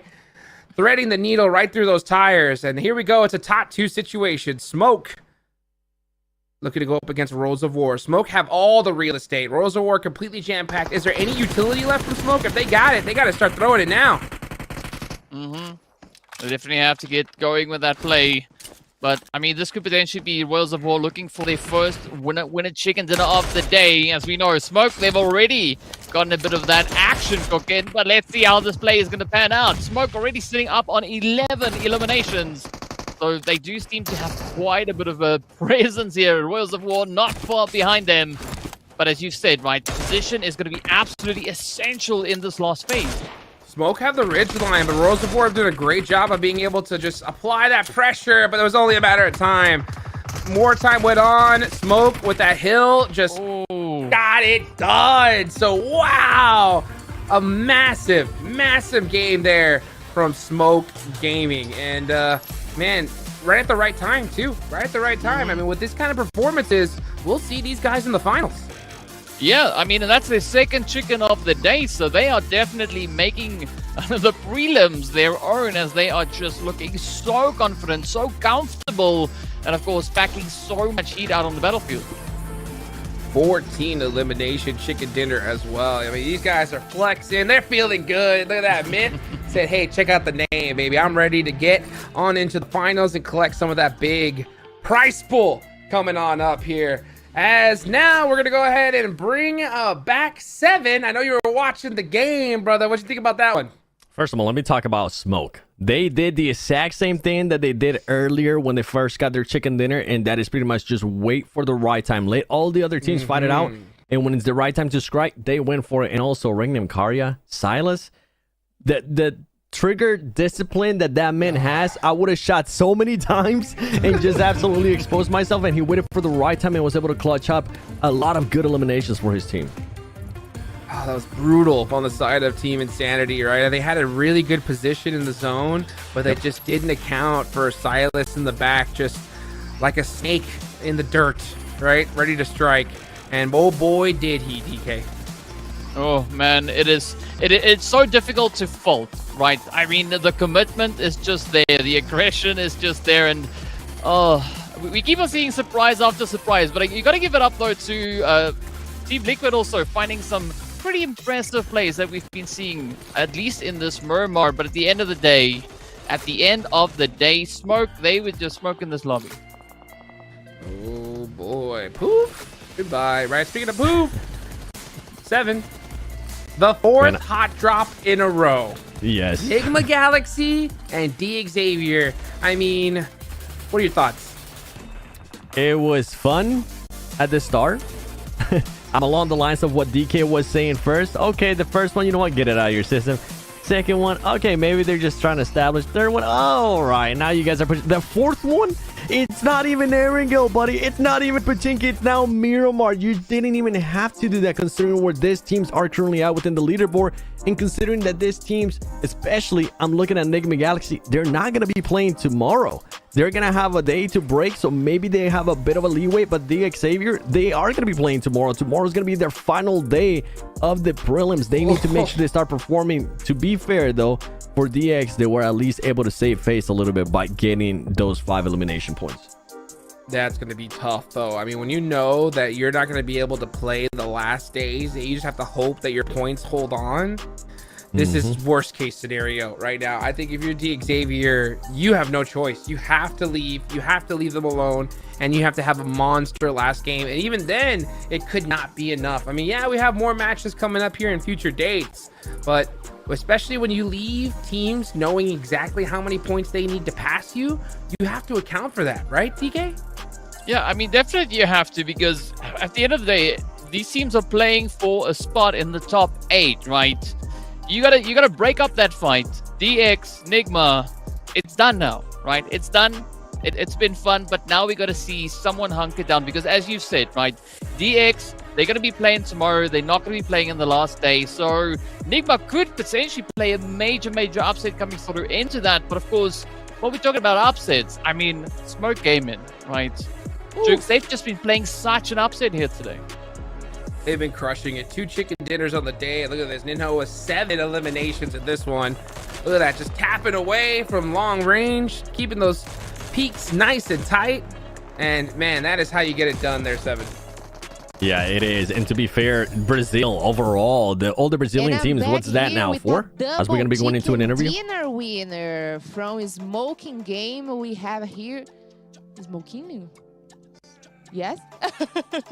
Okay. How did you specifically prepare yourself for the prelims stage? Because you were the MVP for this last match. Quero saber como é que você se preparou, a sua preparação pessoal aqui para a fase preliminar, porque de fato você foi o MVP para essa partida e sete eliminações de 14 estavam nas suas mãos. Minha preparação foi muito foco, né? Tipo, principalmente foco, porque eu não sou só o fragger do time, eu sou o capitão e o IGL. Então, minha preparação sempre é abrindo o mapa, focando em posições e, tipo, mover meu time. Não tô focando em kill. Graças a Deus fui MVP da partida, um bom resultado, mas minha preparação não é para isso não. Minha preparação é para mover minha equipe e ir bem com a minha equipe. Eu não foco em kill mais. Okay. He said he's not focused on kills. That's funny because he got 7 eliminations, but he always keep on mind that he needs to lead his team because he's the captain of the team. So he's open the map and lead the team throughout the whole match. What is the greatest strength of your team? Eu quero saber qual que é a melhor coisa sobre o seu time. Melhor coisa, a lealdade, a confiança.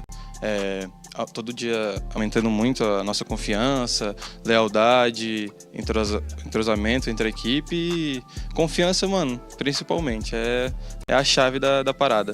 Confiar na cal, todo mundo comunicando certinho, é isso. Awesome. He said the loyalty of their team definitely is one of the strength for a smoking team, and also they are very confident. They trust each other, and this is one of the most important thing for the team right now. And that's explained the double chicken dinner they had today. And for us to finish right now, what team do you think is the biggest enemy for you guys? Qual que é o time assim que é o maior inimigo de vocês agora na competição? Logicamente é Team Falcons, que é provavelmente quem tá liderando, que meus ídolos, eu sou super fã dos caras. Então é Team Falcons, Fúria, Team Liquid, os brasileiros aqui também são muito fortes antes de desejar. E é isso, última palavrinha aqui, ó, a gente é iluminado, ó. O cara lá de cima escreveu, viu? É nóis. Wonderful. He said Team Falcons for sure is one of the biggest enemy, but also the Brazilian teams are fighting against them, of course, so they probably are one of the biggest enemy for Smoking Game right now. Thank you so much for the interview. Muito obrigado pela entrevista. Obrigado a quem tá assistindo. Valeu. Oh boy, let's take a look here at the overall standings. We heard it from the man himself, Smoke Gaming there, going all the way to the top, moving themselves into first place, dethroning Team Falcons. But he did say the team that he is worrying about the most right now is the Falcons here, Seven. They are, and I mean, as they should be, because they're not within the same group. Smoke Gaming is going to be playing tomorrow. Falcons gonna get a chance to sit out. But for Smoke Gaming, I mean, what a Cinderella story for this team.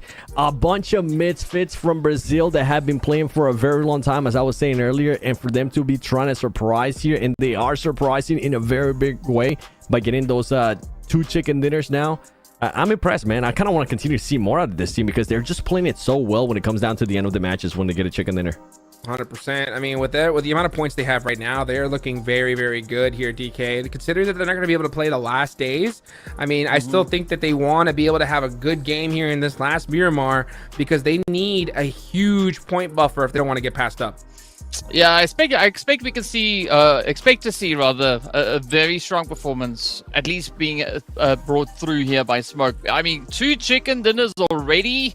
They are just going absolutely crazy with this lobby, and you said it rightly so, right? What a beautiful Cinderella story we see come through here, and they just finding triumph after triumph. So I think they're going to end on a very high note here today. Okay, well, my question is this, Seven. We've seen it plenty of times in the past where you see a team that gets a lot of points, right? Do you think that they just decide to play passive now that they've already have such a lead, or should they continue to go aggressive? I think that, honestly, for this team, I think they should be playing the exact same way that they've been playing because it is a mixed bag. It is a mixed bag of passive, but they are able to switch it when they need to switch it. And that's what's so impressive. And that's why I'm kind of, in a way, giving them praise for how they're finishing this match, is because, yeah, they can be very passive, but as soon as they see an opening, they take it. And that's something that we usually tend to say a lot of the other teams lack. But this is, right now, they're showing why they're in first place, because they do have that switch. They are able to make that play when they need to. 100%. You know, speaking of making plays, of course, guys, go check out that Realme 12 Pro Plus. Elevate your photography experience with 120x super zoom and performance in games. Make sure you guys go check it out as soon as you possibly can. How to be a portrait master.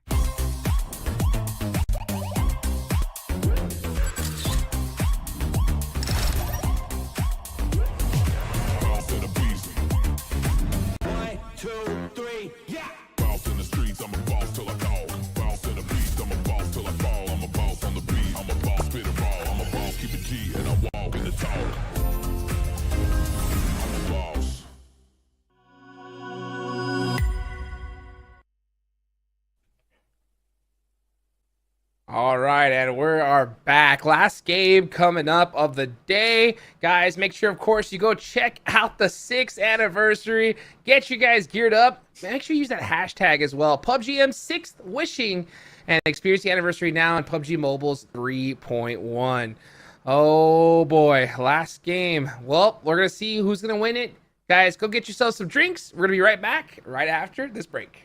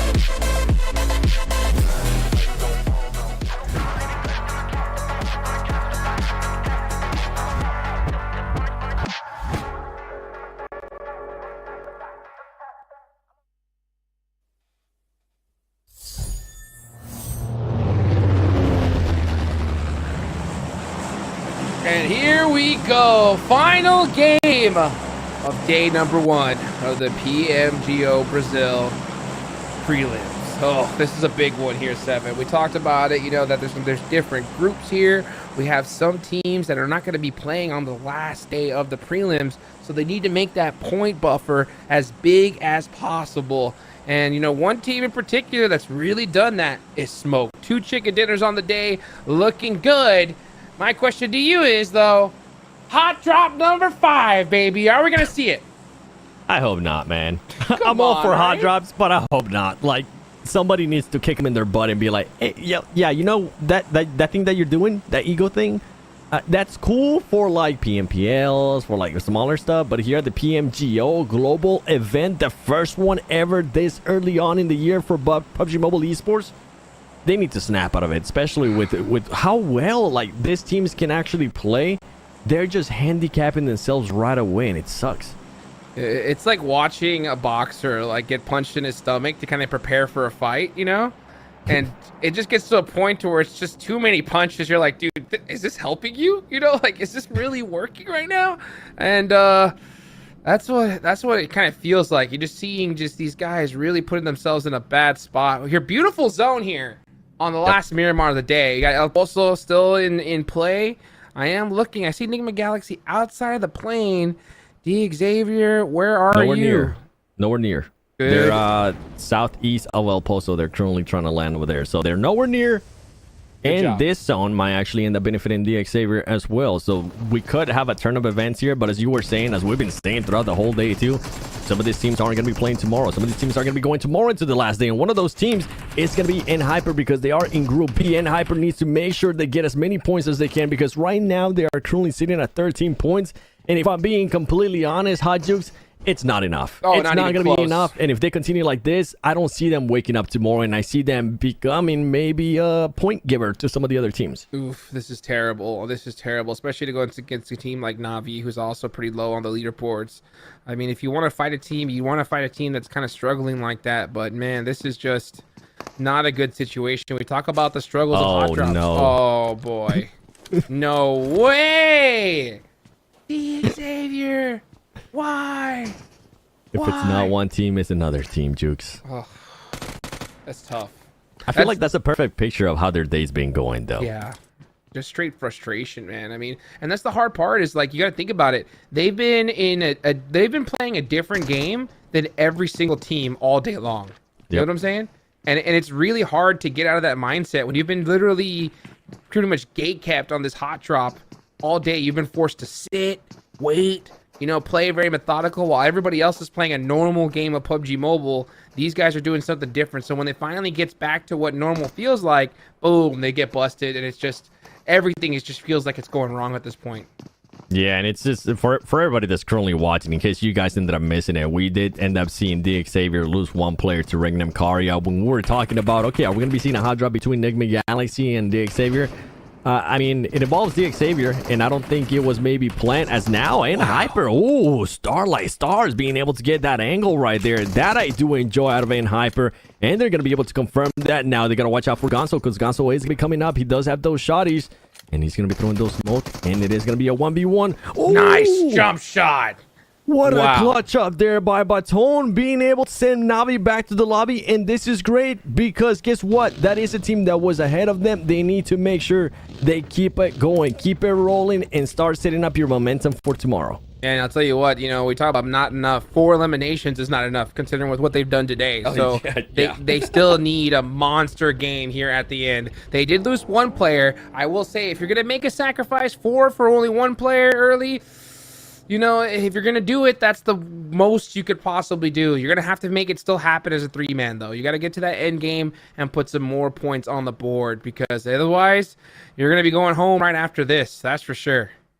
Yeah, and for Hyper, I mean, that fight did end up taking place right outside the zone. Luckily for them, the zone is fairly close towards the north, so they should be able to try to make their way in there before all of that closes, because if not, it's going to be a super hard rotation for them. And we'll kind of show you if we do end up getting the map here at some point. Smoke Gaming ends up losing a player too. I'm not sure to who, but you can see them one eliminated. And if I'm Team Falcons, if I'm Zebra Masters, I'm like, okay, whoever that is, please keep it going. Stop them from getting more points. We want to keep it close. Yeah, definitely want to keep it close. That's for sure. And let's see here. It's one of the top squads here in the lobby, the most feared for sure. Team Falcon spread out, and San Martin looking good, having so much real estate. Xavier are going to loot up the most looted up area in the entire map, El Pozo. This is a place to be for sure. So they're going to have no excuse when it comes loot wise. But losing that player, man, that's gotta hurt. Like, so far, like, their day, like we talked about it earlier, it's like them, like, you know, one of those days, like, you walk around, they've already stubbed their toe twice, you know? And losing that player is like when you just go have lunch and then you accidentally spill your drink on top of that, you know? Oh, gosh. It's just like every single thing is going wrong. And when you have that happen, everybody else that's ever had a day like that, they know how hard it is to turn it around. You know what I'm saying? Yep. So it's if any team can do it, it is one of these squads. I mean, they made it this far, but something has to happen, right? You got to have one player be like, guys, we got to shake this off. We got to make it happen here now. Even though we have 3 players, we got a lot of loot. Let's make the best of the situation. Yeah, and I mean, we heard kind of DK talking about something earlier that we haven't really mentioned as much, and that is how the players' mental state is going to be after this first day, right? A lot of the teams didn't really know what they were getting themselves into in regards to some of the other players. But the Xavier, for them to be a 5th place team on PMGC of 2023 and currently be performing the way they are, I feel like that is one of, if not the biggest disappointment that I've seen so far of this PMGO. And that's why we're kind of hoping that they'll be able to bring it back. They're not going to have a day off. They're going to be playing tomorrow, and they need to at least set some kind of momentum, snap themselves out of it, not just with 5 elims. We know they were able to get 5 elims earlier, but we need some of those placement points as well, because right now, I mean, if we look at their standings, the first game, it was solid. We were like, okay, all right, DX Sabers definitely showing up when they ended up with a 4th place and 5th elims. But after that, every single match, Hot Jukes, they've been 10th, 11th, or above. 11, 16, 16, 12. That's just not where you expect a 5th place team out of PMGC to be. Yeah, especially considering the fact that, you know, yeah, they do play tomorrow, and they like to land Pachinki of all places, you know? So what are the chances they're going to have to deal with some hot drops again tomorrow, you know? Yeah. There's just a lot of question marks for sure. And, you know, when you have a team that's placed so high in the global championships, you know, that's not a team you want to face in the main event. So who knows? Maybe you have some teams try to force that hot drop and put them even in a worse position. So definitely things aren't going right, but, you know, at this kind of level, you have to have short-term memory, right? Yeah. You have to just be like, hey, you know what? Let's just forget about it. What can we fix? What can we make? You know, what adjustments do we need to make? And let's just play our game, because we know what we're capable of. Man, I'm with you. It's so much easier said than done, because I know these players, as much as they try to, those thoughts will start creeping in, right? Now the pressure comes in with what I was saying, 5th place out of PMGC. We're supposed to be performing here. We're not performing. What's going wrong? And then they start kind of spiraling down within their own thoughts. But there we go. We got the new circle. Let me see here. 9C. We haven't really been able to see much of the 9C after we finish off those first 2 Erangels. Yeah, the Xavier should be able to rotate fairly easy in here. Next Ria is going to be up right behind them. Inco Gaming up there too is one team that I was kind of expecting a little bit more for them. They've been consistent on being able to get points every single match.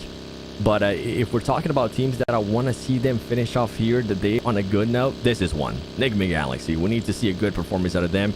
And now they're going to be going up against another team that definitely needs a good finish, which is in Hyper. I'll tell you what, though. I know that their team colors are blue, but I'm sick of seeing this team in the blue zone at this point. You know what I'm saying? Yep. I mean, they're just constantly having to come in and push in from the edge, and it is so difficult at this stage. Yeah, you know, in earlier stages where you got weaker teams playing on the edge, it works great. But here, I mean, you see a lot of the top teams always trying to play as central as possible. Yeah, and the reason why I was saying no is because Enigma Galaxy lore actually ended up eliminating their FS from Hyper, and Hyper now is stuck. Yeah, you ended up getting those 4 eliminations against Navi, but you only have 1 player left. This is not the last game Hyper was hoping for, man. And it's just it's so early on, Dukes. I'm trying not to let that toxicity flow through my body just yet, but oh man, I'm missing DNA hope. And I'm hoping I'm proven wrong tomorrow. I'm hoping that tomorrow maybe they snap at it, they have an amazing day. But at this point, with the performance that they're currently having, I don't think this team is quite ready for that yet. I don't think they were ready for the PMGO. Hey, I'll tell you what, speaking of snap, dude, Shifan's gonna have to snap the belt. You know what I'm saying? Say, guys, come on, dude. What are we gonna do here? We gotta make something happen because they need to just become different monsters the next day that they play. Like, they have to go crazy because they only have 13 points right now. It's not impossible. It's not impossible, right? But this is going to be one of those situations, Seven, right? Where you cannot play the same game anymore. You have to realize we're playing catch up. We need to shred eliminations and win. Yep. The thing with that too, right? It's usually whenever we do groups like this and we go into the next day and one group gets to sit out, sometimes we're able to say, okay, you know what? Well, in this next group, we might have teams that aren't as aggressive, so we might be able to get away with a little bit more things. But with the group that's coming in tomorrow, Vampire Esports, Foot Esports, Fireflux, like all this Influence, Rage, all these teams do tend to be aggressive. They won't give you an inch. If they see you making a mistake, they're going to capitalize on it. So that's why, especially from my end, I'm trying to get the urgency out of teams that are towards the bottom that might have a chance at making it, but just are having an awful performance. And then you have other teams that are really, really having an awful performance, and that's Virtus Pro. They're currently, after 5 games, only 3 points. That's insane. That's insane, yeah. And I mean, someone's got to be at the bottom of the leaderboards at the end of the day. But you know, hopefully they can make something. Hopefully they can make something happen. And yeah, in my opinion, it's gonna get harder tomorrow, right? There's some monster squads. So I mean, like you mentioned, it's gonna get even crazier. So we'll see who can bounce back, though. Anything can happen. Inco Gaming, right? They were able to sneak their way in to this stage during the qualifiers. They had a little bit of trouble. We know what this squad could do. They're currently sitting in that just pretty much dead center pack. A good game here could definitely rocket launch them up. They have 3 eliminations so far, every player up. They're in a tough spot, so then I bet they need to loot up quickly and get with this team. Yeah, and with Inco Gaming, I think the main excuse for that team right now is that it is pretty much a brand new roster. A lot of the players ended up going completely different. And Nebete ended up staying. But at the moment, I feel like Inco is still falling into that same thing that we've seen out of them even last year. They're always qualifying either last, barely making it in, or just barely missing out. And I feel like today we're starting to see that Inco once again. It's just a pattern that they keep following over and over again. As we see Raouf here trying to take some shots there on Team Liquid. He wasn't able to connect on them. Boy, he would have been happy if he actually did, as he continues. And then Nebete end up getting knocked by Team Falcons too. So much action going on here on this early Miramar too. That's what I was worried about. And I bet they was trying to hug and try to get some loot quickly, but at this stage, you have to loot almost instantly. And sometimes you got to give it up. You got to just realize that, you know what, this is not the position that I position over loot, you know? It looks like they might get him up in this situation, so that's very fortunate for him and his team. But, you know, every single knock, especially at these critical times, if they delay a push or a rotation, you could lose a very dominant position and lose the game because of that. I mean, we've seen it over and over again, especially today as well. As to see Virtus Pro there, Milky Way in the background, he's going to be hoping that he can get his team at least some points. Most of the points that they've been able to get, actually, all the points that Virtus Pro has been able to get, all the 3 have been just from eliminations. I'm sure they're going to be looking to hopefully secure at least 1 placement point here in the last one. And they were able to pick up Nebete there from Inco Gaming, as they're now trying to get some shots there on Smoke Gaming, a team that has performed so well. We're talking about teams towards the bottom that need to start finishing off great because they haven't had a great day. I mean, how about finishing off great because you have had a great day? Continue on that consistency. Smoke Gaming has been able to do that, and it backfires a little bit. But I think they'll be able to pick up that player, Jukes. Yeah, let's see what happens as Top's got that deadly mini. He's just looking to apply some pressure here. Question, do you think that do you think if Top gets... How many knocks did he need to get to push? What do you think? On who? On to Smoke. Smoke? Oh, man, I don't know. I think this team might be a little bit too smart, and just with what you were saying in regards to their positioning, they're going to take positioning over anything else. Even if they get those knocks, they won't push just because Inco Gaming is so close to them. I tell you right now, leave themselves open for that third party. If that was a test, you passed it with flying colors. That's for sure. Because, you know, forget that. I mean, that's what I love about these teams like Team Falcons. They just play so cerebral, right? We've seen so many of these teams as well, like just sit on shots. Even though they have an open player, they understand that, hey, if I shoot right now, I'm going to give away my position, and it could definitely, but if I strike at the right time, man, we could win this game. So beautifully done. Stage 4 is now starting to close. That's going to make things interesting here. We still have quite a bit of urban areas in play. Meanwhile, Xavier, the team that needs to just go off at this point, are stuck inside of Montenuevo. You can see him trying to get some shots off here, but yeah, they're not in the best position, that's for sure. Yeah, they're not going to be able to do much there. They were able to get a knock earlier, but not much out of it. Insanity Gaming, I mean, that's another team that really hasn't been able to do much so far today. Virtus Pro, maybe? Oh, could this be? They already got an extra point. They could double their points here if they do continue on this trend, at least for this match. And it might sound like I'm making fun of them. They could actually double their points. Yeah. Since they only have just 3 points so far today. They almost done it. Closer. One more, Jukes. One more, and they'll double it up in just one game. That's nice.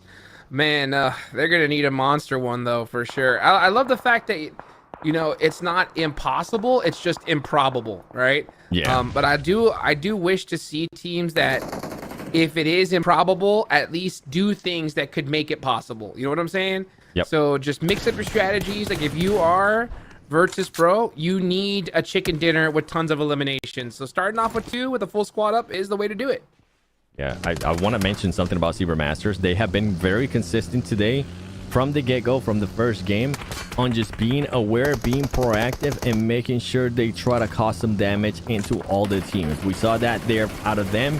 Currently, for them, they have 2 eliminations, and guess what? They're trying to make Inco's gaming push and rotation living in hell, and they're doing just that, as Inco was forced to push super wide and try to get a completely different angle there on what they could have what they might have wanted to do. So Zebra Masters, honestly, the way they've been proactive, the way they've been taking those shots, I really enjoy with what they've been doing. As we move on here to Regnum Karya and DX, very close to each other. Any teams, Jukes, while we wait here for some more engagements from this team, what team would you say has surprised you the most? Oof, out of all of them right now so far, it's going to be Enigma Galaxy. I'm going to say that because they have 3 eliminations. They've lived this long. You know what I'm saying? Yep. So far, it's a good sign. You know, they didn't lose a player early on. I think this is the first game we've seen all day that they actually have all players up in mid-game. So let's see what they're going to do with it, though. That's going to be my question. Meanwhile, you got the team that's just always impressive. Team Falcons. Oh, my goodness.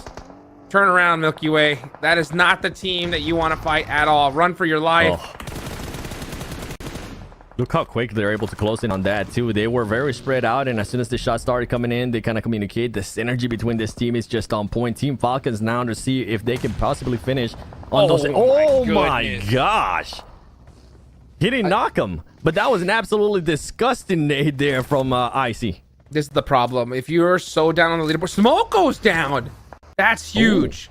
Team Falcons realize that. They say, hey, this is an easy chance for us to be able to pass them up on the leaderboards. The problem with Virtus Pro is that they're so low on the leaderboards right now. The second Team Falcons realize it's them, once they get one finish, they are going to hard push them like nobody's business. So Virtus Pro, you have to make a play right here against the top team in the lobby pretty much. Oh, yeah, and they're doing just that. They're doing exactly what you just mentioned, because earlier they did end up getting an elimination on Virtus Pro, so they know it's them. Now it's even more. They have the upper hand. 2 players are down there from Virtus Pro. They know there's going to be 2 more. Look at them plus up, back up. You know what? Reset, take it a little bit slower. And this is the good thing about this team. I think this is why we keep on praising them. I especially keep on praising them, because that's another team, just like how we were talking about Smoke Gaming, how they've been able to play just with the trigger. Whenever they do need to push, they push. This is another one that does it just so perfect with Team Falcons. 100%. Let's see what they have to do here. They're going to go and start. Looks like they'll leave, though. They'll just say, you know what? Let's just get position first, right? We need to put up some big points on the boards.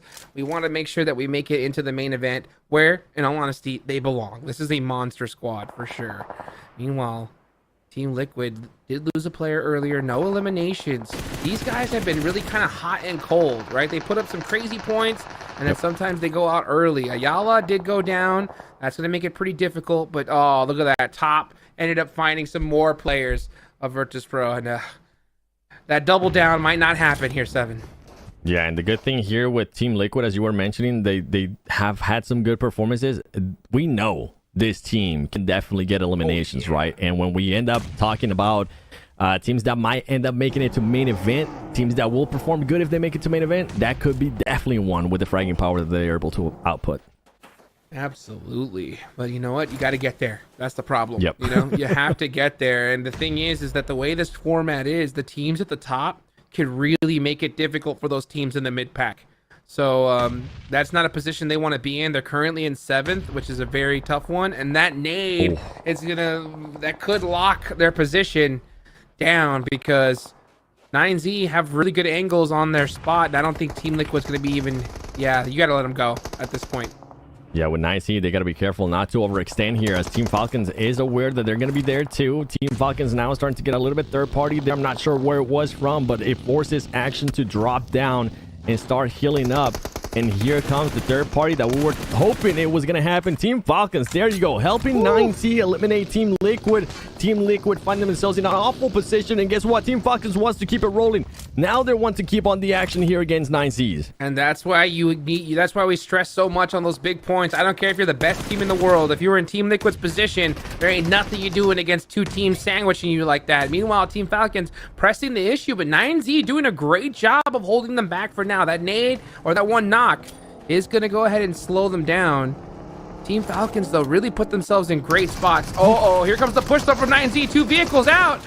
Can Icy hold him down? He does. That DBS so strong.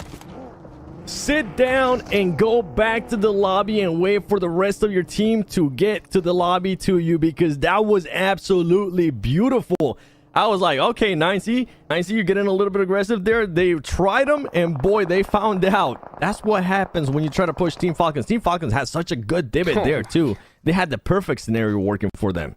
Team Falcons just remind me of just like that story between the unstoppable force versus an immovable object, right? Like, they can be both. And that's the scary part about them, is like, in all honesty, I like what 9Z did, because if it's Team Falcons, that's the only way you can beat them. Like, you have to come in and just take them out instantly. Yep. If you try to knock one and give them time, it's like they don't go down. It's so crazy. They just refuse to go down. They res so quickly. Their support of each other is insane. You have to take them out on your first push. Otherwise, they're taking you out. That's the crazy part, right? Because 9C did end up getting a knock there on Team Falcons, and that's why they ended up making that push with the 2 players. They saw an opening.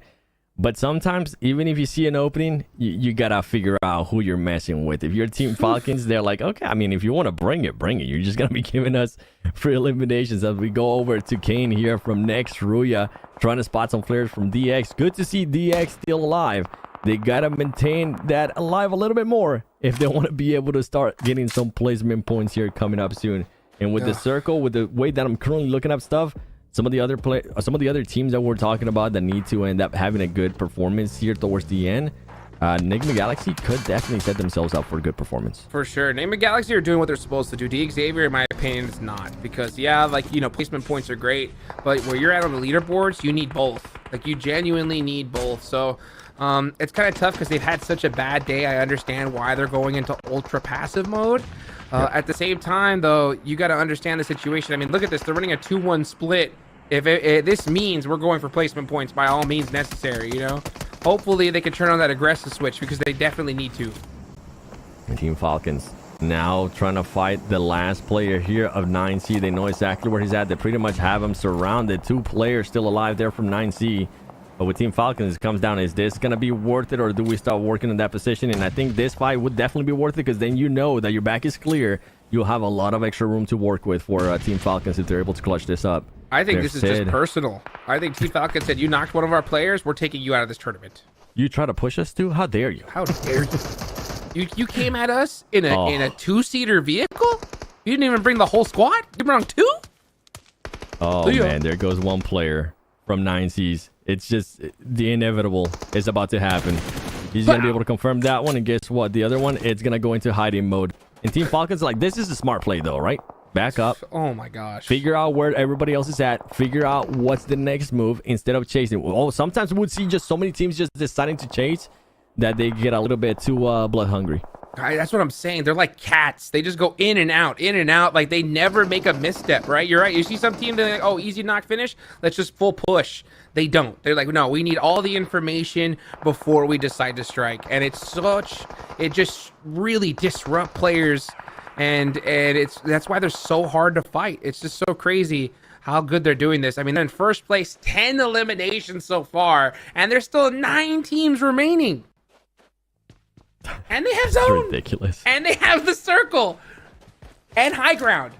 That's what I was checking actually. If they do have the high ground, I believe they do, and they have so many ridges to work with too, that they could even do the smoke gaming route, which is pretty much just let everybody else fight it off. But that's not Team Falcons. Team Falcons is gonna be looking to cause some damage here.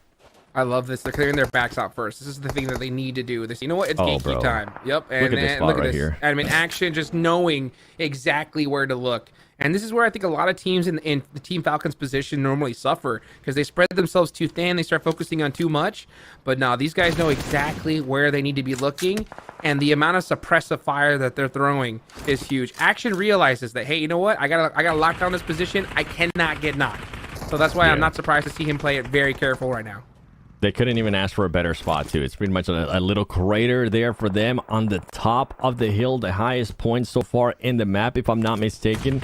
It's looking like wonders, and looking like wonders. DX being able to get a knock there with the nade, as we're looking Royals of War trying to take on some 5 Regnum Karya, keeping an eye out for them. And Furia, only 1 player alive. He's going to be exposing himself, and that's it. Bye-bye, as Rules of War is going to be able to finish off that last player from Furia.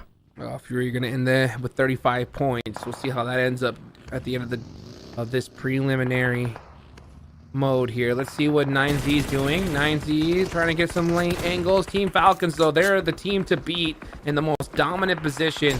Honestly, if you're going to beat them in this spot, you're going to need to bring multiple teams. Enigma Galaxy doing what they need to, right? They know that, hey, our back's up against the wall. We need some major points here to rocket launch us at least in towards that top 3. So that way we can feel somewhat safe going into our next day of gameplay. Team Falcons now starting to push onto Royals of War. They want to soak up even more points. They do, and this is the crazy part. They could have stayed fine in the place that they were, but they were like, no, we see an option where we can actually third-party this. We see an option where we can make it easier for us towards the end, and they are going to take it. As they do have 1 player knocked down there from Team Falcons, they're going to be able to pick them up. And with Enigma Galaxy, I mean, they're doing exactly what they need to do right now. 5 eliminations, currently in the top 7. Now they're starting to get those placement points. This is exactly what they need to do. They just need to get in the top 3. Continue. Keep it going. It's so crazy to see that Royals of War is still alive. Random Karya went down. That is nuts. That one shot right there, I believe it was from Rivas, was absolutely insane. It kept them alive for just a little bit longer. But the Falcons are starting to swoop in. Those beaks are sharpened, ready to go. And here they go, pre-firing with the S12K. Just saying, okay, where are you looking at? Now stay right there, buddy. And just let them cook. I'm not too sure about this one, Juice. Team Falcons is definitely going to end up winning this. But if you see, I think they ended up switching spots with Enigma Galaxy. So Team Falcons looking to get those elimination points. And how quickly can they recover? I think they're going to realize that Enigma Galaxy is going to be behind them. They need to make sure they position themselves. The quick reaction there at Team Falcons. I was scared that we're going to end up getting surprised by Enigma Galaxy. No, 7. They said, no, we know they're there. Give us a second. Let us cook. What did you say? A quick what? What? You said a quick what? Regroup? Reaction, baby. That's right. It was all action. Real quick up to the top, but he's got to be careful because now he's giving up the high ground to Cubes. Icy with the laser beam shuts down the push. And then now comes action to finish him off with the DBS. They now know it's Enigma Galaxy. They're going to start pressing this. Here comes Top with some more headshots. This team's ridiculous. This is ridiculous. Maxman, if you're watching this, if you want to break down anything, this right here, break this down for me. Post it on your Instagram. I want to see this because, boy, Team Falcons right now, a team that instead of taking the easy route, they're making it a little bit harder for them, and they like it that way because right now they're sitting at 15 eliminations. What was it that they had earlier? 18? They're trying to break it, Jukes. They're saying, you know what? We asked for 20. We're going to give them 20. 20 bomb could be coming right up, but you know what? Enigma Galaxy, their backs are against the wall, right? They're in a corner and they need to get out of it. And the only way it's going to be is with some more eliminations and a chicken dinner. The only problem is there's only 2 players up and Team Falcons are on fire. Meanwhile, was that Virtus Pro still alive? Hey, there you go. How do you survive? Oh, he's gaming. He's gaming. He takes down Lord. Another point on the board, trying to keep his tournament alive, but Team Falcons finally shut him down. And the pop-off. These guys are excited because that was a real hard match for them.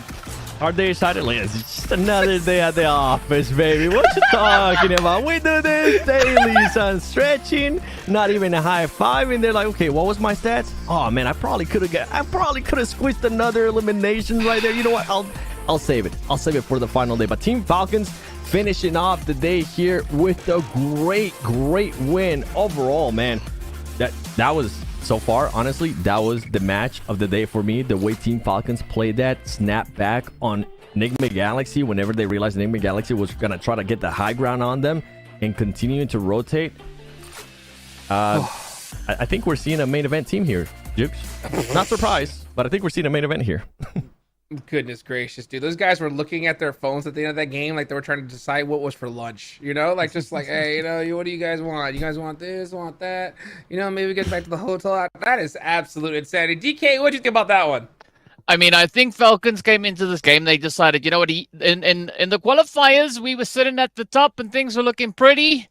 Today, we're going to ensure that we make it into that top slot. Come hella high water. Bring whatever you want. We're going to go full speed for it. 7. They put so many points up. Honestly, they're at a position almost where they can not play the next day and still make it. That's how crazy it is. Honestly, I'm with you on that. And you know what? With all those points that they just put up there, and we've been talking about this and we've been hinting at it, they're gonna position themselves in a way for the last day, for day 3, when they're gonna be coming back, of saying, who do we want to hunt? You know what? I'm kind of feeling a little bit salty that we ended up getting hunted in qualifiers. So how about a little bit of payback? Even though it's not the same team, because they're gonna be meeting them at the main event if they continue to play like this. But how about we ruin somebody else's day? And I wouldn't be surprised if Team Falcons ends up doing that. I'll tell you what, man, if I am playing day 3 with Team Falcons and I played today, you know, I know that maybe they were looking for lunch. I'm saying, hey guys, I'll buy you lunch. You know what I'm saying? Like, hey guys, how y'all doing? I'm your best friend right now. You know, we're in the middle of the pack, but we're trying to put in some work, you know, because you don't want them even looking in your direction. Because if these guys want to take you out with how they played so far, DK, I mean, they can literally run this whole lobby down. Any team can be in their sights. I mean, it's good, right? So I don't even know if buying them lunch is going to suffice, right? Because you might as well just become their lunch if they decide so. So it's going to be a very scary play to work through. But finishing off exceptionally well here. 17 eliminations, the second highest elimination count that we've seen for today. So, I mean, well, the only other highest score was Falcons with 18. So, I mean, they just backing it in. What a play indeed. Crazy. Yeah, the overall leaderboards are just going to look absolutely insane. And I think that's something that we got to take a look at here to figure out where everybody is standing. And we will do that after the damage graph, because it was 3,100 damage here, 7. Two matches with over 3,000 damage.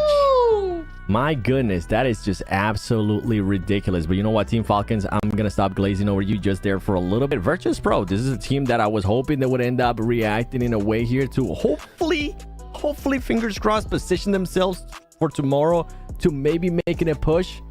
They ended up with 4 elims. They ended up with placement points as well. And the good thing about this too for Team Falcons was that they took advantage. You mentioned it, Juke. Smoke Gaming ended up with 0 elims. They ended up getting eliminated first.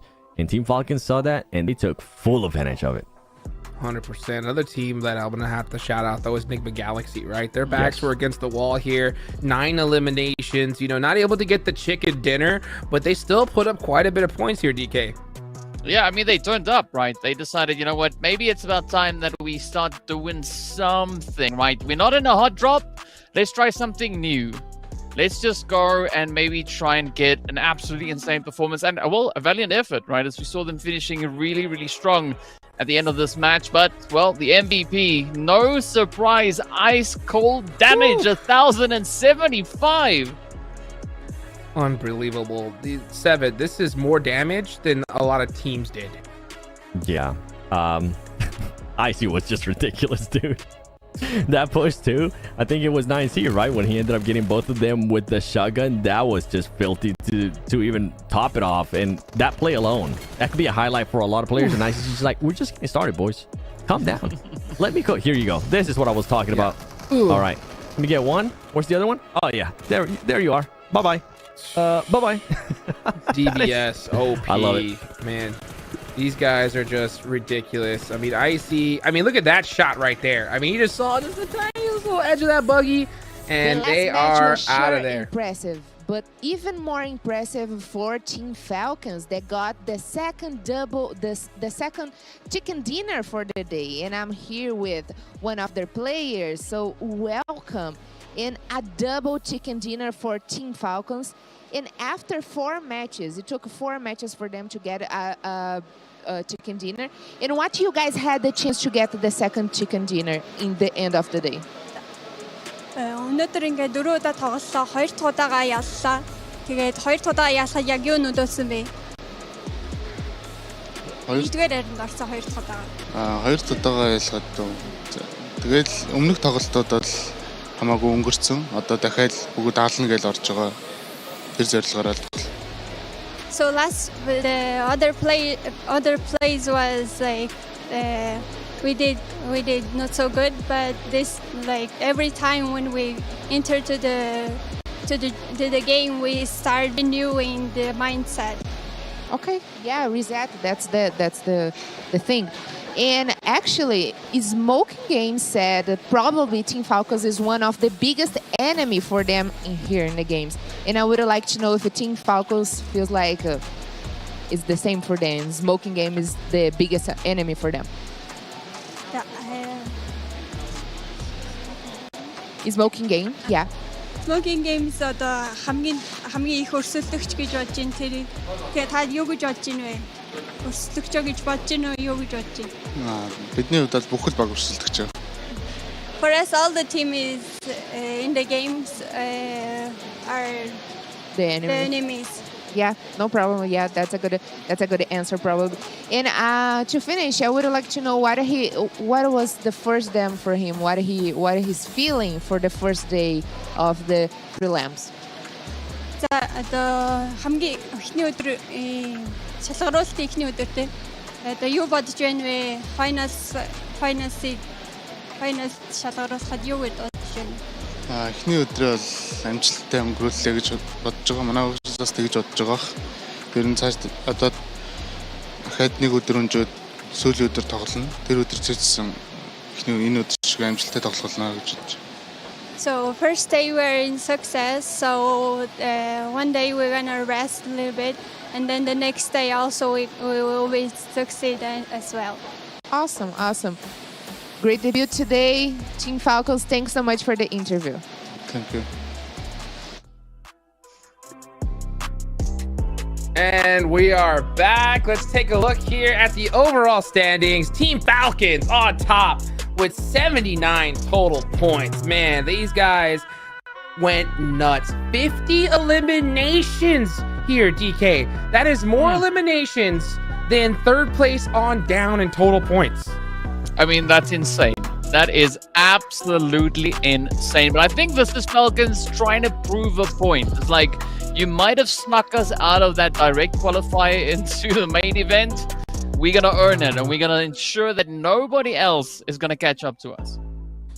And 7, what do you think about this second page, man? This is the teams that are in trouble. And, I mean, there's some names that definitely stand out in my eyes. DX, Inco. I mean, honestly, there's so many good teams here that I expected to do good, but I'm genuinely surprised at how poorly they were able to perform today.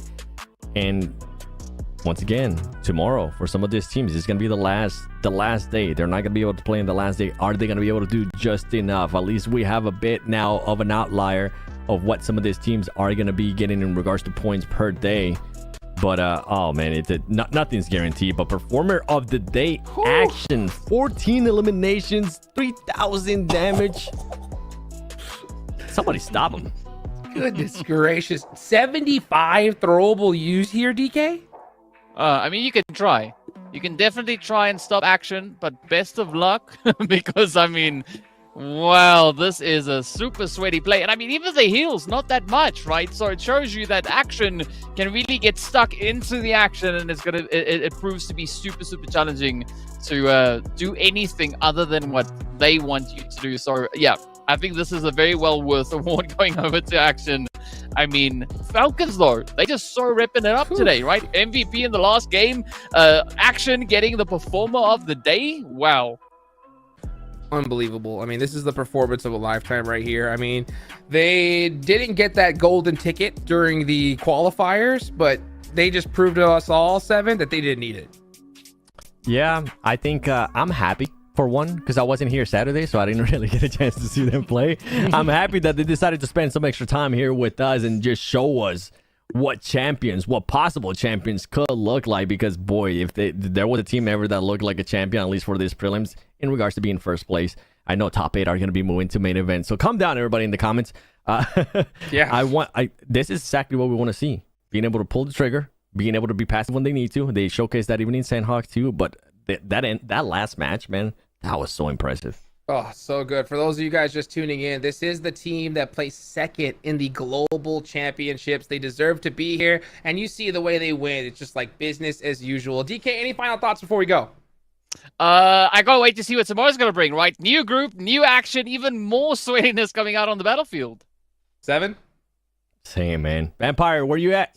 Ooh, where are you at? We'll find out soon, guys. Mark your calendars, and we will see you tomorrow for some more PMGO action.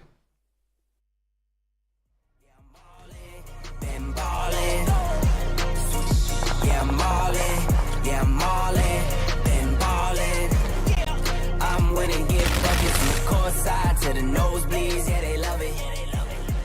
I'm winning, get buckets on the first team, and the last out, see me coming. First take, I'm hotter than hot, hotter than some boiling water, I bubble the pot. Team full of ballers, baby, we winning a lot. I'm like Curry with the rock when I get to my spot. I'm tapping in, I'm passionate, this is what passion is. This here, nah, this is no accident. From the start to the finish, I'm cashing in. I am number one, not number two. If I'm not the one, I'm uncomfortable. See the competition I've been running through. Leveled up, I only see them in my rear view. Yeah, I'm ballin'. Yeah, I'm all in. Been ballin'. Yeah, I'm all in. Yeah, I'm all in. Been ballin'. I'm winning, get buckets from the court side to the nosebleeds. Yeah, they love it. I'm winning, get buckets from the first team, and the last out, see me coming. Been poppin', Sports Center from a little I was watching. Spin a bag like I'm Rafa, call that top spin. How could I not win? This is top 10. From the bottom, gotta sniff out the top wins. I sit back, reflect, and do it again. Hardest Millie is the first, now we got 10. Talking 10, 10, 10, 10 times 10.